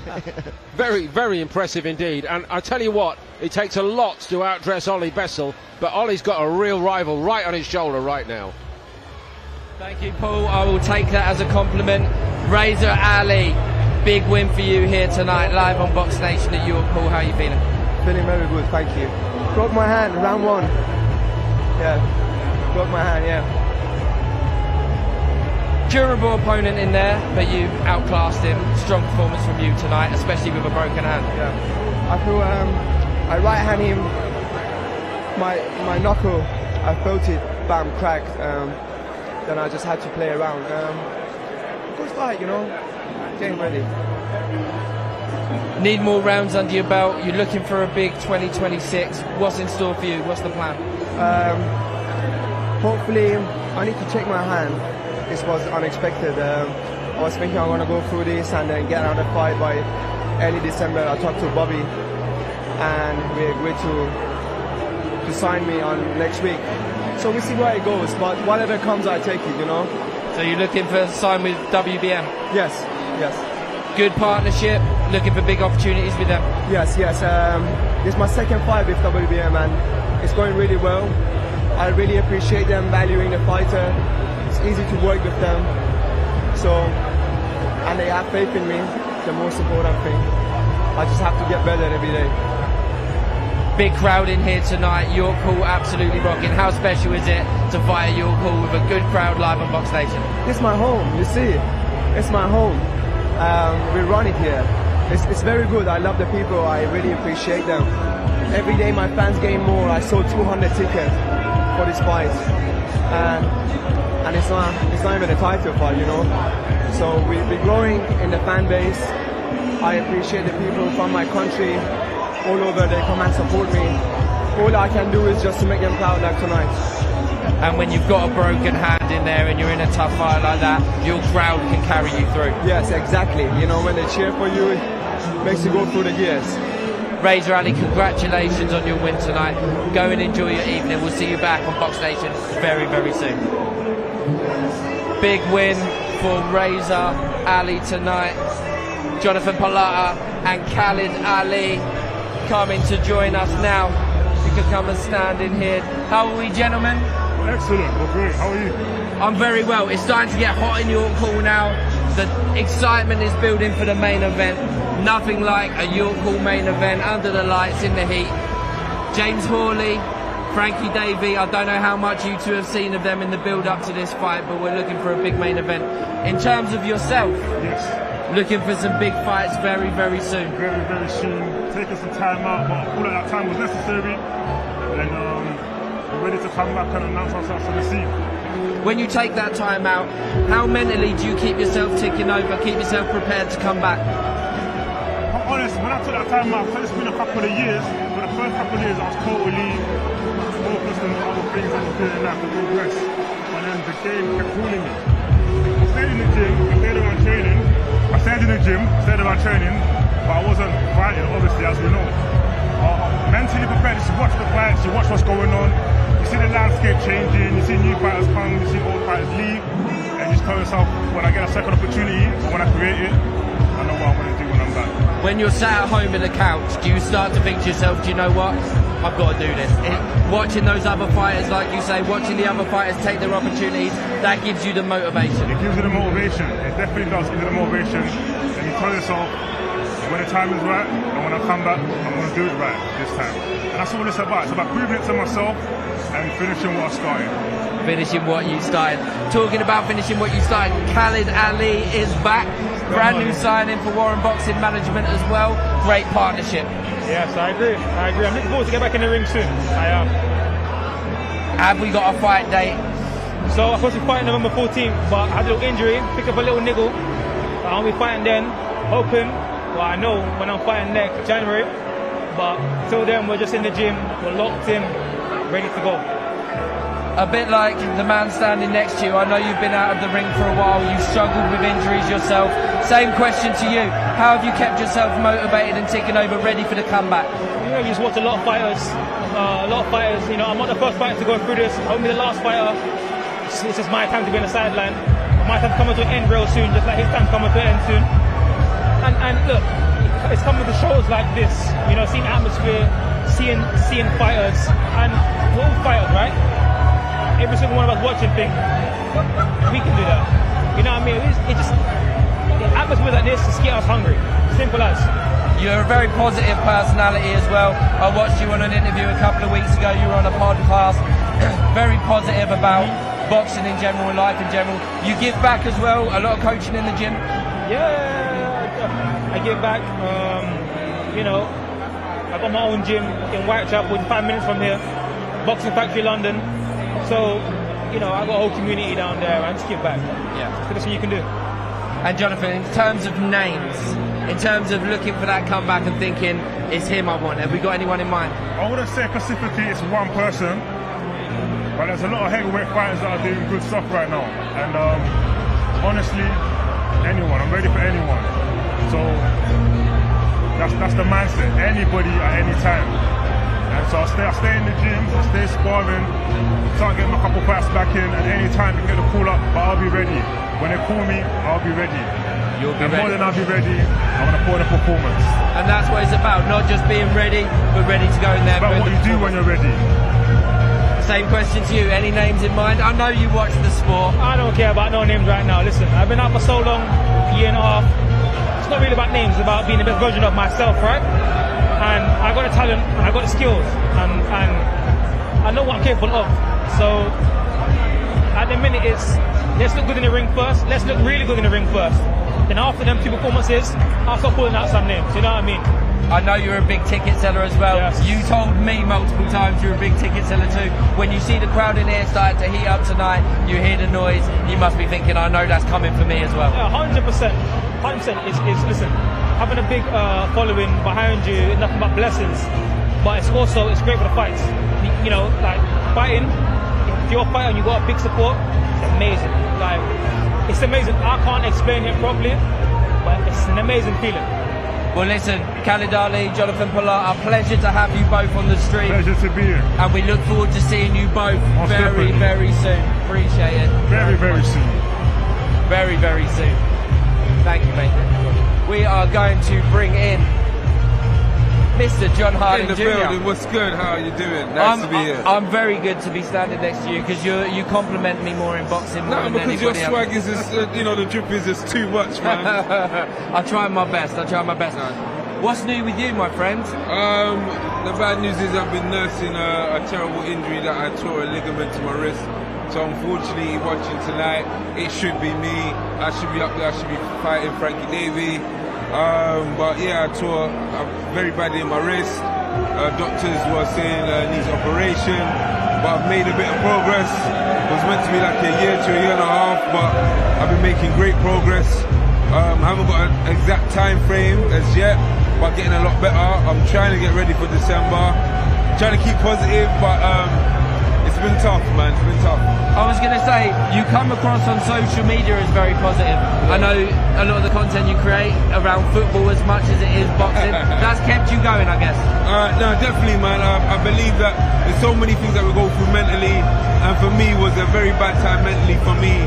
And I had to kind of find ways to kind of just make me feel happy, feel good, and not feel worthless. You know, my wrist is gone. You know, the whole plans I had this year, headline in April, which I wanted my poster up there when I'm looking at it, and it's not. And I had to find a way. So me just being keep pushing on top of media, different things were just keeping me just happy and just motivated. On the flip side of that, you say you look at the poster tonight and you're thinking to yourself, I wish it was me. Also, on the flip side of it, does it give you that motivation to think, that's going to be me? I'm going to come back and that's going to be me next time? No, definitely. You go through so many things in your head. Doctors are talking, it's very bad, it needs operation. I'm thinking, career veteran, this is my actual wrist. Throwing, I'll go back in September, they're saying, you're getting a lot better, we don't really think you need an operation. I start smiling again, I start thinking, you know what, I can do this, I can be back, I can do another comeback story like I've always done in my life. I just visualize that the devil saying, this guy just will never give up, he just doesn't give up and keep going. And I'm hopefully that anyone that's watching this or feeling that they can't do it or they're in a situation, just hopefully I can be an example of people to just keep pushing, don't give up, and you can make it and you can come back stronger, and that's what I'm looking to do. So when you do come back, are your eyes firmly on the winner of this one? Man, 100%, man. Hopefully I can get the winner. We'll go back to the drawing board and I'll sit down and talk. Firmly, what I'm trying to do is just get through this injury. You know, everybody's asking me since I come through the door, what are you doing? You come to sort out trouble. You come in. I'm getting accused by so many people. Well, you got the winner, innit? And I'm like, 100% I do. But I can't do nothing if I'm not 100%. So the main focus is me coming 100%, getting my, you know, healing done, resting. One thing I'm very bad at is that I'm addicted to training. I can't stop training. I love training, so I'm always in the gym. So it's about trying to rest more and let my body heal, and I'll come back a lot stronger. Talking of the main event, I'm sure you've had a very close eye on it. Who's your pick? Well, I'm more closer to James Hawley. His coach trained me in the amateurs. Obed and Elvis are good. They're brothers of Chris Congo. He's a very good friend of mine.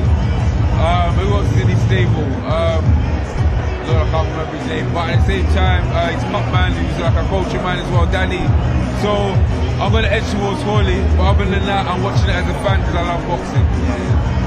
Looking at the two of them, is there one of them that you look at and think, I hope you win because I've got your number? That will obviously be Frankie, Davey. You know what I mean? If it's Hawley, it's more or less going to be more of a business decision. I already went backstage and greeted him and wished him good luck. But if it was him and a future fight, we was together under under Mark Tibbs. That's when we first met. We were sparring partners. We gave each other very good work. Hawley is a great talent as well. Very good talent, very good mover, and he stepped up to super middleweight as well. So if it does happen down the line, it'll be more of a business decision, not really like bad tension between us, really. Well, listen, John Harding Jr., fantastic to see you back on the live stream. I'm very much looking forward to seeing you back in the ring. It's a pleasure to stand behind this guy in this suit. I feel like I should have a suit on. But he can come back more. John Harding Jr., thank you very much. Respect, I think we're going to bring in Masood Abdullah now in your place.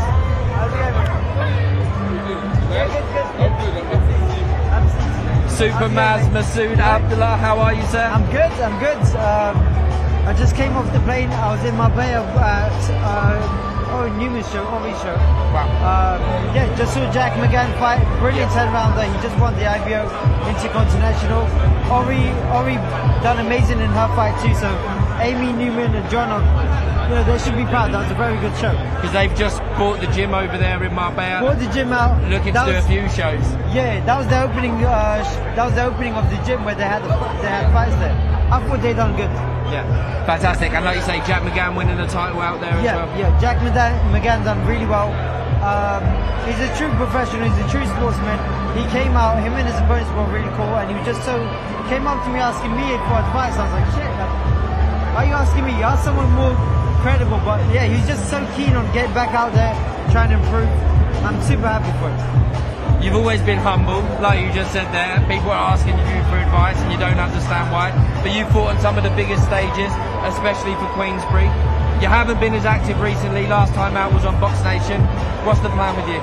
So I want to be active. I was told I was fighting Zach Miller for the British title. I got bypassed, and then I was like, alright, cool, I'll fight whoever's online. I got bypassed again. I think Reese Edwards is fine. I don't know the other gentleman's name.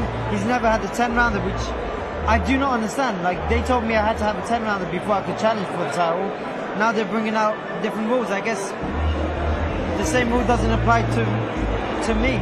So I'm annoyed at that. Like, you can't have one rule for everyone and another rule for me. So whoever the winner of that fight is, I would like to fight that person. If not, give me Liam Davis, give me Brad Strand, give me whoever has the title. I just want to fight. I want to get my name out there. Just get out there and fight. I want to be serious. I want to switch. I want to turn things up. So the message from you is very clear. You're here, you're waiting, you're ready. Yeah, and ready to go. I just need a fight. That's it. You've always been someone I feel who gets a little frustrated when they're not able to fight. You've always had a problem with being matched until recently when you worked yourself into positions where people couldn't avoid you anymore. Yeah. Always struggled to find fights. I mean, now that I lost the fight, I thought it'd be easier. But no, it's still the same thing. Now people are going, oh, why would we fight you? Because you had the loss. Even though I don't think that was like a credible loss, it is what it is. There's a reason why Zach Miller didn't take the rematch. But screw it. I just need to get a title fight in. Looking back now to that fight in Manchester, it didn't go your way. Have you had time? Well, you've had time, obviously. Have you studied it? Have you watched back? What's your thoughts? Yeah, I've watched it. I've studied it. I think it was a very close fight. You could have flipped a coin on who won it. I made so many mistakes. I need to jump back in and I need to correct those mistakes. I think if me and Zach Miller was to fight again, I don't think he will hit the final bell. I think it wasn't me. That was the worst version of me, and it took Zach Miller to distance, and he won on a close call. But the next fight, I'll be a different creature. Masoud Abdullah ready to be a different creature. Before we get to our main event tonight, I'd just like to remind everybody watching, if you haven't subscribed to Box Nation, subscribe now for more live fight nights like this one, and also for exclusive behind the scenes content and interviews from the Parker versus Wardley fight week at the O2 in October. It's time to throw to our MC Mark Burnis for our main event. Yeah, hey. Ladies and gentlemen, this is the main event of the evening. The Commonwealth Silver Super Middleweight Championship. Please welcome into the ring from Bromley, Kent, James Hawley!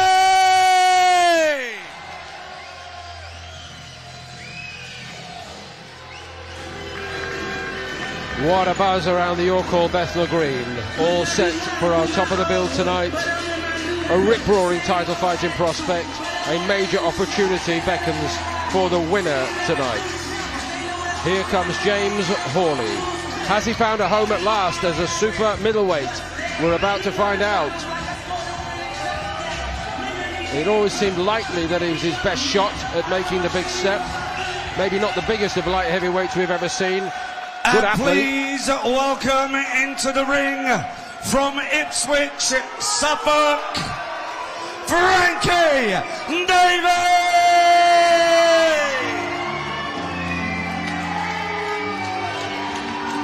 And here comes ace Frankie Davey.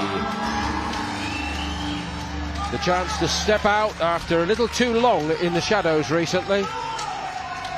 Made a very big impression on his London debut.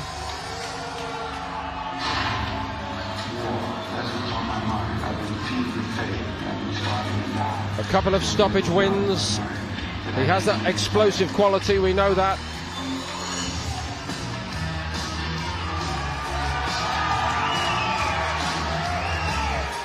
And seeking to make his career explode tonight. A lot of edge between these two.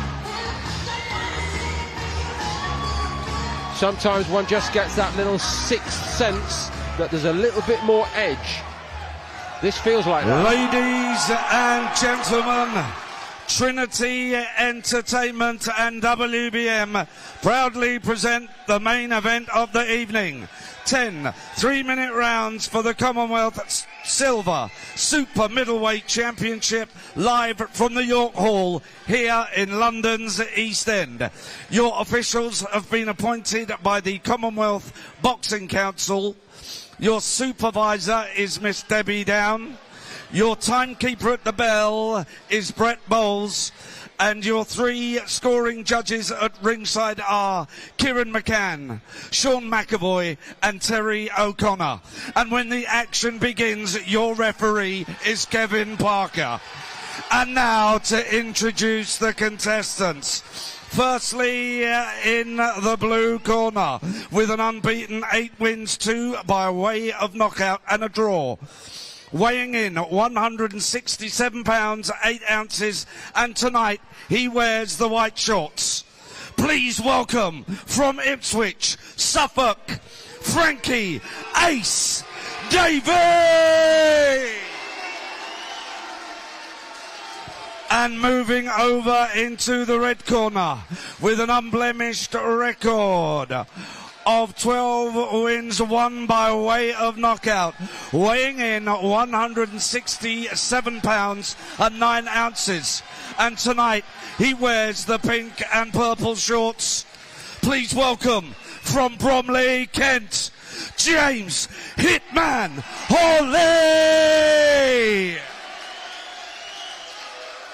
Your referee will now give his final instructions to both boxers.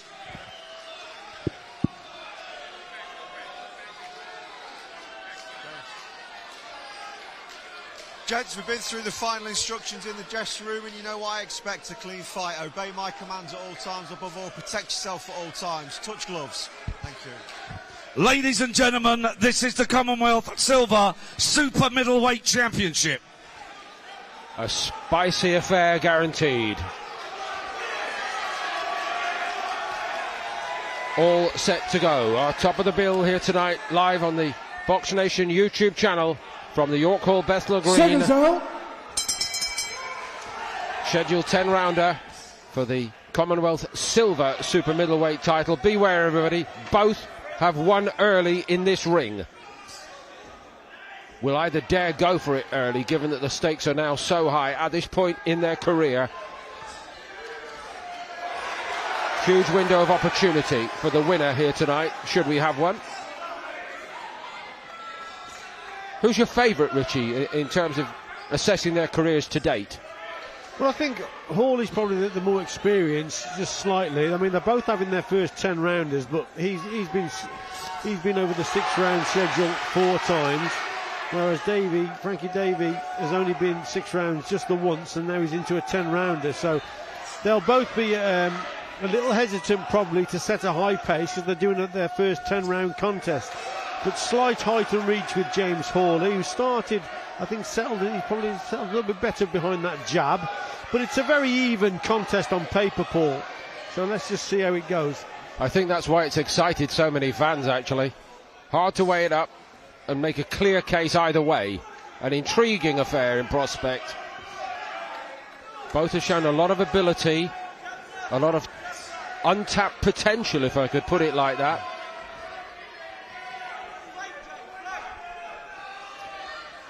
Both a little bit tense in this first round as well, which is understandable. Both well supported.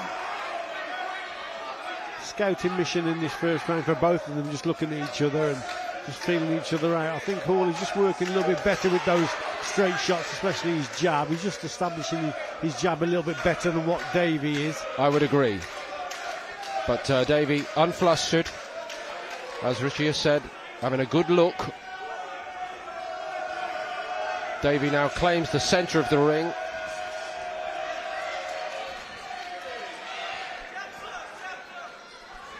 Jab not quite as accurate as what we've seen earlier in the round from Hawley. Yeah, it's just falling short. See, that's better work from Hawley. And Davey's jab just falling short a little bit. So he's got to sort the distance out a little bit better and measure. See, he's falling short with that shot. Got to get a little bit closer, maybe a little bit more head movement as he's going forward. But Hawley's probably just settled slightly better. Nice little sharp left around the side of the Davey right hand. Davey took it well enough. It wasn't quite accurate. It wasn't on the point of the chin or anything like that, but it was letting Davey know that Hawley looks razor sharp. I've always thought he had athletic ability, Richie, Hawley. Yeah, good right hand there from Davey. That was his best shot of the round so far. So he found the distance there. Yeah, but like I say, Hawley just settled slightly better. Sam Gilly, your early view on it? Yeah, and it started off as like a fencing job, both for the battle of the jabs, both trying to find their range. I agree with Richie that Hawley did settle in a little bit, but he has got good pedigree, James Hawley, but he's been around for a long time. I remember he done a 6-rounder on the show when I boxed my Southern Area title. He's been around for a long time doing these 6-rounders. He's been in and out of the game, but he has been around a long time, so he has got experience. He has been obviously around the game for a long time, so I think he did settle better, so this is good for him to be in this 10-rounder. Yeah, I think he's one up there. I think the hope from the Hawley side is that now they know that they're at 168, they make the championship weight, they do it properly, that gives Hawley the platform, because his weight has veered a little bit. Yeah. Over the years of his career. He was at middleweight when you're quite right, up and down actually. Yeah. But this, again, we remind everybody, for the Commonwealth Silver Super Middleweight title. And he's still only 26. Am I the only one that gets older every year?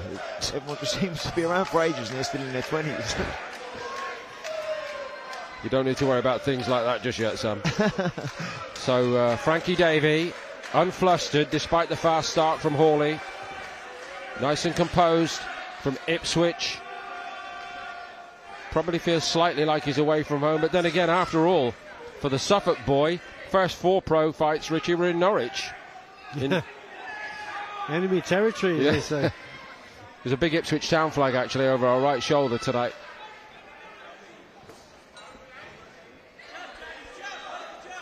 I think we've got to see a tempo change from Davey, actually. I think Hawley's settling in again a little bit better. He's controlling, working from the centre of the ring.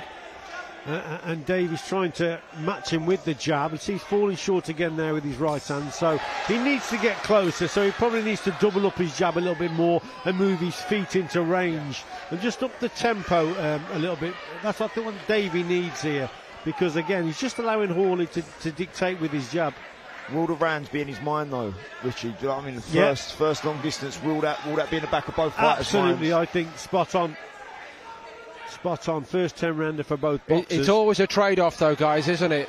You know, once you get into championship class, giving away rounds because you don't want to get started too soon, you can give yourself too much to do. Yeah. And for me, he's in danger of doing that here, Davey. He started really well, Hawley. Very composed. The boy from Bromley in Kent. Yeah, just growing in confidence more and more, I think, Hawley. And Davey, for me, he's got to just change things and be a little bit more assertive, be a bit more aggressive, and maybe push Hawley back a little bit more.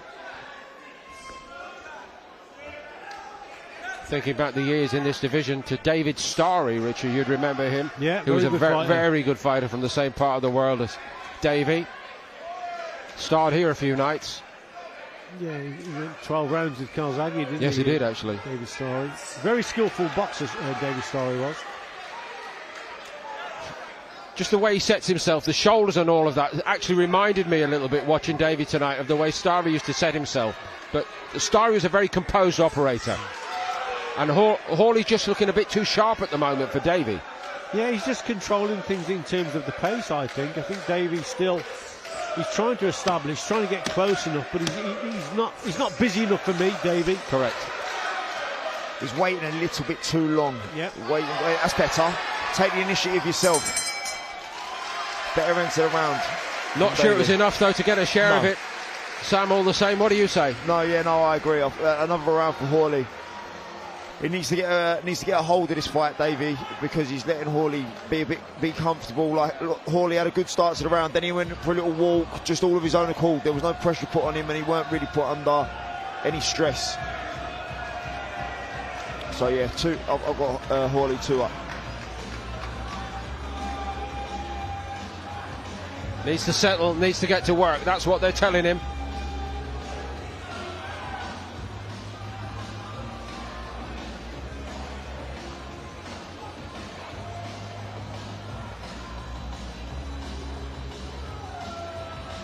Corners, 10 seconds. Seconds out. Hawley comes out from the other side. From the red corner, looking really composed. Very, very confident indeed after the start he's made here tonight. On the biggest night of his career to date. Looks a good fighter at the moment. But the circumstances are falling nicely for him to look good, Richie. Yeah, if I could put it like that. Yeah, at the moment he's just he's gaining more confidence, Hawley, the way he's boxing. I thought the first round was very close. I thought he just nicked it, Hawley, but the second round for me he won. and he's growing in confidence, and that's why we need to see something different from Davey. He's got to get, he's got to start getting into this contest a little bit more, really. And he's got to go on the attack and maybe push his opponent back. He's got to do something different. He's still waiting on the outside, looking for that perfect shot, and it's not happening for Davey, so he's got to be busier. I can't see what the perfect shot would be when you're outside range. Is he hoping that Hawley might fall short and he can uppercut him or something like that? I don't see him getting into position to throw it at the moment. Probably throwing the right hand. He has thrown a couple of 1-2s, but I don't know. He's just waiting a little bit too long. May not be aware of that himself. See, there's the good shot. There's that 1-2. That's what he's got to do more of. And like we've said before, his first 10-rounder, but he's got to watch that the rounds don't slip away, Paul, early on, you see. That's the problem you've got. That's my fear for him. There's two different types of punches coming out from each man. Hawley's are nice and sharp and crisp, whereas Davey looks more like he's pushing the shots. And he's a little bit more snap. It's too tentative at the moment. This is a night to go out and grab a career opportunity. Stakes much higher tonight than ever before in the career of either man. Again, he's falling short. Yeah, he's just a little bit too far out, isn't he, you see? So he's got to double. That's what he's got to do, what Hawley's just done. He's got to double up his jab and move his feet into position. Then he can let his right hand go after that. So that's what he's got to do. Now he's got to get on him, push up closer. But like I say, when he's doing that also, just move that head side to side. That's a little bit better. Look, he's closed that gap, you see. Hawley does need to be careful for me, Richie. There's just been one or two little glimmers of an opportunity to throw a right uppercut by Davey. Look at that, that's good boxing there from Davey, much better there. Needs a big surge the last 20 seconds, maybe, to shade the round, Davey. Just needs to keep Hawley stressed. Don't let him have that comfort to breathe and just do things at his own pace. The second he puts a little bit of extra pressure on his feet, Hawley will make a mistake. There you go. Better signs from Davey. Right at the end of the round. Interesting round to score. What's your verdict, Richie? I thought Davey might have just nicked that, Paul. He upped the work rate, it was better from him, and he sort of ended the round sharper, throwing more punches, and that may have caught the judges' eye also. Ending the round's always a good thing to do to impress judges. So yeah, for me, he's probably just nicked the round. A close round, but it's 2-1 for me now for Hawley. Have you got it, Sam? Yeah, I agree. He finished nice and strong, started to impose himself on the fight, land some successful shots, and Hawley looks a little bit lazy for me, going on the back foot, going for a walk. Do you know what I mean? Maybe take it like he's 1-2 on a spin, taking your eye off the ball, thinking, oh, this is easy. It's a little bit of immaturity maybe coming through. Right, stay switched on. You need to be switched on for the whole 3 minutes of the round. In this game, a second can change a man's whole life. Round 4. Davey keen to get on with it. Hawley took every second there to compose himself again after that late flurry at the end of the third from Davey. Davey claims the centre of the ring.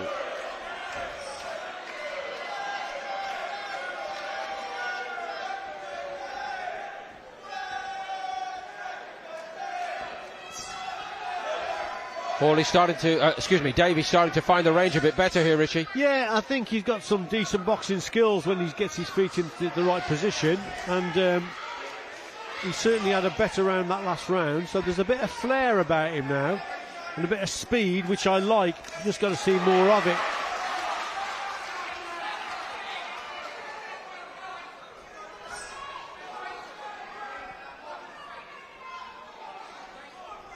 Tiny little half steps, not even half steps backwards from Hawley, inviting Davey on and maybe into trouble, but Davey is not really falling for the trap.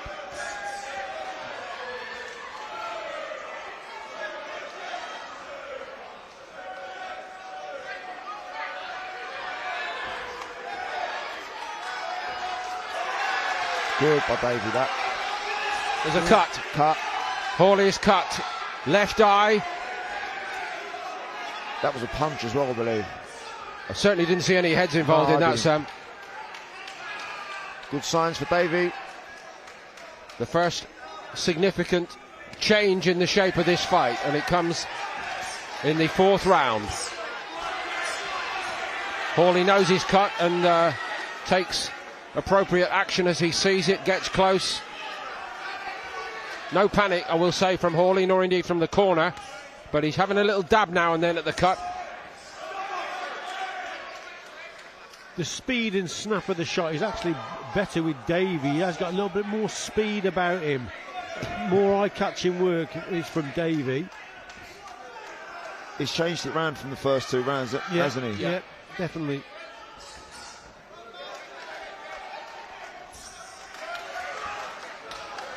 Certainly starting to relax into his work here, Davey.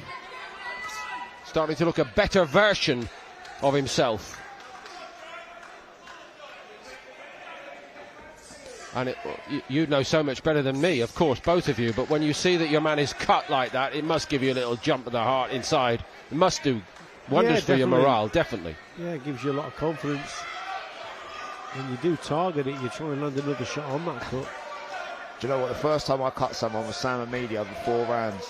Cut him in the first round, and I went absolutely hell for leather after, and I was absolutely knackered after that. So it can have the opposite effect sometimes. No, noted, but he hasn't fallen into that trap, and that's to his credit, Davey. Nice and composed in that round. Might have just got a little bit closer again on the cards, guys. Yeah, close round, isn't it? I just thought that Davey may have just nicked it again, so I got it all square at this stage. Yeah, but it was a close round indeed. But Davey, he seemed to find in the way now with the faster punches, and Hawley is still, I think Hawley's doing some good work, you know, with that double jab, but his punches are a little bit slower than Davey. Davey's sort of always catching your eye with his work. Yeah, he seems to have settled really, like Hawley settled into the first couple of rounds really well, and Davey seems to have settled into 3 and 4. And Hawley sort of come off his game a little bit, so it's been a right turnaround in 4 rounds. It looks like the cut is right across the eyebrow of Hawley, the left eyebrow.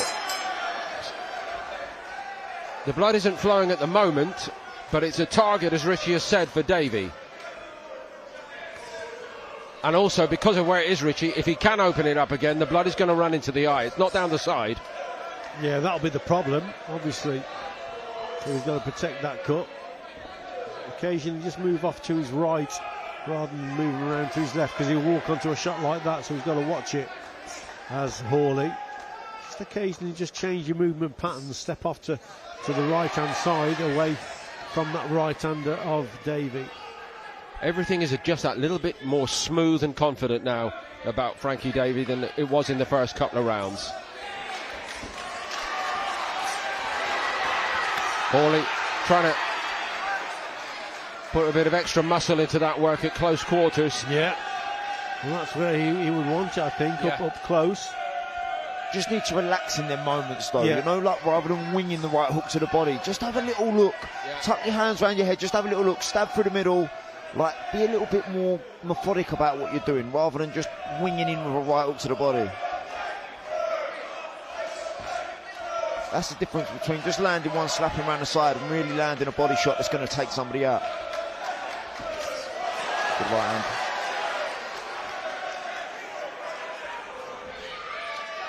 Pressure starting to build here from Davey. Hawley doing his best to appear unconcerned by the cut and by the swing in the overall shape of this fight.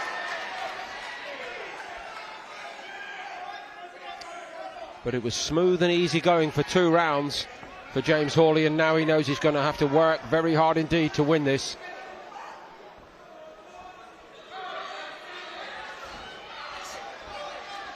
It's Davey doing most of the leading off here, Richie. Yeah, and I think he's just naturally slowed down a little bit, hasn't he, Hawley?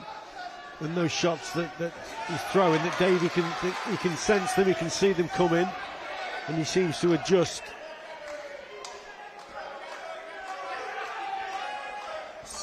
But again, this is a close round, this one. Still time for either one of them to claim it. 40 seconds. Looking fatigued here a little bit, Hawley. I Like, wonder leaning as in. well that the zipper's certainly gone out of his work. I don't know whether it's more mental, given that one or two things have gone against him, Hawley. Yeah, he's most certainly just naturally slowed down a little bit. Also, I'm not sure about if he is just feeling a little bit of a low moment physically. You know, going around the outside with your back against the rope, you're just expending more and more energy. Yeah, good left hook by Davey. That's another Davey round for me. Turn this right round, 3-2. Body language so much more positive in that Davey corner now than what 10 minutes ago. Yeah, a little bit scrappy early on in the round. Hawley really going for it, but not a lot really got through. And there's Davey coming back with a couple of little sneaky jabs here and there. The speed is sort of still with Davey. Close round, but yeah, I think you're right. I think Davey just nicked it. Lost his way just a little bit, Hawley. Can happen in title fights. We see it all the time, Richie. You know, the back and forth, little episodes when one guy gets on top. They're the best ones, aren't they? Yeah, exactly. Swings That's and roundabouts. absolutely. That's the fascination of Corners, it. But look how 10 confident seconds. Davey now appears to be. Can we get on with this, please, referee? Seconds out, round 6. So we're into the second half. It's anybody's to go out and claim to be grabbed with both hands. He was too keen, wasn't he? How are you getting a telling off of being too keen? Just let him fight, ref.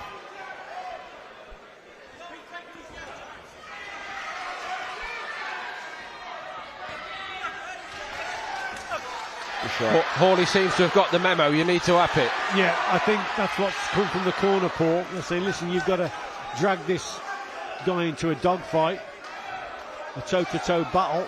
I think you and I at least both believe that might favour Hawley if it becomes that fight, Richie. Yeah, I think that's what he's got to do, and I think he's been told that. Get on you know, put pressure on and try and draw him in and have a toe-to-toe with him. Because he's been outboxed at distance. So that's what I think that's the message that's come from Hawley's corner.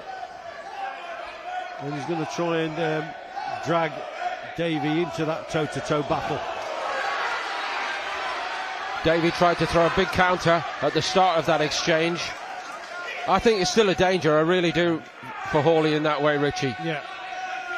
The swings are very wide from Hawley as well, and Davey's Correct. got nice straight shots down Exactly, the middle. down the middle and up through the, as I said before, the uppercut potentially. Lovely. Again, there you go. There it is. Right on cue. Hawley took it well. It's an intense, hard round in the middle of this fight, with both seeking to establish dominance. I can see now why there was such a buzz in the trade about this fight. Yep. And in these situations, Paul, very often now the ring position is really crucial to both these boxers. Hawley, for me, he's got to try and push Davey back onto the ropes, restrict the movement a little bit, make his feet come square, then switch the attack downstairs to the body. Whereas Davey's got to try and stay central and outbox his man at mid and long range and control that distance, and he'll do that better from the centre of the ring. So it's who can establish the style onto the opponents. But I think Hawley, he started this round well. He seems rugged and determined, does Hawley, but he's got to drag him. Touches him with an absolute pinch. An absolute pinch of a right-hander. Davey, I think, is going to beat the count. How well has he taken the shot? He backs away. He's showing the referee, Parker, that he's okay to go on.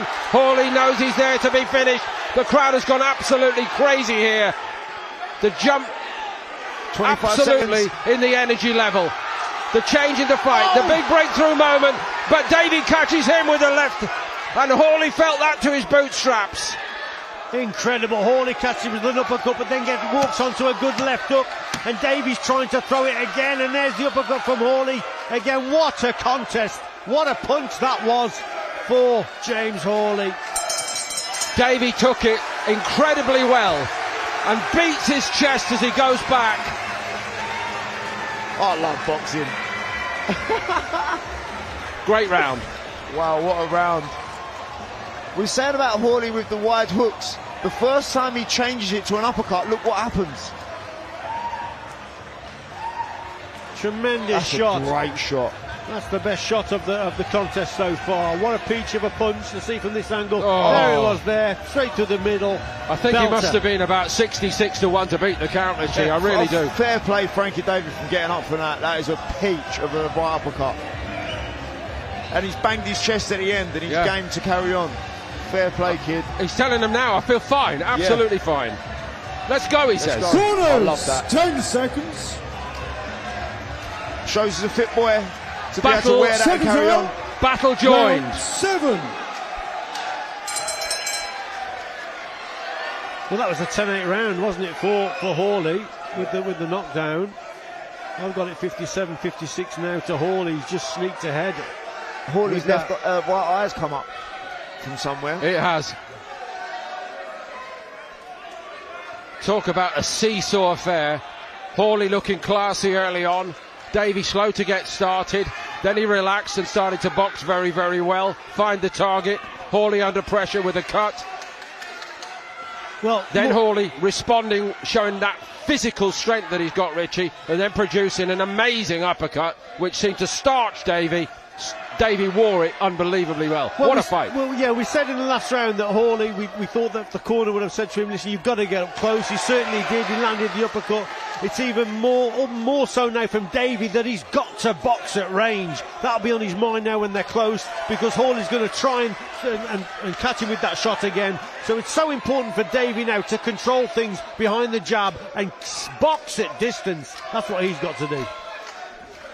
Hawley needs to trust his defence with his hands a little bit more. Everything he does, he tries to move his head out of the way or take away with his feet. Just put the pressure on with your feet. Get both hands up, catch, and then try and work inside. Just shut that distance a little bit. It does make him look a bit vulnerable, doesn't it? Lovely, dangerous straight right hand. That was from Davey again. He delivers it in that 1-2 combination. He's done it well tonight. But again, the confidence is with Hawley. Can he find another one of those short right uppercuts on the inside? Because that's the shot he'll be looking for again, Hawley.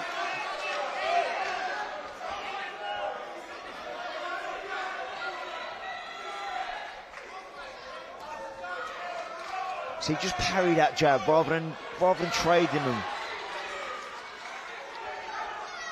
As Sam has pointed out, a little bit of a swelling underneath the eye of Hawley, but it's not coming up big or quickly. I think he's still got good visibility on that side as well.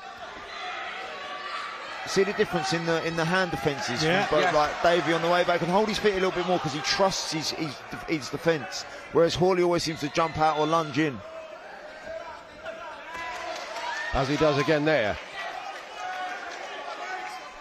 There is a case for saying Davey is the slightly more polished guy, but the only reason he's in the fight is because he showed proper minerals to get off the ground. Lovely combination there from Davey. Put his work together very well indeed. 2-3 shots went in, all hit the target. So a decent response from Davey in this round. Again, Richie, absolutely. Yeah, considering he was down in the round before. Really good response from Davey. Fair play. Take a shot like that and go over heavy. Just to get through the end of the round was enough to come back and win the next round in that style. That's a credit to him. Unreal work. So what's that now, Richie? You got it level now. Yeah, I'd actually give Davey that round, to be quite honest. And I've got it 66-66 at the moment. Yeah. Absolute cracker. Sam, have you got it level as well, do you think? Yeah, I do. I gave Davey that round. I thought he'd come out really strong. I'll pay them both this compliment. This should be a 12-round proper title fight. Absolutely. It's that good. I bet they're glad it's not. And obviously, but in both boxers' mind, you know, they've never been. This is their first 10-rounders, so that's on their mind as well. Are they fit enough to do it? That goes through a boxer's mind. Trust me. But they're both in the same situation because it's the first 10-rounder for both of them. 8. When you get to round 8, though, it's out the window. You're just taking it each round as it comes, ain't you? Especially in a fight like this. They're definitely in the zone. And definitely good shots, thank you, Davey. both can still go out and grab this Commonwealth silver title, but it's the opportunity that it represents more than the name on the title belt. Callum Simpson, the British, European and Commonwealth champion at the moment. Hamza Shiraz, largely rated by the best, as the best in this division in Britain at this moment, but it's not quite as deep a division in terms of talent as it was a few years ago, and if we get a winner tonight, that winner will start rising rapidly in terms of the rankings. Mind you, if there is a loser, Richie, whoever it may be, I think that man has also done himself a favour with the quality of this fight tonight. Yeah, it's been a great contest up to now, hasn't it? It's very even. I think the speed and the flair is definitely with Frankie Davey, but James Hawley, he's found that shot, hasn't he? So we know how dangerous he is, especially on the inside, and again, he's rough and tough in that short and mid-range area there, and that's what he's got to do, try and drag Frankie Davey into boxing like that. He just got out hustled there inside, Hawley. He got to where he needed to be. Davey let 3 shots go and then held on to him and just cancelled out his reply. It's just that speed of punch, isn't it? It's just slightly better from Davey, just slightly. Too far out, just got to get closer, got to use that lead hand first to measure that distance, and then before launching that punch.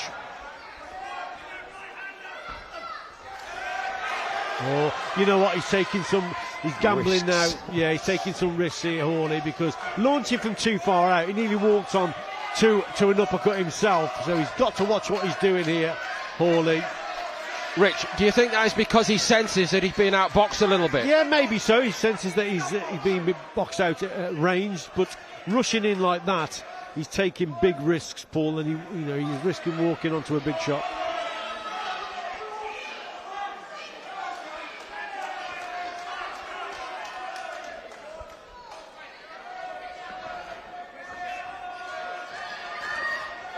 It's another round that it comes to the last 30 seconds with the outright win in the round up for question.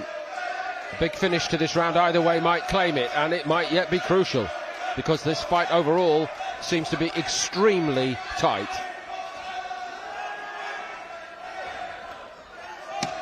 One big scoring shot either way now, if there is to be one. Davey's maintaining his composure. Hawley isn't. Yeah. That makes an impression on another level with the judges potentially, Sam, I think. One person that's losing their shape, swinging, crossing their feet over. Frankie Davies holding his shape. Staying nice behind the jab, straight shots. That was a Davey round for me. Richie? Yeah, definitely. Just right towards the end there. A couple of good shots that probably just swung it Davies' way. Not a lot in the round because Hawley put a lot into it. But he's just been a little bit more inaccurate now as well, Paul. There was a couple of instances where he's launching the attack from too far out, falling short. Whereas Davey, yeah, he's scoring better. Not a lot in the round, though. Hawley has the air of a man who's telling himself, I'm going to have to dig deeper than ever before and make this massive effort over the closing couple of rounds. Davey, to me, looks very confident in the other corner. This is where corners, like your corner team, are very important. You've got to read Hawley the right act now. What have you got inside your son? Let's see it. Whereas Barry Smith would be saying to Davey, saying keep it the same behind the jab, nice, neat, tidy.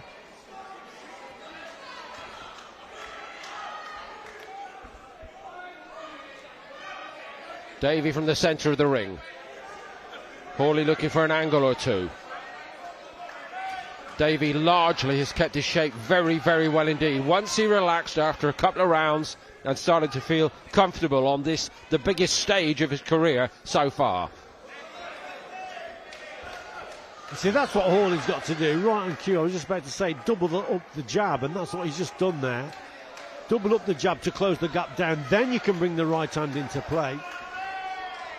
He's just got to work a little bit harder for me, Hawley. He's just allowing Davey again just to dictate things from distance, and he's just having the slightly better of it when they are at distance.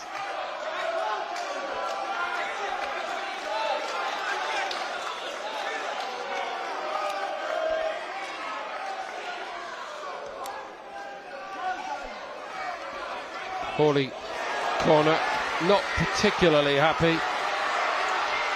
Oh, that was a great shot, you know, from Hawley, Paul. As they came together there, just caught him with a punch. That spurred him on a little bit. So a nice restart there from Hawley. Been a bit stop-start in this round with a couple of the interventions. Crowd want to see it. I don't think James Hawley has blocked a jab with his backhand all night. No.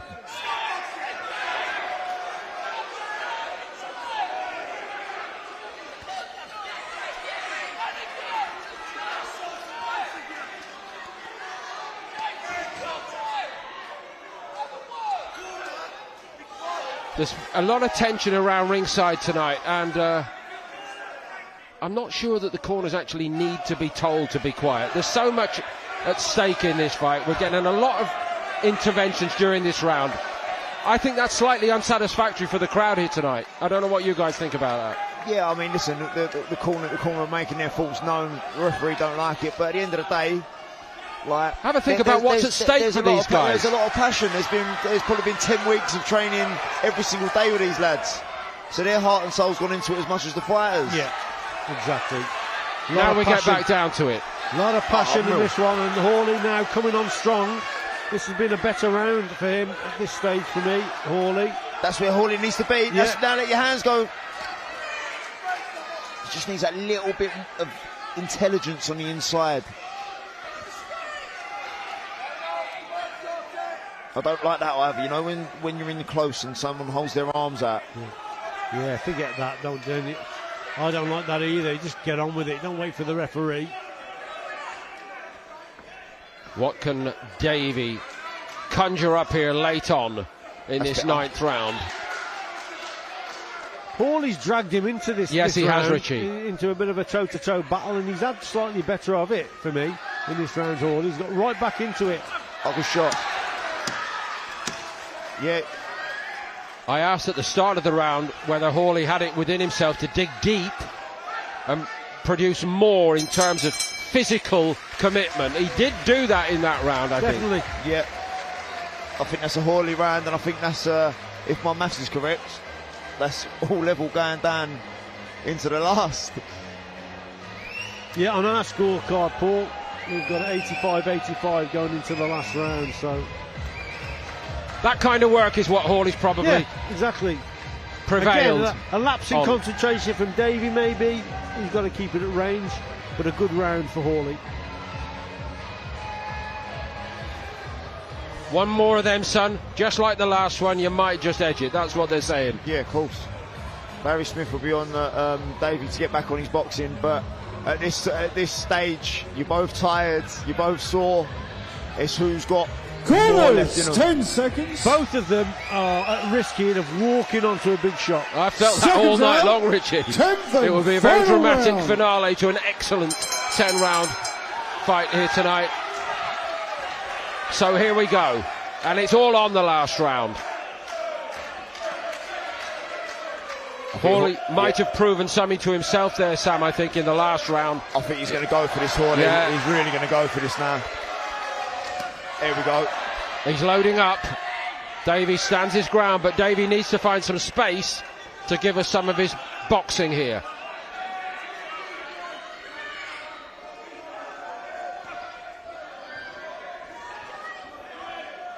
Walk him down, they're telling Hawley. Yeah, walk him down, and with that double jab, especially Paul. And that's it. This is the type of contest that he needs and he wants. It comes with risks, though, it has to be said.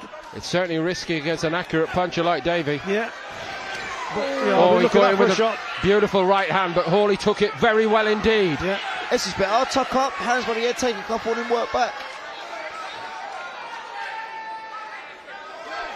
That's good work by the referee.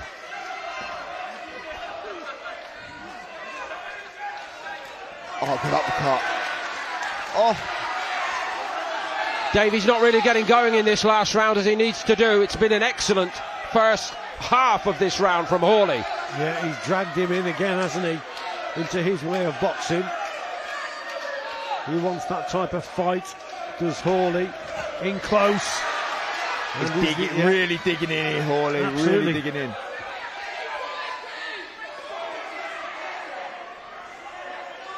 The pressure from Hawley. Davey responds. Best combination of the round so far. Hawley needs to keep it tidy. Just about remembered that. In the nick of time there. Last minute of an enthralling 10-rounder. Top of the bill, live tonight on the Box Nation YouTube channel. Got work there, Hawley. Davey seems as though he's being outworked, Richie, frankly, in this last round. Yeah, doing some good work on the inside there, though, Davey. Yeah, there was a little glimpse, weren't there? Yeah. There's been glimpses, all right, guys, but sheer will, for me, from Hawley seems to be prevailing. There's still time in a fight like this for one more twist in the plot. Yeah.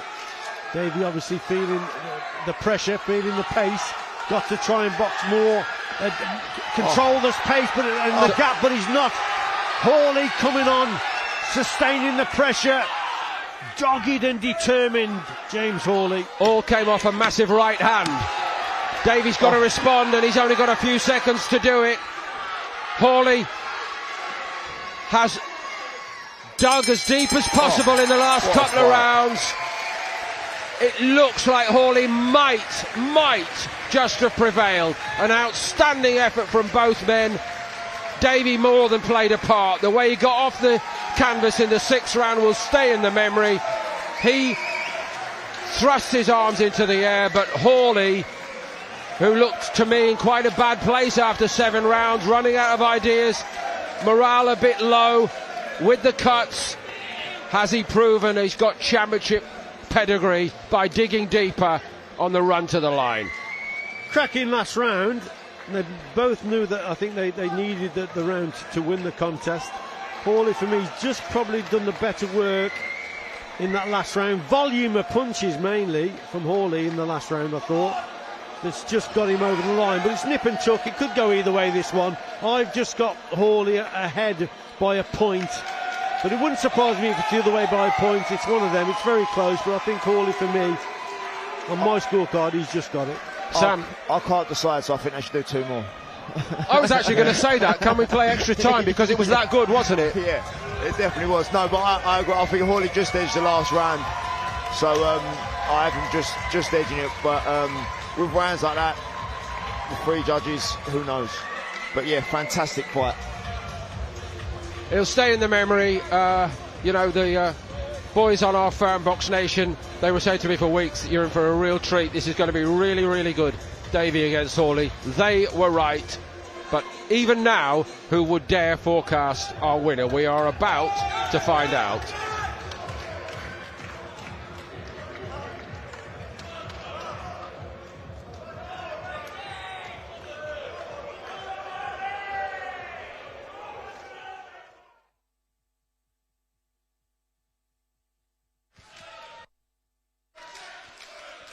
Ladies and gentlemen, a round of applause for both boxers who gave their all. After 10 rounds of magnificent boxing, we go to the scorecard. We have a unanimous decision. Kieran McCann, 93-96. Terry O'Connor, 93-96. Sean McAvoy, 92-98. The winner, and now the new Commonwealth Silver Super Middleweight Champion. From Bromley, Kent, James Hawley in the red corner.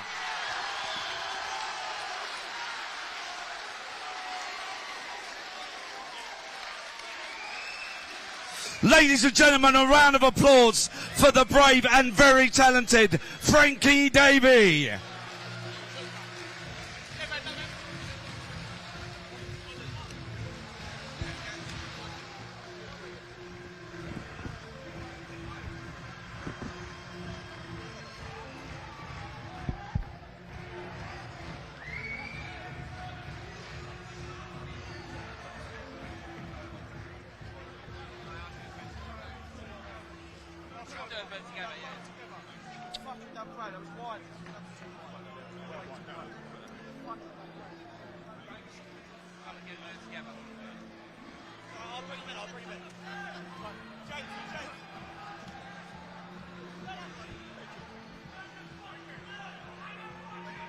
Ladies and gentlemen, what a main event. James Hawley, your new Commonwealth Silver Champion. Oh, it feels incredible. Honestly, I'm lost for words. Firstly, all I want to say is a massive respect to my opponent. Listen, I called him an influencer in the build-up. It was all part of the build-up to the fight. I knew Frankie was a good fighter. He showed what a fighter he is tonight, and he competed and did good things. Absolutely a match of the year candidate. You both left it all in the ring. Tough opponent. You got the win. How much does this title mean to you? If you... Done. If you knew where I was in my life 6 months ago, done. Tell them. I didn't want to be alive 6 months ago. Look at you now. This is one hard camp. And this is what I can do. Good man. Listen, that wasn't the best me tonight. I'm not making no excuses, but Frankie is a great fighter. You can't take anything away from him at all. If that was any other man in there tonight, I feel I would have done a demolition job. And Frankie gave me a hard fucking night. I'm not going to lie to you. It's probably the toughest fighter I've been in there with in the ring, sparring. He's one hell of a fighter, and he's going to go on to do big things. Frankie, let's bring you in together. Frankie, I was just saying to James, match of the year candidate, no doubt about it. If there's one thing for certain, nobody can call you an influencer boxer anymore. No, they definitely can't. I strongly believe James didn't believe that anyway in the build-up, but it was a good selling point. And that's what boxing is. It's the entertainment business. And if you do call me a so-called influencer, that's what I'm good at. So I think for a supposed small hall show, even though everyone in here knows this isn't small hall shows, but for that, look at who turned up. Thank you everyone for coming, supporting both of us. For a show like this, and the turnout, the buzz around the fight, everyone was talking about it. All the big names in boxing were hyping it up. It's a credit to both myself and James. So I should have put James first there. I said to James, match of the year candidate without a doubt. Even though you two went at each other a little bit in the build-up, there was clearly respect there between the two of you. Yeah, I believe there was. Sorry to butt in. I knew James was a good fighter, but for me, with the influencer stigma, it was my time to prove that I can step up and do that. I came up short here, but I think I showed a good account of myself in doing so. I don't believe the scorecards were that wide. However, it doesn't mean anything. A loss is a loss, and that's what it is. As for the influencers and things like that, people know that I'm not that. And I think I just said that, but this proves that. Thank you very much for James for being a strong contender and giving me my first L. I have one final question for you, and I think everybody in the arena wants a yes to this. Were you given the rematch? Oh, 1,000,000% I give him the rematch. He deserves the rematch. 1,000,000%. If the rematch doesn't happen, this was an English title eliminator. He just said he's done. This is a title eliminator for the English title. Troy Williamson's the man with the English title. So I got massive respect for Troy Williamson, but I'm coming for every title in the division. Frankie, Davey, fantastic tonight. The both of you, match of the year candidate. But tonight, James, is your night. Final word to you.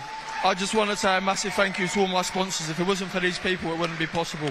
Johnny McCann, Albie from ACB, Callum Lee, Raymond, so many of them. Without these people, I couldn't do a full camp this camp, so it was great. And my team, Sam Mullins, Obed, Danny, Harry, Joanna, everybody in my team, my mum, my dad, everybody, they've all been a part of my journey, and if it wasn't for them people, I wouldn't be in this ring today. Frankie. Say one thing, I just want to say congratulations to James. I would always be humble in defeat. It's a gentleman's sport, and I want to thank everyone for coming. I don't want to take the shine away from him, so go and enjoy your time with your family. We both train hard. Thank you everyone again for coming. Make sure you hit this man's brand up, mandatory. I had a bit before I got in the ring tonight. Let's have some cake in the change. 100%. Ladies and gentlemen, match of the year candidate, your new Commonwealth Silver Champion, James Hawley.